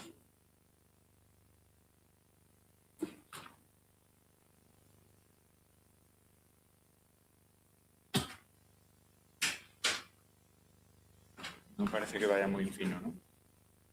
No, es que no tenemos internet. ¿Tenemos internet aquí, Juan? ¿Dónde? Vale. Sí. Lo que sea.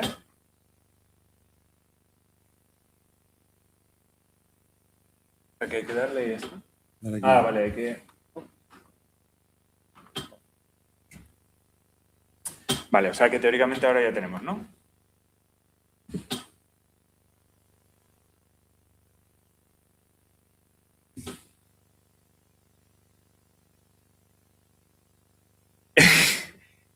Ya lo veo, vamos un poco a pedales. ¿Y un HDMI directamente para poder conectarlo? Aquí puedo... No, digo para conectar directamente a la pantalla. Sí, porque yo sí que tengo mis cosas aquí. Ah, sí, directamente. Ya lo tengo, vale. Venga. Bueno, pues nada. Bueno, vamos a ver, yo me presento, soy Román, bueno, ya me presentó Juan antes. Vengo en representación del Observatorio Sesiones de Movilidad. Y bueno, somos una iniciativa ciudadana independiente, nacida en el 23, más o menos, y que intentamos como observar, analizar y que sobre todo que no se pierda el relato de que otras ciudades son posibles, es decir, que no hace falta coche para todo y bueno, todas estas cosas, ¿no?, que se engloban dentro de la movilidad sostenible, que me parece una palabra que deberíamos de sustituir rápida, aunque bueno, es precisa. Y nace un poco también al calor, como sabéis, de todos estos ayuntamientos que se perdieron de alguna manera un poco al calor de todo este dinero que venía de fondos europeos y demás, y bueno, toda la implantación de medidas de movilidad sostenible, es decir, carriles bici, peatonalizaciones, todo esto. Si lo sabéis, pues no tengo, más o menos no sabría cuántas, pero se me ocurren pues Valencia, se me ocurre Burgos, Sevilla también, por supuesto Gijón, bueno, hay una retahíla por toda por todo el territorio español de ayuntamientos que directamente, o sea, dieron el vuelco y yo creo que tuvo que ver mucho esa aceleración, ¿no? Entonces, bueno, nosotros nacimos un poco con la idea de que después de ese periodo que sí ocurrió en Gijón, de intentar por lo menos eso, buscar alternativas al coche o por lo menos una mínima peatonalización o por lo menos un mínimo desatasque, ¿no?, de la ciudad congestionada, nosotros nacimos un poco para que, digamos, el discurso no se fuera. Porque nos dábamos cuenta de que comunicativamente solo había un discurso. Y uno de los grandes problemas con este tema es que si dejamos que solo hable la normalidad, pues el problema es que, digamos, como el sentido común se vuelve solo a favor de lo que normalmente vivimos, ¿no?, que son nuestras vidas dependientes un poco del coche, ¿no? Entonces, bueno, lo que hacemos básicamente, que aquí podéis ver un poco si entráis en la web, es elaborar informes, encuestas, intentando conocer un poco la ciudad. Hemos pasado un periodo en lo que intentábamos estudiar un poco la ciudad. Hemos hecho desde preguntas desde encuestas hasta estudios, por ejemplo, como muy rudimentarios, ¿vale? Os pongo este ejemplo que es fácil. Aquí veis un Excel todo feo y un mapa, pero, por ejemplo, en Gijón dejaron de dar datos sobre el tema de siniestros, por ejemplo, ¿no? Entonces resulta que tenemos unas tasas de atropellos brutales, que tenemos normalizada pues una serie de siniestros diarios de todo tipo que conlleva un gasto, que conlleva un consumo, que lleva de todo, y simplemente han dejado de dar datos, ¿vale? Cuando se les han pedido, pues han dado todavía menos, ¿vale? Es como una normalidad, ¿no?, que en este caso, por ejemplo, nosotros intentamos sacar de la prensa. Con este estudio lo que hicimos fue recoger todos los accidentes y todos los siniestros que hemos recogido en la prensa, a ver si podíamos hacer una extrapolación de cuántos ocurrían al año, aunque no nos lo dijeran, ¿no? Entonces empezamos a hacer, por ejemplo, a sacar una especie de tasa de un 6% y al final resulta que ya tenemos 4 o 5 años y es el 6% y casi, o sea, casi son como la extrapolación, casi son las cifras que luego la DGT valida, ¿vale? O sea que intentamos buscar el conocimiento no directamente a veces de fuentes oficiales, sino de aquí, de allá y a veces de la calle, ¿no? De un poco qué es lo que se dice, ¿no? Por ejemplo, os pongo otro ejemplo muy de ahora, ¿no? cuando hay discusiones del espacio público, ¿no? De peatonalizar, siempre sale, o de peatonalizar o de mejorarlo, siempre sale, por ejemplo, la cuestión de, bueno, es que hay que quitar espacio al coche. Y la gente nos dice, bueno, pero es que hay que aparcar porque hay obreros y, claro, y usamos el coche y demás. Pues, por ejemplo, hicimos un mapa y nos dimos cuenta de que más o menos hay como 300 coches abandonados en la ciudad, directamente abandonados, quiero decir, o sea, cayéndose todos, sin ITV, sin demás. O sea, si empezamos a contar el espacio que ocupan, pues son unos cuantos campos de fútbol, ¿no? Lo más gracioso es que lo hicimos para que la gente los pusiera y entonces encontramos también muchos aliados que son del coche. Este es un cambio, un giro que intentamos dar, ¿no? Que no es solo buscar aliados entre la gente que ya sabemos que está un poco de acuerdo con nosotros, sino buscar aliados en aquel que no ha pensado en un carril bici, en una peatonalización, pero se da cuenta de que ciertas derivas de lo que está ocurriendo también le afectan a él, ¿vale? Por ejemplo, tenemos una serie ahora en colaboración con el diario Mi Gijón de baches que cualquier, de alguna manera, asociación de movilidad sostenible o estas típicas muy identitarias del tema nos diría, ¿pero qué hacéis? Pero a nosotros nos parece una cosa bastante relevante porque le afecta a todo el mundo, también le afecta incluso a las bicis, porque el que se mete en un bache se puede pegar una buena leche y de repente es una cosa muy popular. Os pongo algún ejemplo. Hay vídeos, por ejemplo, en Instagram sobre todo alrededor de un bache que han pasado el 1.000.000 de visualizaciones.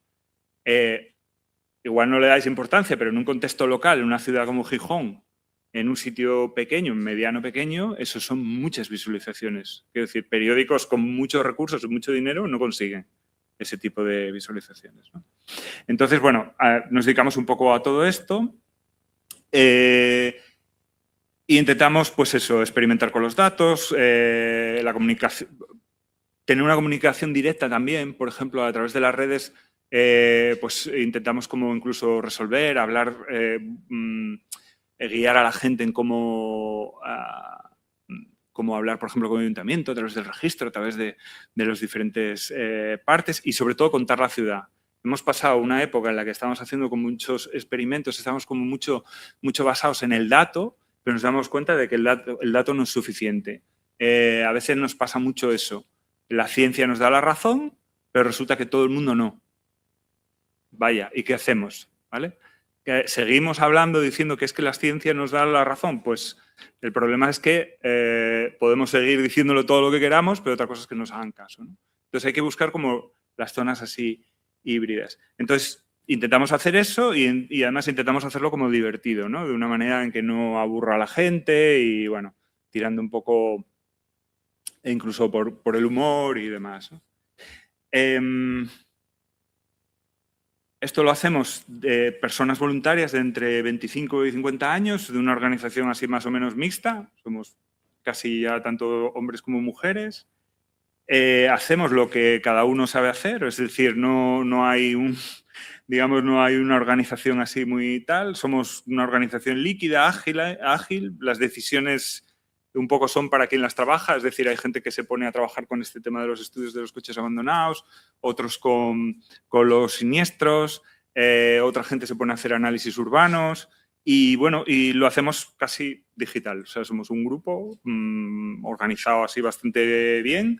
Y no somos un grupo, pues no sé, seremos unas 10 personas, no somos ni siquiera, no tenemos por qué ser ni siquiera tener una afinidad muy cercana, ¿no? Me gustaría ver si puedo llegar, por lo menos, lo que pasa es que no me lo va a dejar.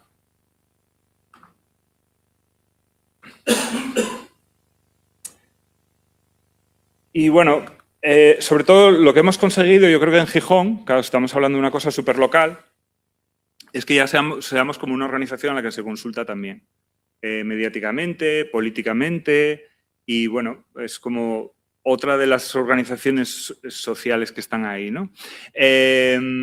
Intentamos, ya os digo, intentamos salir un poco de la cuestión identitaria, es decir, no mostramos afinidad clara por una ideología, un partido, una cosa, porque creo que, o creemos un poco que en estas cuestiones mejorar la calidad urbana, creo que hay ahí un poco de consenso general. Otra cosa es que la gente no lo sepa o que algunos no lo sepan o qué más. Y entonces intentamos un poco mantener esa especie de sensatez, de alguna manera, en cuanto a no mostrarnos muy inclinados para las apetencias personales, ¿no? Y yo creo que incluso somos un grupo así bastante heterogéneo. Y bueno, yo creo que lo que hemos conseguido en Gijón es que el debate no se vaya. Es decir, que no se pierda esa voz. Y bueno, y algunas cosas como que hemos también que, pues, por ejemplo, defenestrado al concejal de movilidad, básicamente. Una persona extremadamente grotesca que ganó un poco con todo el hate y el odio que sacaron respecto a las medidas anteriores y ahora mismo está apartado, ¿no? Nos costó poco. O sea, en el fondo es que lo que estaban diciendo eran barbaridades todo el rato. Entonces, al final, es una cuestión de cómo llegar a la gente y cómo, bueno, pues cómo trabajar esto, ¿no? Esta es un poco la lucha que hay ahora mismo en Gijón, que me imagino que Samuel pues la habrá vivido en otros entornos, ¿no? Como antes estuvimos hablando. Y es un poco, pues bueno, un poco lo que hacemos desde el observatorio. Tampoco quería... Gracias.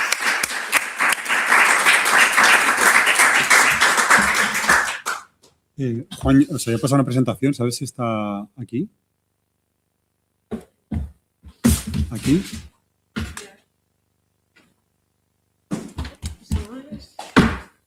¿Abre esa carpeta? No, pues creo que es la de... No, es la de... No sé.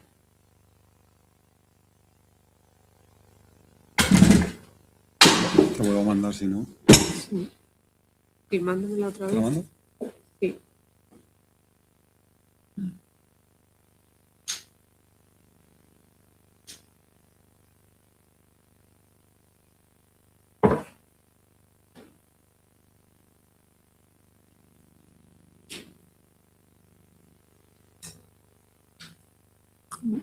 Ya te lo paso en Telegram.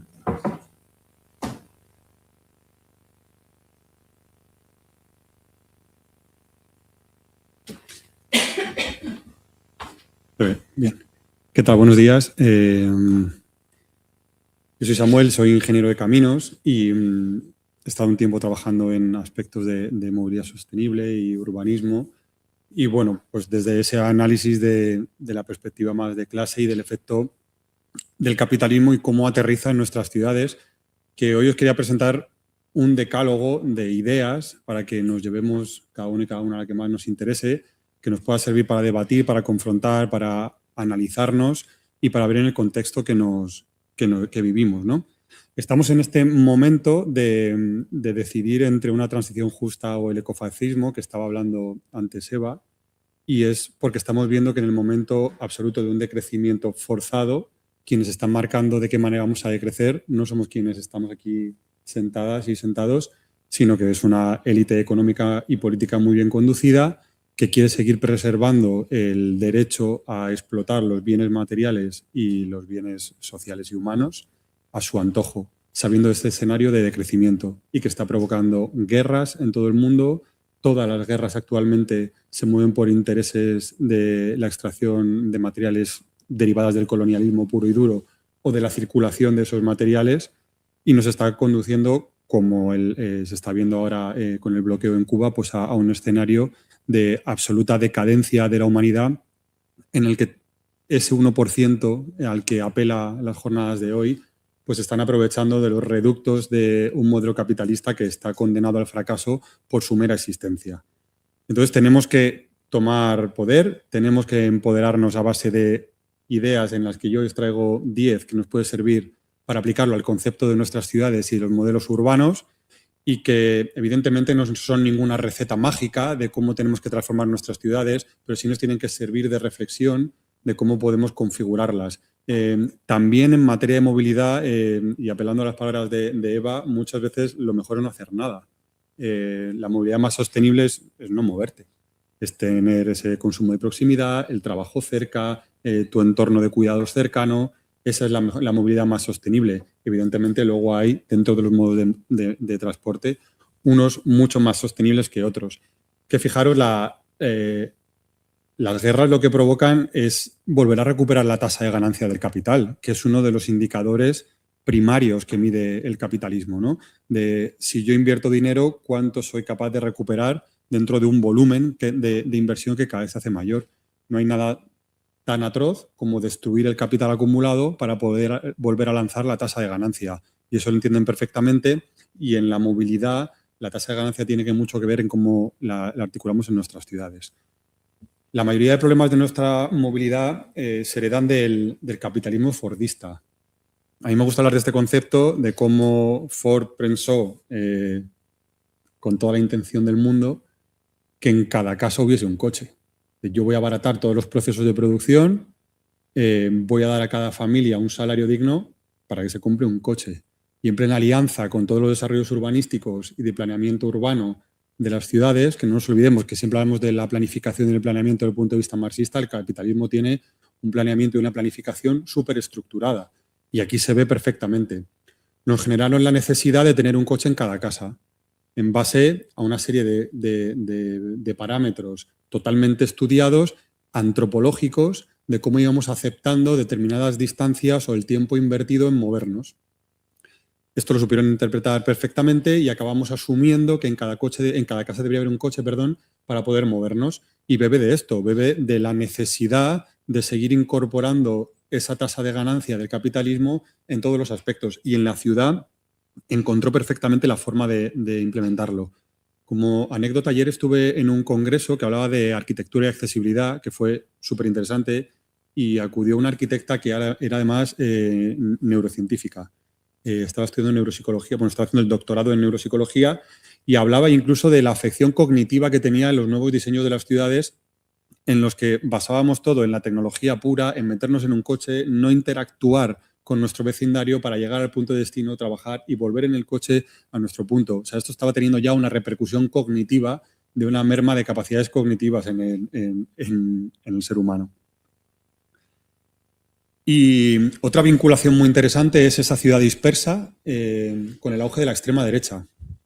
Hay un libro que se llama La España de las piscinas, no sé si lo conocéis, es una maravilla, en el que se queda en ese auge de ciudadanos. En los barrios periféricos, ahí os he puesto 2 desarrollos urbanísticos que podría ser casi cualquier ciudad de España. Me parece que el de arriba es Madrid y el de abajo es Zaragoza, creo. En la inmensa mayoría de las ciudades grandes creció de esta manera, de forma totalmente interesada, porque esto genera el aceleramiento del consumo. Son más desplazamientos, es más infraestructura, más carreteras, más necesidades de transporte, más consumo de gasolina o del combustible que sea, más electrificación en el caso de que sean coches eléctricos, mayores distancias recorridas, acelera el consumo capitalista. Así es como el capitalismo decidió ir implantándose en nuestras ciudades y vinculando el coche a una necesidad absoluta para poder mantenernos vivos dentro de una ciudad. Y este tipo de ciudad dispersa provoca además la pérdida de contacto con nuestra ciudadanía más cercana, la pérdida de contacto con las necesidades más reales y nos guetiza, ¿no? Yo vivo en mi urbanización en la que parece que tengo todo dentro. Tengo la piscina, tengo a mi hijo o mi hija cuidado porque el vecindario lo conoce y sabe dónde estoy. Y parece que todo lo ajeno, todo lo que se salga de esas 4 paredes nos es extraño. Y el auge de la extrema derecha en muchos de estos barrios en los que Ciudadanos, bajo esa mantra liberal, quiso implantarse en nuestras ciudades, pues ha tenido esta derivada, ¿no? A base de infundirnos ese miedo al ajeno, porque yo vivo entre mis 4 paredes perfectamente acomodados. Sin el coche esta connivencia sería impensable porque tendríamos que vivir en una ciudad mucho más próxima y mucho más cercana. Es decir, el coche está funcionando a veces como el vehículo de la extrema derecha en muchos de nuestros barrios, porque está provocando precisamente ese efecto de aislamiento. Un cuarto concepto que quería introduciros es la paradoja de Bryce, que seguro que Román la conoce perfectamente. Bryce lo estudió pues, hace unos 70, 80 años aproximadamente, que venía a decir que la ampliación de la capacidad de una carretera conllevaba a un colapso aún mayor de esa infraestructura. Y claro, pensábamos, joder, si aquí hay una carretera que está colapsada, si pongo un carril más, esta carretera tiene que funcionar mucho mejor, ¿no? Es como el pensamiento más inmediato. ¿Pero qué provoca la ampliación de un carril de carretera? que en esta política de expansión urbana que el capitalismo pretende en nuestras ciudades, permite el desarrollo urbano a las afueras de las ciudades, porque ahora podemos lanzar la premisa de no te preocupes, que en muy poco tiempo, que le hará con el siguiente concepto, tú vas a estar en el centro de la ciudad en tu puesto de trabajo. No te preocupes porque es que hemos ampliado la capacidad de la carretera, ya no hay atasco, tú ya te puedes mover por acá. Se provocan nuevos desarrollos, más gente se va a vivir a las afueras, echamos a la gente del centro de las ciudades para provocar una turistificación además y esa gentrificación de la que estabais comentando también antes, y provoca el nuevo efecto. Si mando fuera a otras 3.000 personas que se tienen que mover en coche de forma forzada, esa carretera vuelve a estar colapsada. ¿Qué llevamos? Nueva infraestructura, metamos un carril más, que va a ser la solución seguro. Y lo que estamos derivando es que las soluciones en materia de movilidad, que deberían de ser colectivas y planificadas, pensamos que son una suma de decisiones individuales. Es decir, pues tengo esta carretera que me la han ampliado, voy a ir yo, que voy a ser el más listo de la ciudad y nadie más lo va a usar. Pues no, ese pensamiento lo tienen muchísimas otras personas que también van a elegir esa misma carretera. Pero es que el capitalismo lo necesita. Pensar otro de los conceptos en los que se mide el bienestar social, el Producto Interior Bruto. ¿Qué contribuye más al Producto Interior Bruto? ¿Una ciudad sana o una ciudad enferma? ¿Una ciudad atascada o una ciudad que se mueve a pie y pedaleando? Entonces, el propio capitalismo, la propia forma de medir el capitalismo en nuestras ciudades nos está diciendo que para progresar en estos términos capitalistas tenemos que tener una ciudad insana, con atascos, en la que nos movamos en coche, porque acelera el consumo. Entonces, quitar coches ya no es solo una necesidad de salud, es un acto revolucionario, porque choca de bruces con los intereses capitalistas en nuestras ciudades. Es algo que tenemos que llevar a rajatabla en cada una de las ciudades en las que consigamos entrar a gobernar, como medida prioritaria. Quitar coches. ¿Afecta a la clase trabajadora? Por supuesto, y lo resolveremos. Pero la primera premisa es quitar coches, porque choca de bruces con estos intereses capitalistas. Y ¿te puedo hacer una matización? Y por favor, vosotros también. ¿Y quién es la clase trabajadora hoy en día? Bueno, la clase trabajadora es toda... La idea del obrero en coche... No, la clase trabajadora... Absolutamente en discusión. Y de hecho, si hacemos un análisis en los barrios, por ejemplo, de los centros de las ciudades, los barrios más precarios a veces es vivienda más precaria cerca de los centros de trabajo, porque no son gente que ya se desplaza a una fábrica, sino que van a trabajar a un restaurante, van a trabajar a sitios que no son... Eso por descontado que hay otra serie de... La clase trabajadora con menos recursos, para mí clase trabajadora es toda aquella que gana dinero despierto trabajando, no durmiendo. Para mí ese es un elemento que nos puede servir para diferenciar qué es clase trabajadora. Si ganas dinero durmiendo, igual no eres clase trabajadora. Entonces, la clase trabajadora con menos recursos es la que más usa el transporte público, concretamente las mujeres migrantes. Es decir, todas las políticas de movilidad pensadas para la movilidad sostenible tienen una componente de clase y de género brutal, aunque a priori pensemos lo contrario. Pero aquí hay otro concepto que no lo he incorporado, pero que viene al caso, que a Juan seguro que le gusta, que es el heurístico de disponibilidad. ¿Sabéis lo que es? Pues un heurístico normalmente es un sesgo cognitivo, es decir, una mala jugada que nos hace el cerebro a la hora de interpretar la realidad. Y pensamos que lo más cotidiano es lo mejor para nosotros. ¿Y qué tenemos en nuestra calle de forma cotidiana? Coches aparcados. Pensamos que es que si existe, es lo que vemos, es la solución real, porque es lo que tenemos al alcance de cualquiera. Es que eso es un sesgo cognitivo que luchar contra él requiere de una batalla cultural muy profunda, porque hay una publicidad en torno al coche en cada calle. Y esa publicidad no la tenemos con autobuses, ni con metro, ni con bicicletas. Sí la tenemos con gente caminando, pero no ocupa ese volumen tan grande de 9 metros cuadrados aparcados en la puerta de tu casa. Entonces, ese sesgo cognitivo exige de una batalla cultural muy profunda para desmontarlo. ¿Y por qué se aprovechan de otro concepto importante? Que es la constante de Marchetti. Marchetti fue un matemático italiano que ya teorizó que antropológicamente el ser humano destinaba media hora de media a moverse en sus desplazamientos cotidianos, media hora de ida y media hora de vuelta. Claro, en una ciudad romana era cruzarte la ciudad andando, ¿no? Pues desde el centro de la ciudad o desde la periferia hacia el centro hasta tu punto de trabajo, hasta tu punto de cuidado, tu punto de encuentro, era media hora.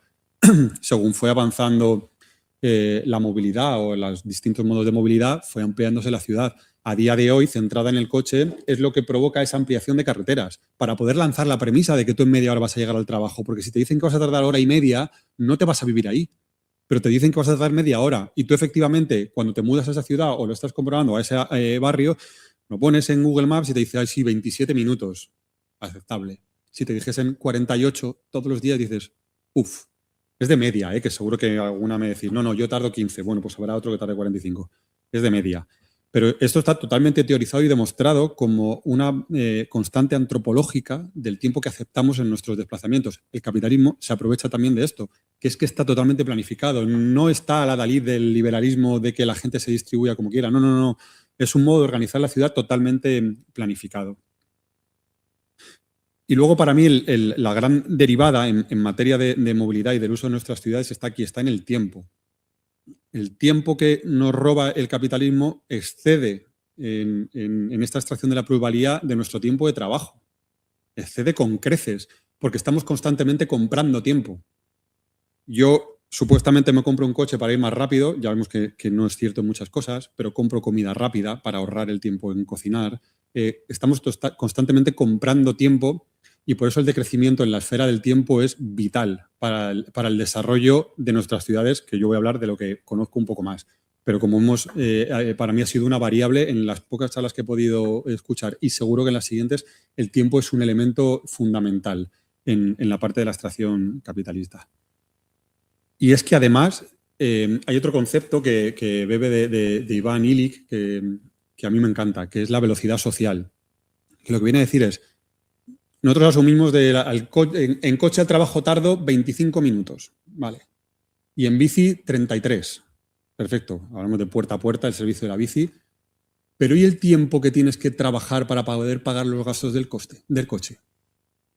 Si empezamos a considerar esto, yo tengo alguna tabla hecha que os la podría compartir de, bueno, yo gano más o menos esto la hora, me cuesta esto, el coste por kilómetro de un coche está estimado en unos 40 céntimos aproximadamente, hay una horquilla entre 35 y 50 céntimos. Si incorporamos a la ecuación este elemento, el coche deja de ser el vehículo más rápido, pero de largo, porque tenemos que invertir una cantidad de tiempo para poder pagar ese coche, en la mayoría de los casos para poder desplazarnos a nuestro puesto de trabajo, que hila perfectamente en esta velocidad que ya no es tal con la extracción de plusvalía. Es que me han obligado a comprarme un coche para ir al puesto de trabajo, es alucinante. Es decir, el propio sistema capitalista ya me está extrayendo mi plusvalía en el puesto de trabajo y también en el trayecto al puesto de trabajo porque me ha obligado a comprarme un coche, a pagar un seguro, a hipotecarme para pagarlo, a pagar la gasolina todos los días y si es eléctrico, a montar toda la infraestructura para el coche eléctrico de la misma manera. Evidentemente, y aquí en Asturias lo sabéis muy bien, no hay una única movilidad. Por supuesto, las necesidades del mundo rural y de la ciudad, no voy a entrar en detalle, son totalmente distintas, pero hay un porcentaje de la población elevadísimo que vive en ciudades medianas y grandes en las que los parámetros de movilidad podrían ser otros muy distintos y en el que el coche podría ser totalmente prescindible o solo reducido a casos muy concretos, casos de cuidados, casos de... El típico caso que me dicen en muchas charlas es que mi padre es fontanero y me dice, pues tu padre que usa el coche. Claro, si tiene que llevar una barbaridad de herramienta para poder hacer su trabajo, sí, pero si tú te desplazas todos los días de tu puesto de trabajo en una oficina a tu casa, pues la ciudad se tendrá que organizar de otra manera para que tú lo puedas hacer en transporte público o en bici, o igual es que tu oficina no puede estar en un polígono a las afueras de la ciudad. Y no podemos permitir esos procesos de deslocalización. Tenía aquí alguna cosa apuntada antes de otras charlas. Sí. Yo vivo en zona Dana. Fui uno de los sufridores de la Dana. Y fue muy curioso porque lo que comentaba antes Eva, de que decían, es que o personas o árboles. A mí, después de una charla que estuvimos haciendo de cómo se debería de reconstruir toda la zona Dana, de qué parámetros tenemos que tener en cuenta, el alcalde me acusaba de decir, que prefieres las lechugas a las personas, o lechugas o personas. Y yo le decía, pero ¿cómo que lechugas o personas? Que la zona de huerta es imprescindible en Valencia. Lo primero por ser parte de su tejido, ¿no? Que es que donde yo vivo se llama la zona Horta Sud, Huerta Sur, y no queda huerta. Es alucinante, porque donde había campos y campos de huerta, ahora hay polígonos industriales. Pensad en el efecto del agua cayendo en una huerta permeable o el agua cayendo en un polígono lleno de asfalto y hormigón. La velocidad que coge el agua y con la que nos llegó a nuestras ciudades, que era realmente como el río Tajo debajo de mi casa, es provocado por supuesto, por los efectos del cambio climático, pero por toda la alteración del territorio que ha habido alrededor. Porque en Valencia y en el área metropolitana de Valencia, danas, no con este efecto, ha habido siempre, pues por el efecto de la gota fría.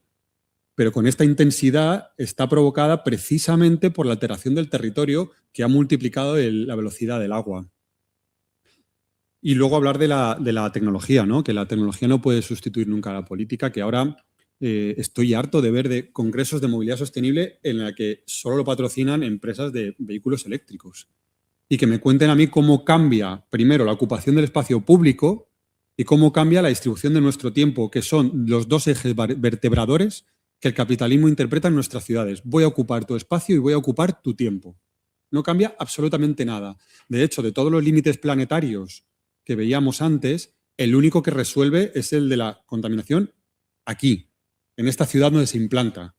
Pero que cuenten la contaminación en las minas de litio, en la extracción de cobalto y de tantos minerales y tierras raras que se necesitan para la fabricación de los coches eléctricos o la propia electrificación de las ciudades. ¿De dónde van a sacar el cobre para llevar a los cargadores a todas las casas?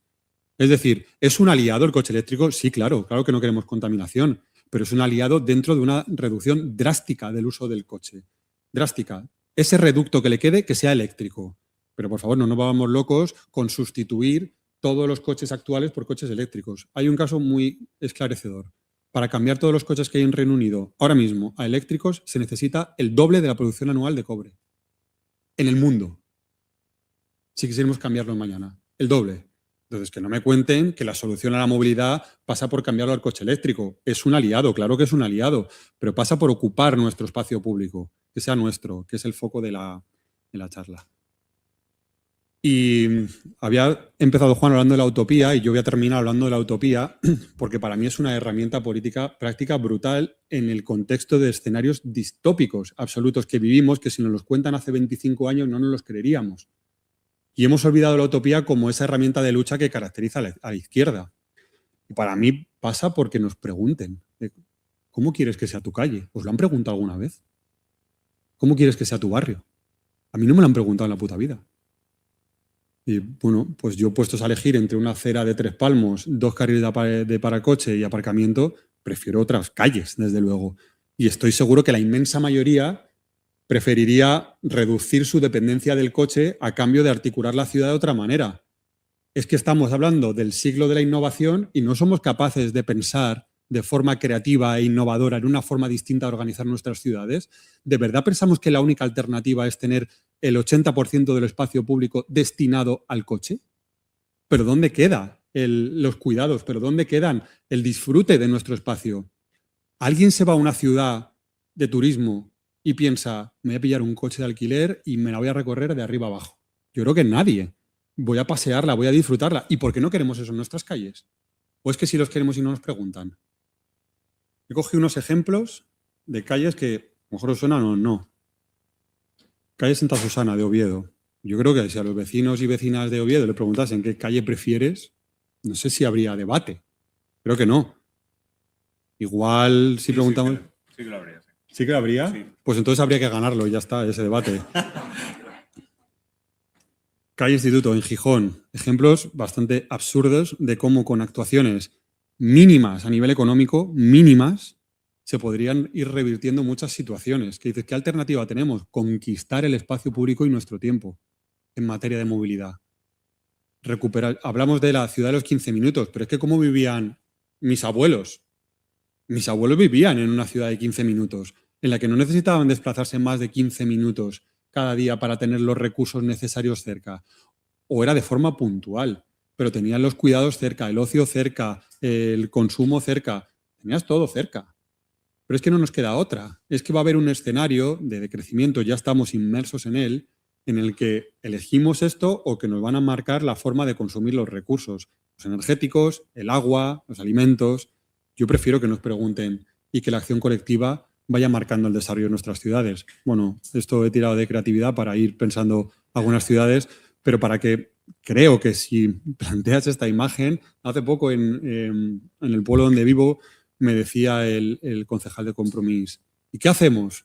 Le digo, pues imprime esto y pégalo en todas las calles que sabemos con el plan de movilidad urbana sostenible que hay a día de hoy, que lo ha aprobado el Pleno del Ayuntamiento y que no ha implementado ninguna medida desde el año 2022, ninguna, pega en cada calle cómo podría quedar aplicando el plan de movilidad urbana sostenible que ha aprobado ese ayuntamiento.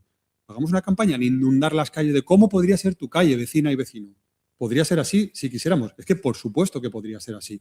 ¿Y dónde voy a aparcar? Pues mira, te vas a mover 10 minutitos andando a tu coche. De la misma forma que yo me muevo 10 minutitos al transporte público cuando lo necesito, y si no quieres moverte, pues coge la bici o pensemos en otro sistema, en el siglo de la innovación, en el que podamos tener algunos coches a disposición de la ciudad para aquellas personas que lo precisen en momentos puntuales. El coche está parado el 95% del tiempo.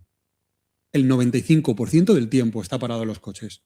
Esto no es que no lo hayamos sacado de la manga. Hay estudios sumamente rigurosos que hablan de este tiempo de media. Evidentemente un taxi no, pero los coches en propiedad el 95% del tiempo. Entonces, por concluir ya, yo quiero que nos quedemos con esta reflexión en base a este decálogo de ideas que me gustaría lanzar, que a lo mejor no estaban muy bien enlazadas, lo he intentado lo mejor posible, de que quitar coches no es solo una necesidad de salud, que creo que no he abordado este tema, pero porque es sumamente conocido, sino que es revolucionario porque choca de frente con los intereses capitalistas en nuestras ciudades. Muchas gracias.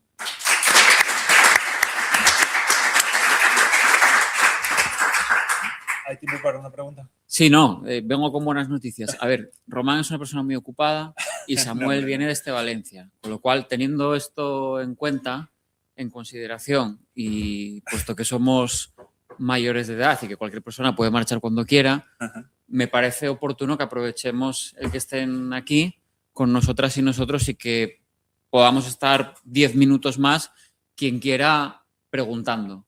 A continuación comemos y a las 4 volvemos con muchísimas actividades importantísimas, o sea que no marche de aquí ni Dios, ¿eh? Pero yo creo que vamos a dar un tiempo de 10 minutos, ¿de acuerdo? Sí, yo os hago una cuestión. Antes estaba escuchando la ponencia anterior y hay cosas que puedo estar de acuerdo o no. Por ejemplo, en las cuestiones de las baterías o en cuestiones que son más personales mías. Pero me ocurre siempre lo mismo. Tenemos la razón, tenemos los datos. ¿Cómo hacemos esto? ¿Cómo lo vendemos? ¿Cómo lo hacemos popular? ¿Vale? O sea, quiero decir, aquí en realidad estamos gente que nos conocemos, que más o menos... Es curioso porque los ejemplos que puso Samuel, a nada que te metes en este mundo del tema de la movilidad sostenible y demás, son casi como los pilares, ¿no? De alguna manera. Tú has hecho una exposición buena, además yo creo que muy bien estructurada, bueno, pues de las cosas básicas, ¿no? Que ya sabemos que están estudiadas, que están trabajadas, que estamos hablando de debates que tienen 50 años, que tienen 60, que tienen 70. Antes se hablaba del informe Meadows. Es que es un poco ridículo. ¿Cómo hacemos esto popular? Yo no sé, yo creo que hay una pauta que creo que es el tiempo, es decir, muchas veces las transformaciones urbanas, pues como nos tenemos que poner muy de acuerdo, somos mucha gente, con lo cual tenemos que tener paciencia y, de hecho, ejemplos como Pontevedra o ejemplos, pues lo que está ocurriendo ahora en Barcelona y demás, pues son transiciones de 20, 30, 40 años, pero yo creo que hay un punto ahí que se nos olvida siempre, que no trabajamos, que es cómo hacerlo popular. ¿Cómo hacer que esto sea realmente un interés? ¿Cómo hacer que realmente esto sea una demanda ciudadana? Ahí lo dejo. Es una reflexión súper interesante. Yo aquí soy bastante bruto en el sentido de está totalmente argumentado las necesidades que tenemos en nuestra ciudad y hacia dónde nos encaminamos si no actuamos. Y afortunadamente París nos está brindando un ejemplo maravilloso de cómo se puede cambiar una ciudad. ¿Ha empezado por el centro? Claro, faltaría más. No van a empezar por un barrio chiquitito obrero. Han empezado por el centro. Pero es alucinante la transformación de París y no ha sido 20 o 30 años. O sea, Barcelona. Ha sido 20 años, sí. Hay capacidad de cambiar las ciudades en muy poco tiempo. Además, es que es una herramienta política brutal que tenemos que ser capaces de desarrollar. Aquí juega en contra muchísimas cosas. Lo primero, la batalla cultural en torno al coche, que se asocia a la libertad, que se asocia al empoderamiento, que se asocia a un montón de mierdas que nos han venido durante mucho tiempo, que tenemos que saber confrontar. Que tenemos que saber confrontar planteando ciudades mucho más atractivas y tenemos que construir en ese imaginario colectivo que nuestra ciudad que queremos plantear es infinitamente mejor que la suya. Porque tenemos que alejar del modelo productivo actual y de todo vincularlo al crecimiento del Producto Interior Bruto para que nuestra ciudad pueda resonar, ¿no?, al ritmo del crecimiento que nos están marcando. No. Planteémoslo en el resto de nuestra vida, que no se circunda a lo laboral y a lo productivo, como nuestra ciudad es infinitamente mejor. Yo venía esta mañana paseando por Avilés, desde la estación de autobuses aquí, y decía, es que quien prefiera un casco urbano lleno de coches por todos lados a poder pasear claramente por esto, pues tiene un serio problema, ¿no?, cognitivo. Creo que tiene que ser a golpe de transformaciones radicales. Ya no hay tiempo para vamos a hacer un proyecto piloto en esta calle. No. Vamos a ir cambiando barrios enteros, en el que habrá que dar soluciones a muchos problemas, pero es que el inmovilismo del escenario actual no es no es que no sea una alternativa, es que no es una realidad. El permitir que esta situación se prolongue no es una realidad. Entonces, articulemos este momento crítico para dar una respuesta puramente utópica.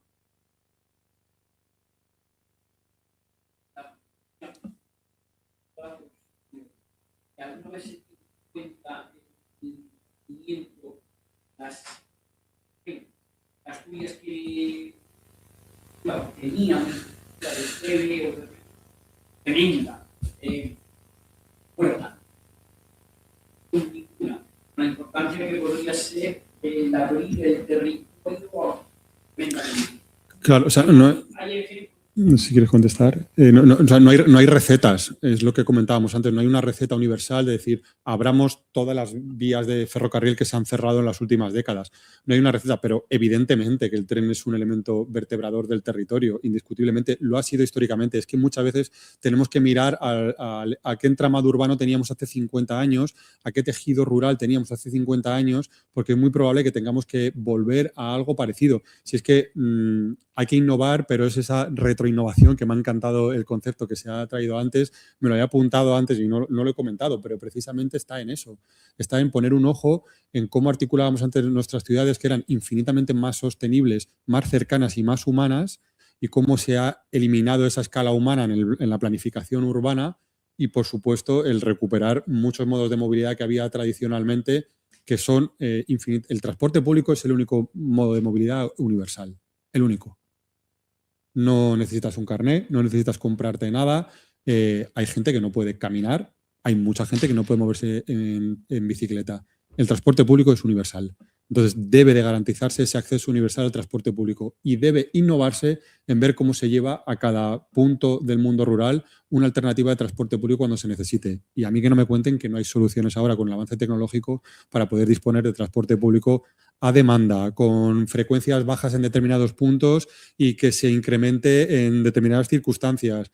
Poder coordinar los horarios de las citas médicas de los pueblos con el transporte público. De verdad no se puede hacer eso, que no nos cuenten películas. Pero claro, aparte de que es trabajo, eliminaría el elemento del coche. Y no, de momento no quieren. De momento no quieren.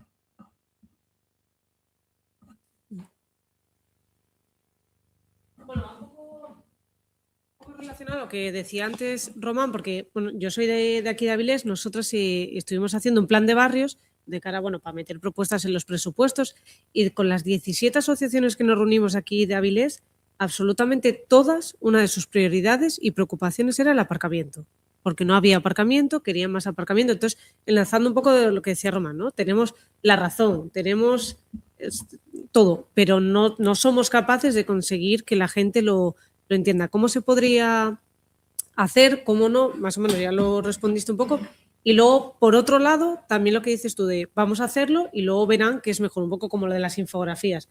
Un par de calles más aquí, en el barrio de Versalles, la calle La Paz, era una de esas calles, uno de los ejemplos que ponías de cómo es y cómo podría ser. O sea, una calle con 2 carriles, totalmente llena de tráfico, sucia, y se hizo esa intervención de un solo carril, poner, de hecho, hicieron como maceteros con neumáticos reciclados, y al principio fue la hostia en el barrio, o sea, todo el mundo en contra, cómo van a cambiar el tráfico, pero luego los vecinos se dieron cuenta de que había mejorado, de que era más agradable, de que se podía pasear, pero claro, yo no sé hasta qué punto hay esa capacidad, porque a veces son proyectos a largo plazo y te quedas en la parte en la que hay esa confrontación vecinal, dicen, pues esto fuera porque nos han quitado los coches, nos han quitado tal.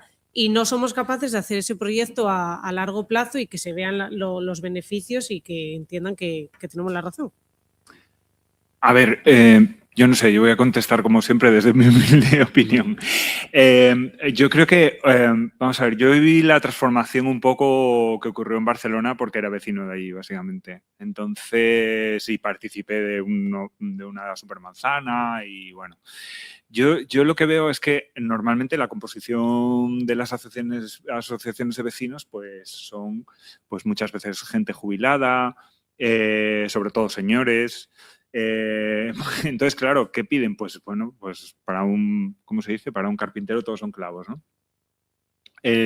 Uno de los grandes aciertos que se hizo en Barcelona, aparte de hablar con todo el mundo, de tener una comunicación constante, de ser extremadamente pesados y utilizar una herramienta que se utiliza mucho en los ambientes culturales que se llama la mediación, es decir, esas personas que están en el medio, que están intentando ver cómo se pueden establecer lazos, que para eso hay que dedicar muchos recursos, también dinero, igual que para la comunicación, que a veces es como que algo como que se olvida, ¿no? Lo que hicieron fue no preguntar solo a las asociaciones de vecinos, porque en la ciudad existe muchas otras personas. Por ejemplo, existen los colegios, existen, pues es que, yo qué sé, las asociaciones deportivas, existe un montón de actores de la ciudad que las asociaciones de vecinos, en el fondo, tradicionales, no reflejan, ¿no? Y luego, yo creo que en Barcelona lo que se hizo fue eso, sobre todo muy intensivamente. Y luego sí que es verdad que hubo parte de estas alcaldías que estábamos hablando antes, tienen mucho que ver con esta idea del urbanismo táctico y todas estas cosas, ¿no? Que es lo que dices de los dibujitos y todo esto, ¿no? Todo esto nace una serie de experimentos que hubo, pues bueno, históricamente podría ser, bueno, un par de manzanas que hubo en Nueva York. Se puso muy de moda, es cierto que hubo mucha literatura y, bueno, encauzó casi con la pandemia, con los fondos europeos, con el dinero, digamos, con movilidad sostenible, hubo una tradición así, ¿no? Y empezaron ciudades de todo el mundo a hacerlo y entonces cada ciudad de alguna manera tuvo su cascayu, ¿no? Cascayu es como lo llamamos la peatonalización del muro de San Lorenzo en Gijón, que es una de las pocas en España que se ha revertido entera por la justicia, ¿no? Sí. Entonces, el tema es que, claro, esto pues tenía sus fortalezas y sus debilidades. La fortaleza es que peatonalizas así, bueno, tapas el tráfico y ya está. Es que es una de las maneras, ¿no? Pontevedra lo hizo así, en una ciudad pequeña y demás. El tema es que, claro, te la pueden desmontar. Claro. Entonces, yo creo que la solución está para dar un vuelco así, estilo Samuel, como venías explicando, yo creo que la solución es, aparte de mucha conversación y mucha explicación, yo creo que hay que ser zorro. Es decir, en Barcelona se tiraron por cuestiones como no tenemos para peatonalizar todo el barrio, pero tenemos para tapar la calle. Os pongo un ejemplo muy fácil. ¿Qué hacían de las primeras protestas de las superillas? Que hubo mucha confrontación, o sea, todo lo que os podéis imaginar, se pasó a no hablarlo tanto, no explicarlo tanto, pero sí de repente cerrar una calle con la acera. Es decir, se cerraba esa calle. ¿Vale? No se hacía nada más, se quedaba un cul-de-sac, ¿vale? Una cosa así, pero se iba cerrando. Se iba aumentando este paseo, se iba aumentando ese paseo y se iba generando el mismo efecto que el urbanismo táctico, ¿vale? Pero sin tanta pompa, sin tanto dibujo y sin tanto tal. O sea que, de alguna manera, todas estas ideas pasaron también por sus transiciones, pero yo creo que lo que hay que acelerar es ser ágil, o sea, ser lo más rápido posible. Y, por ejemplo, yo lo que he visto en Gijón, con una concejalía que se puso ahí de Izquierda Unida y estuvo ahí bastante potente con este tema, es que se pasaron el tiempo haciendo proyectos. Pero es que el problema es que no estamos en época de proyectos, estamos en época de cortar la calle. ¿Qué problema hay? Pues que una maceta te la pueden apartar, pero si extiendes la acera, no. Es decir, entonces hay que ir luchando. Y luego, ya acabo, yo creo que en este tema y en general, la palabra solución hay que quitarla de la boca, porque no hay soluciones, es una lucha constante y por eso igual la idea de transición es que yo creo que hay que estar ahí constante. Entonces no se pueden vender soluciones porque no las hay. O sea, es una cuestión de ver cómo podemos mitigar de aquí, allí, de allá. Bueno, yo lo veo así, ¿eh? Sí, yo lo comparto bastante. Hay una parte primera que habría que hacer, que es recoger datos. Que solo conozco muy pocas regiones en las que hagan realmente encuestas en profundidad de cómo se mueve la gente ahí dentro, qué desplazamientos tienen, dónde están los polos atractores de movilidad y dónde están los espacios residenciales. Porque si no tenemos datos de cómo se está estructurando nuestro territorio, cómo nos estamos moviendo, tiene los datos muy aislados, ¿no? Pues en metro circula tantas personas, oye, pero ¿de dónde vienen? ¿Hacia dónde van? ¿Qué necesidades reales hay? Hablando del caso concreto de una ciudad como Avilés, es que o sea, a mí se me ocurren 250 propuestas que se podrían poner. Un aparcamiento a las afueras con un sistema de transporte público constante que vaya recogiendo a la gente y lo vaya dejando en el aparcamiento si necesita ir por su coche. Una solución que es de perogrullo y pensada en este minuto. No sé si yo soy de Madrid y estuve formé parte del gobierno de Ahora Madrid, dirigí a una de las empresas públicas de allí con Carlos Sánchez Mato y no sé si os acordáis de la batalla por Madrid Central. ¿Os suena? Madrid, sí, ¿verdad? Lo primero que iba a hacer Almeida a llegar a Madrid era desmontar Madrid Central. Madrid Central se ha ampliado. Es decir, tú dile a los vecinos que viven en esos barrios que van a volver a tener más coches. También está totalmente estudiado que este tipo de políticas tardan en darse sus efectos unos 6 meses. Pontevedra lo sabía perfectamente y decían, tenemos que correr, hay que hacerlo, 6 meses de protestas diarias y a vivir. Hace poco, para el alcalde del pueblo en el que vivo, le hice un informe de todos los municipios del orden de magnitud del municipio en el que vivo que llevaban décadas revalidando gobiernos con propuestas de movilidad potentes, de cerrar calles, carriles bici, peatonalizar, cerrar calles, mal dicho, abrir calles al peatón, cerrar calles al coche, carriles bici, peatonalizar, era abrumador la tasa de repetición de la propuesta municipal cuando se actuaba en el entorno urbano así. De hecho, es que la calle de Gijón y muy poquitas más se han revertido. A mí me venía a la cabeza también algo también muy similar con la calle Galileo en Madrid, que también era una calle ridícula, que también fue objeto de noticias y noticias que yo pensaba, los de fuera en Madrid tienen que estar hartos de escuchar esta mierda de calle, que han puesto 4 maceteros, fantásticamente puestos, y que han hecho de ello una batalla política. O sea, ver la importancia que tiene realmente la movilidad y confrontar al coche para que de una calle insignificante en Madrid hicieran una batalla política en la que iban, al día siguiente de ganar las elecciones, se fueron con una grúa a quitar 4 maceteros para que salieran las noticias. Y yo decía, qué ridículo tan espantoso estamos haciendo por una calle muy pequeña del centro de Madrid. Pero si fuésemos a preguntar dónde se han producido las verdaderas peatonalizaciones, me sorprendería mucho que la gente quiera revertir esa situación. Cuesta y hay que aguantar el chaparrón 6 meses y después a disfrutar del espacio público. Y ha pasado, por apuntar un poco, ha pasado también que han pasado los años, ¿vale? Por ejemplo, del caso de Gijón podemos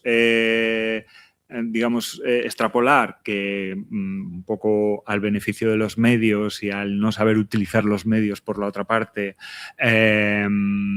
se consiguió incluso quitar una peatonalización muy importante, pero lo que ha pasado es que ese equipo gobierno que ha tenido como programa electoral eso, porque no tenía nada más, ahora se da cuenta de que en el fondo sus ideas ya no venden.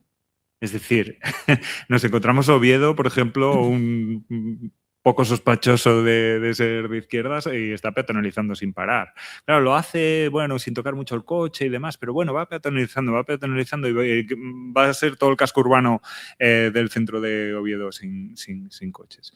Entonces yo creo que ocurre un poco esto, ¿no? Que encima está pasando que esto ya se está convirtiendo en la normalidad, ya no empieza a ser tan raro que queramos tener calles un poco decentes, con más de 1 metro de acera.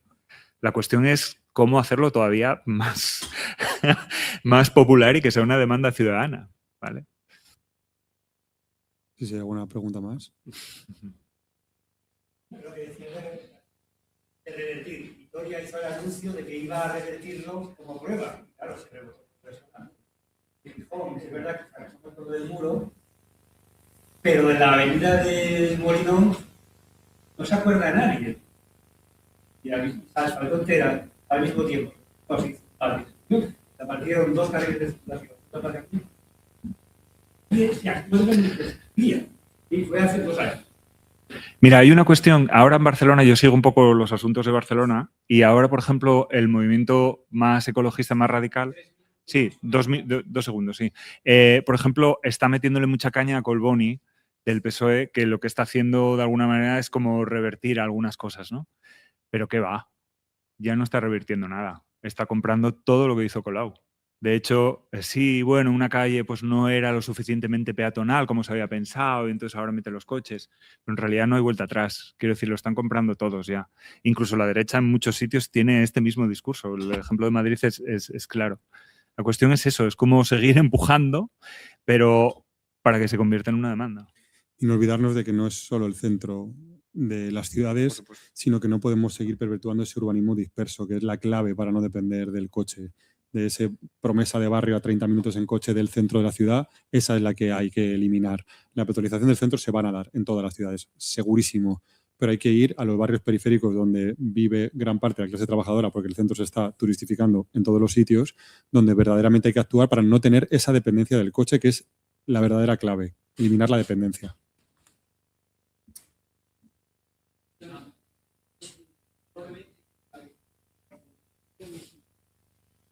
Aumentemos los paseos, aumentemos las rutas. Yo quisiera también que a las barrios, ciudades, es decir, los jardines, las zonas verdes, hoy por hoy, en Avilés, es solamente la casa, solamente llegar cada 20 días, cada 50, no hay nada que no sea, no hay un jardín que no sea como este suelo, simplemente. Y es más, se impide la participación, no se pregunta a los vecinos. Independientemente de Avilés, con las dos contratas que hay de mantenimiento de jardines, 2 o 3. El mantenimiento de las zonas verdes forma parte también, humaniza esa calle, humaniza ese espacio. Totalmente. Ya por concluir, es que además el coche ha sido el elemento que ha permitido aumentar la pretendida separación entre el entorno natural y la ciudad. Esa dicotomía la ha generado el coche. Ahora hablamos de voy a ir a pasar el día al campo y nos olvidamos de que nosotros formamos parte de ese ecosistema. Y lo que pretendemos en nuestra ciudad es tener un jardincito y tener que ir a pasar el día al campo para el que me cojo el coche para ir allí. O sea, nos ha fomentado esa ruptura con el medio natural que habitamos. Un aplauso, ¿no? Gracias. Gracias. Bueno. Podemos descansar hasta las 4, ¿vale? Pero muy brevemente recordad que menuda tarde que nos queda y menuda tarde que me vais a dar. A las 4, o sea, ya empezamos a ver como los frutos prácticos de la colaboración público-común. Tenemos una primera parte de ejemplos de objetotecas climáticas comunitarias con 2 proyectos de vanguardia aquí en Asturias. Tenemos después una sección de vivienda colaborativa intergeneracional de cohousing, con ejemplos prácticos también de aquí, de Asturias. Una mesa absolutamente interesante de masculinidades, de nuevas masculinidades ecologistas y de la relación histórica entre feminismos, ecologismos, movimiento LGTBIQ+, etc. Presentamos la novela de Carolina Sarmiento, Las fronteras, que es brutal. 2 exposiciones de Hugo Abad y de Gabriel Menéndez hablando de crecimiento, Gabriel está aquí, postcrecimiento, qué es esto, etcétera, etcétera. Y una parte final con un debate acerca de las relaciones entre industria, nuevos modelos industriales, ecologismo, proyectos de ecologismo, con Alba, profesora de Derecho al Trabajo en la Universidad de Oviedo, Paco Ramos, aquí presente, de Ecologistas en Acción, con Javi Campa, de UGT, y con Esther Arbón, de Comisiones Obreras. Y Concha, que es la responsable de redes de trabajo de Izquierda Unida de Asturias, además de profesora catedrática de Matemáticas de la Universidad de Oviedo, pues clausurará conmigo para presentar un poco lo que estamos haciendo en la red de medio ambiente y ecosocialismo. Transicionando hacia el ictus, por lo menos por mi parte, ahora mismo. Así que a las 4 nos volvemos a ver. Gracias.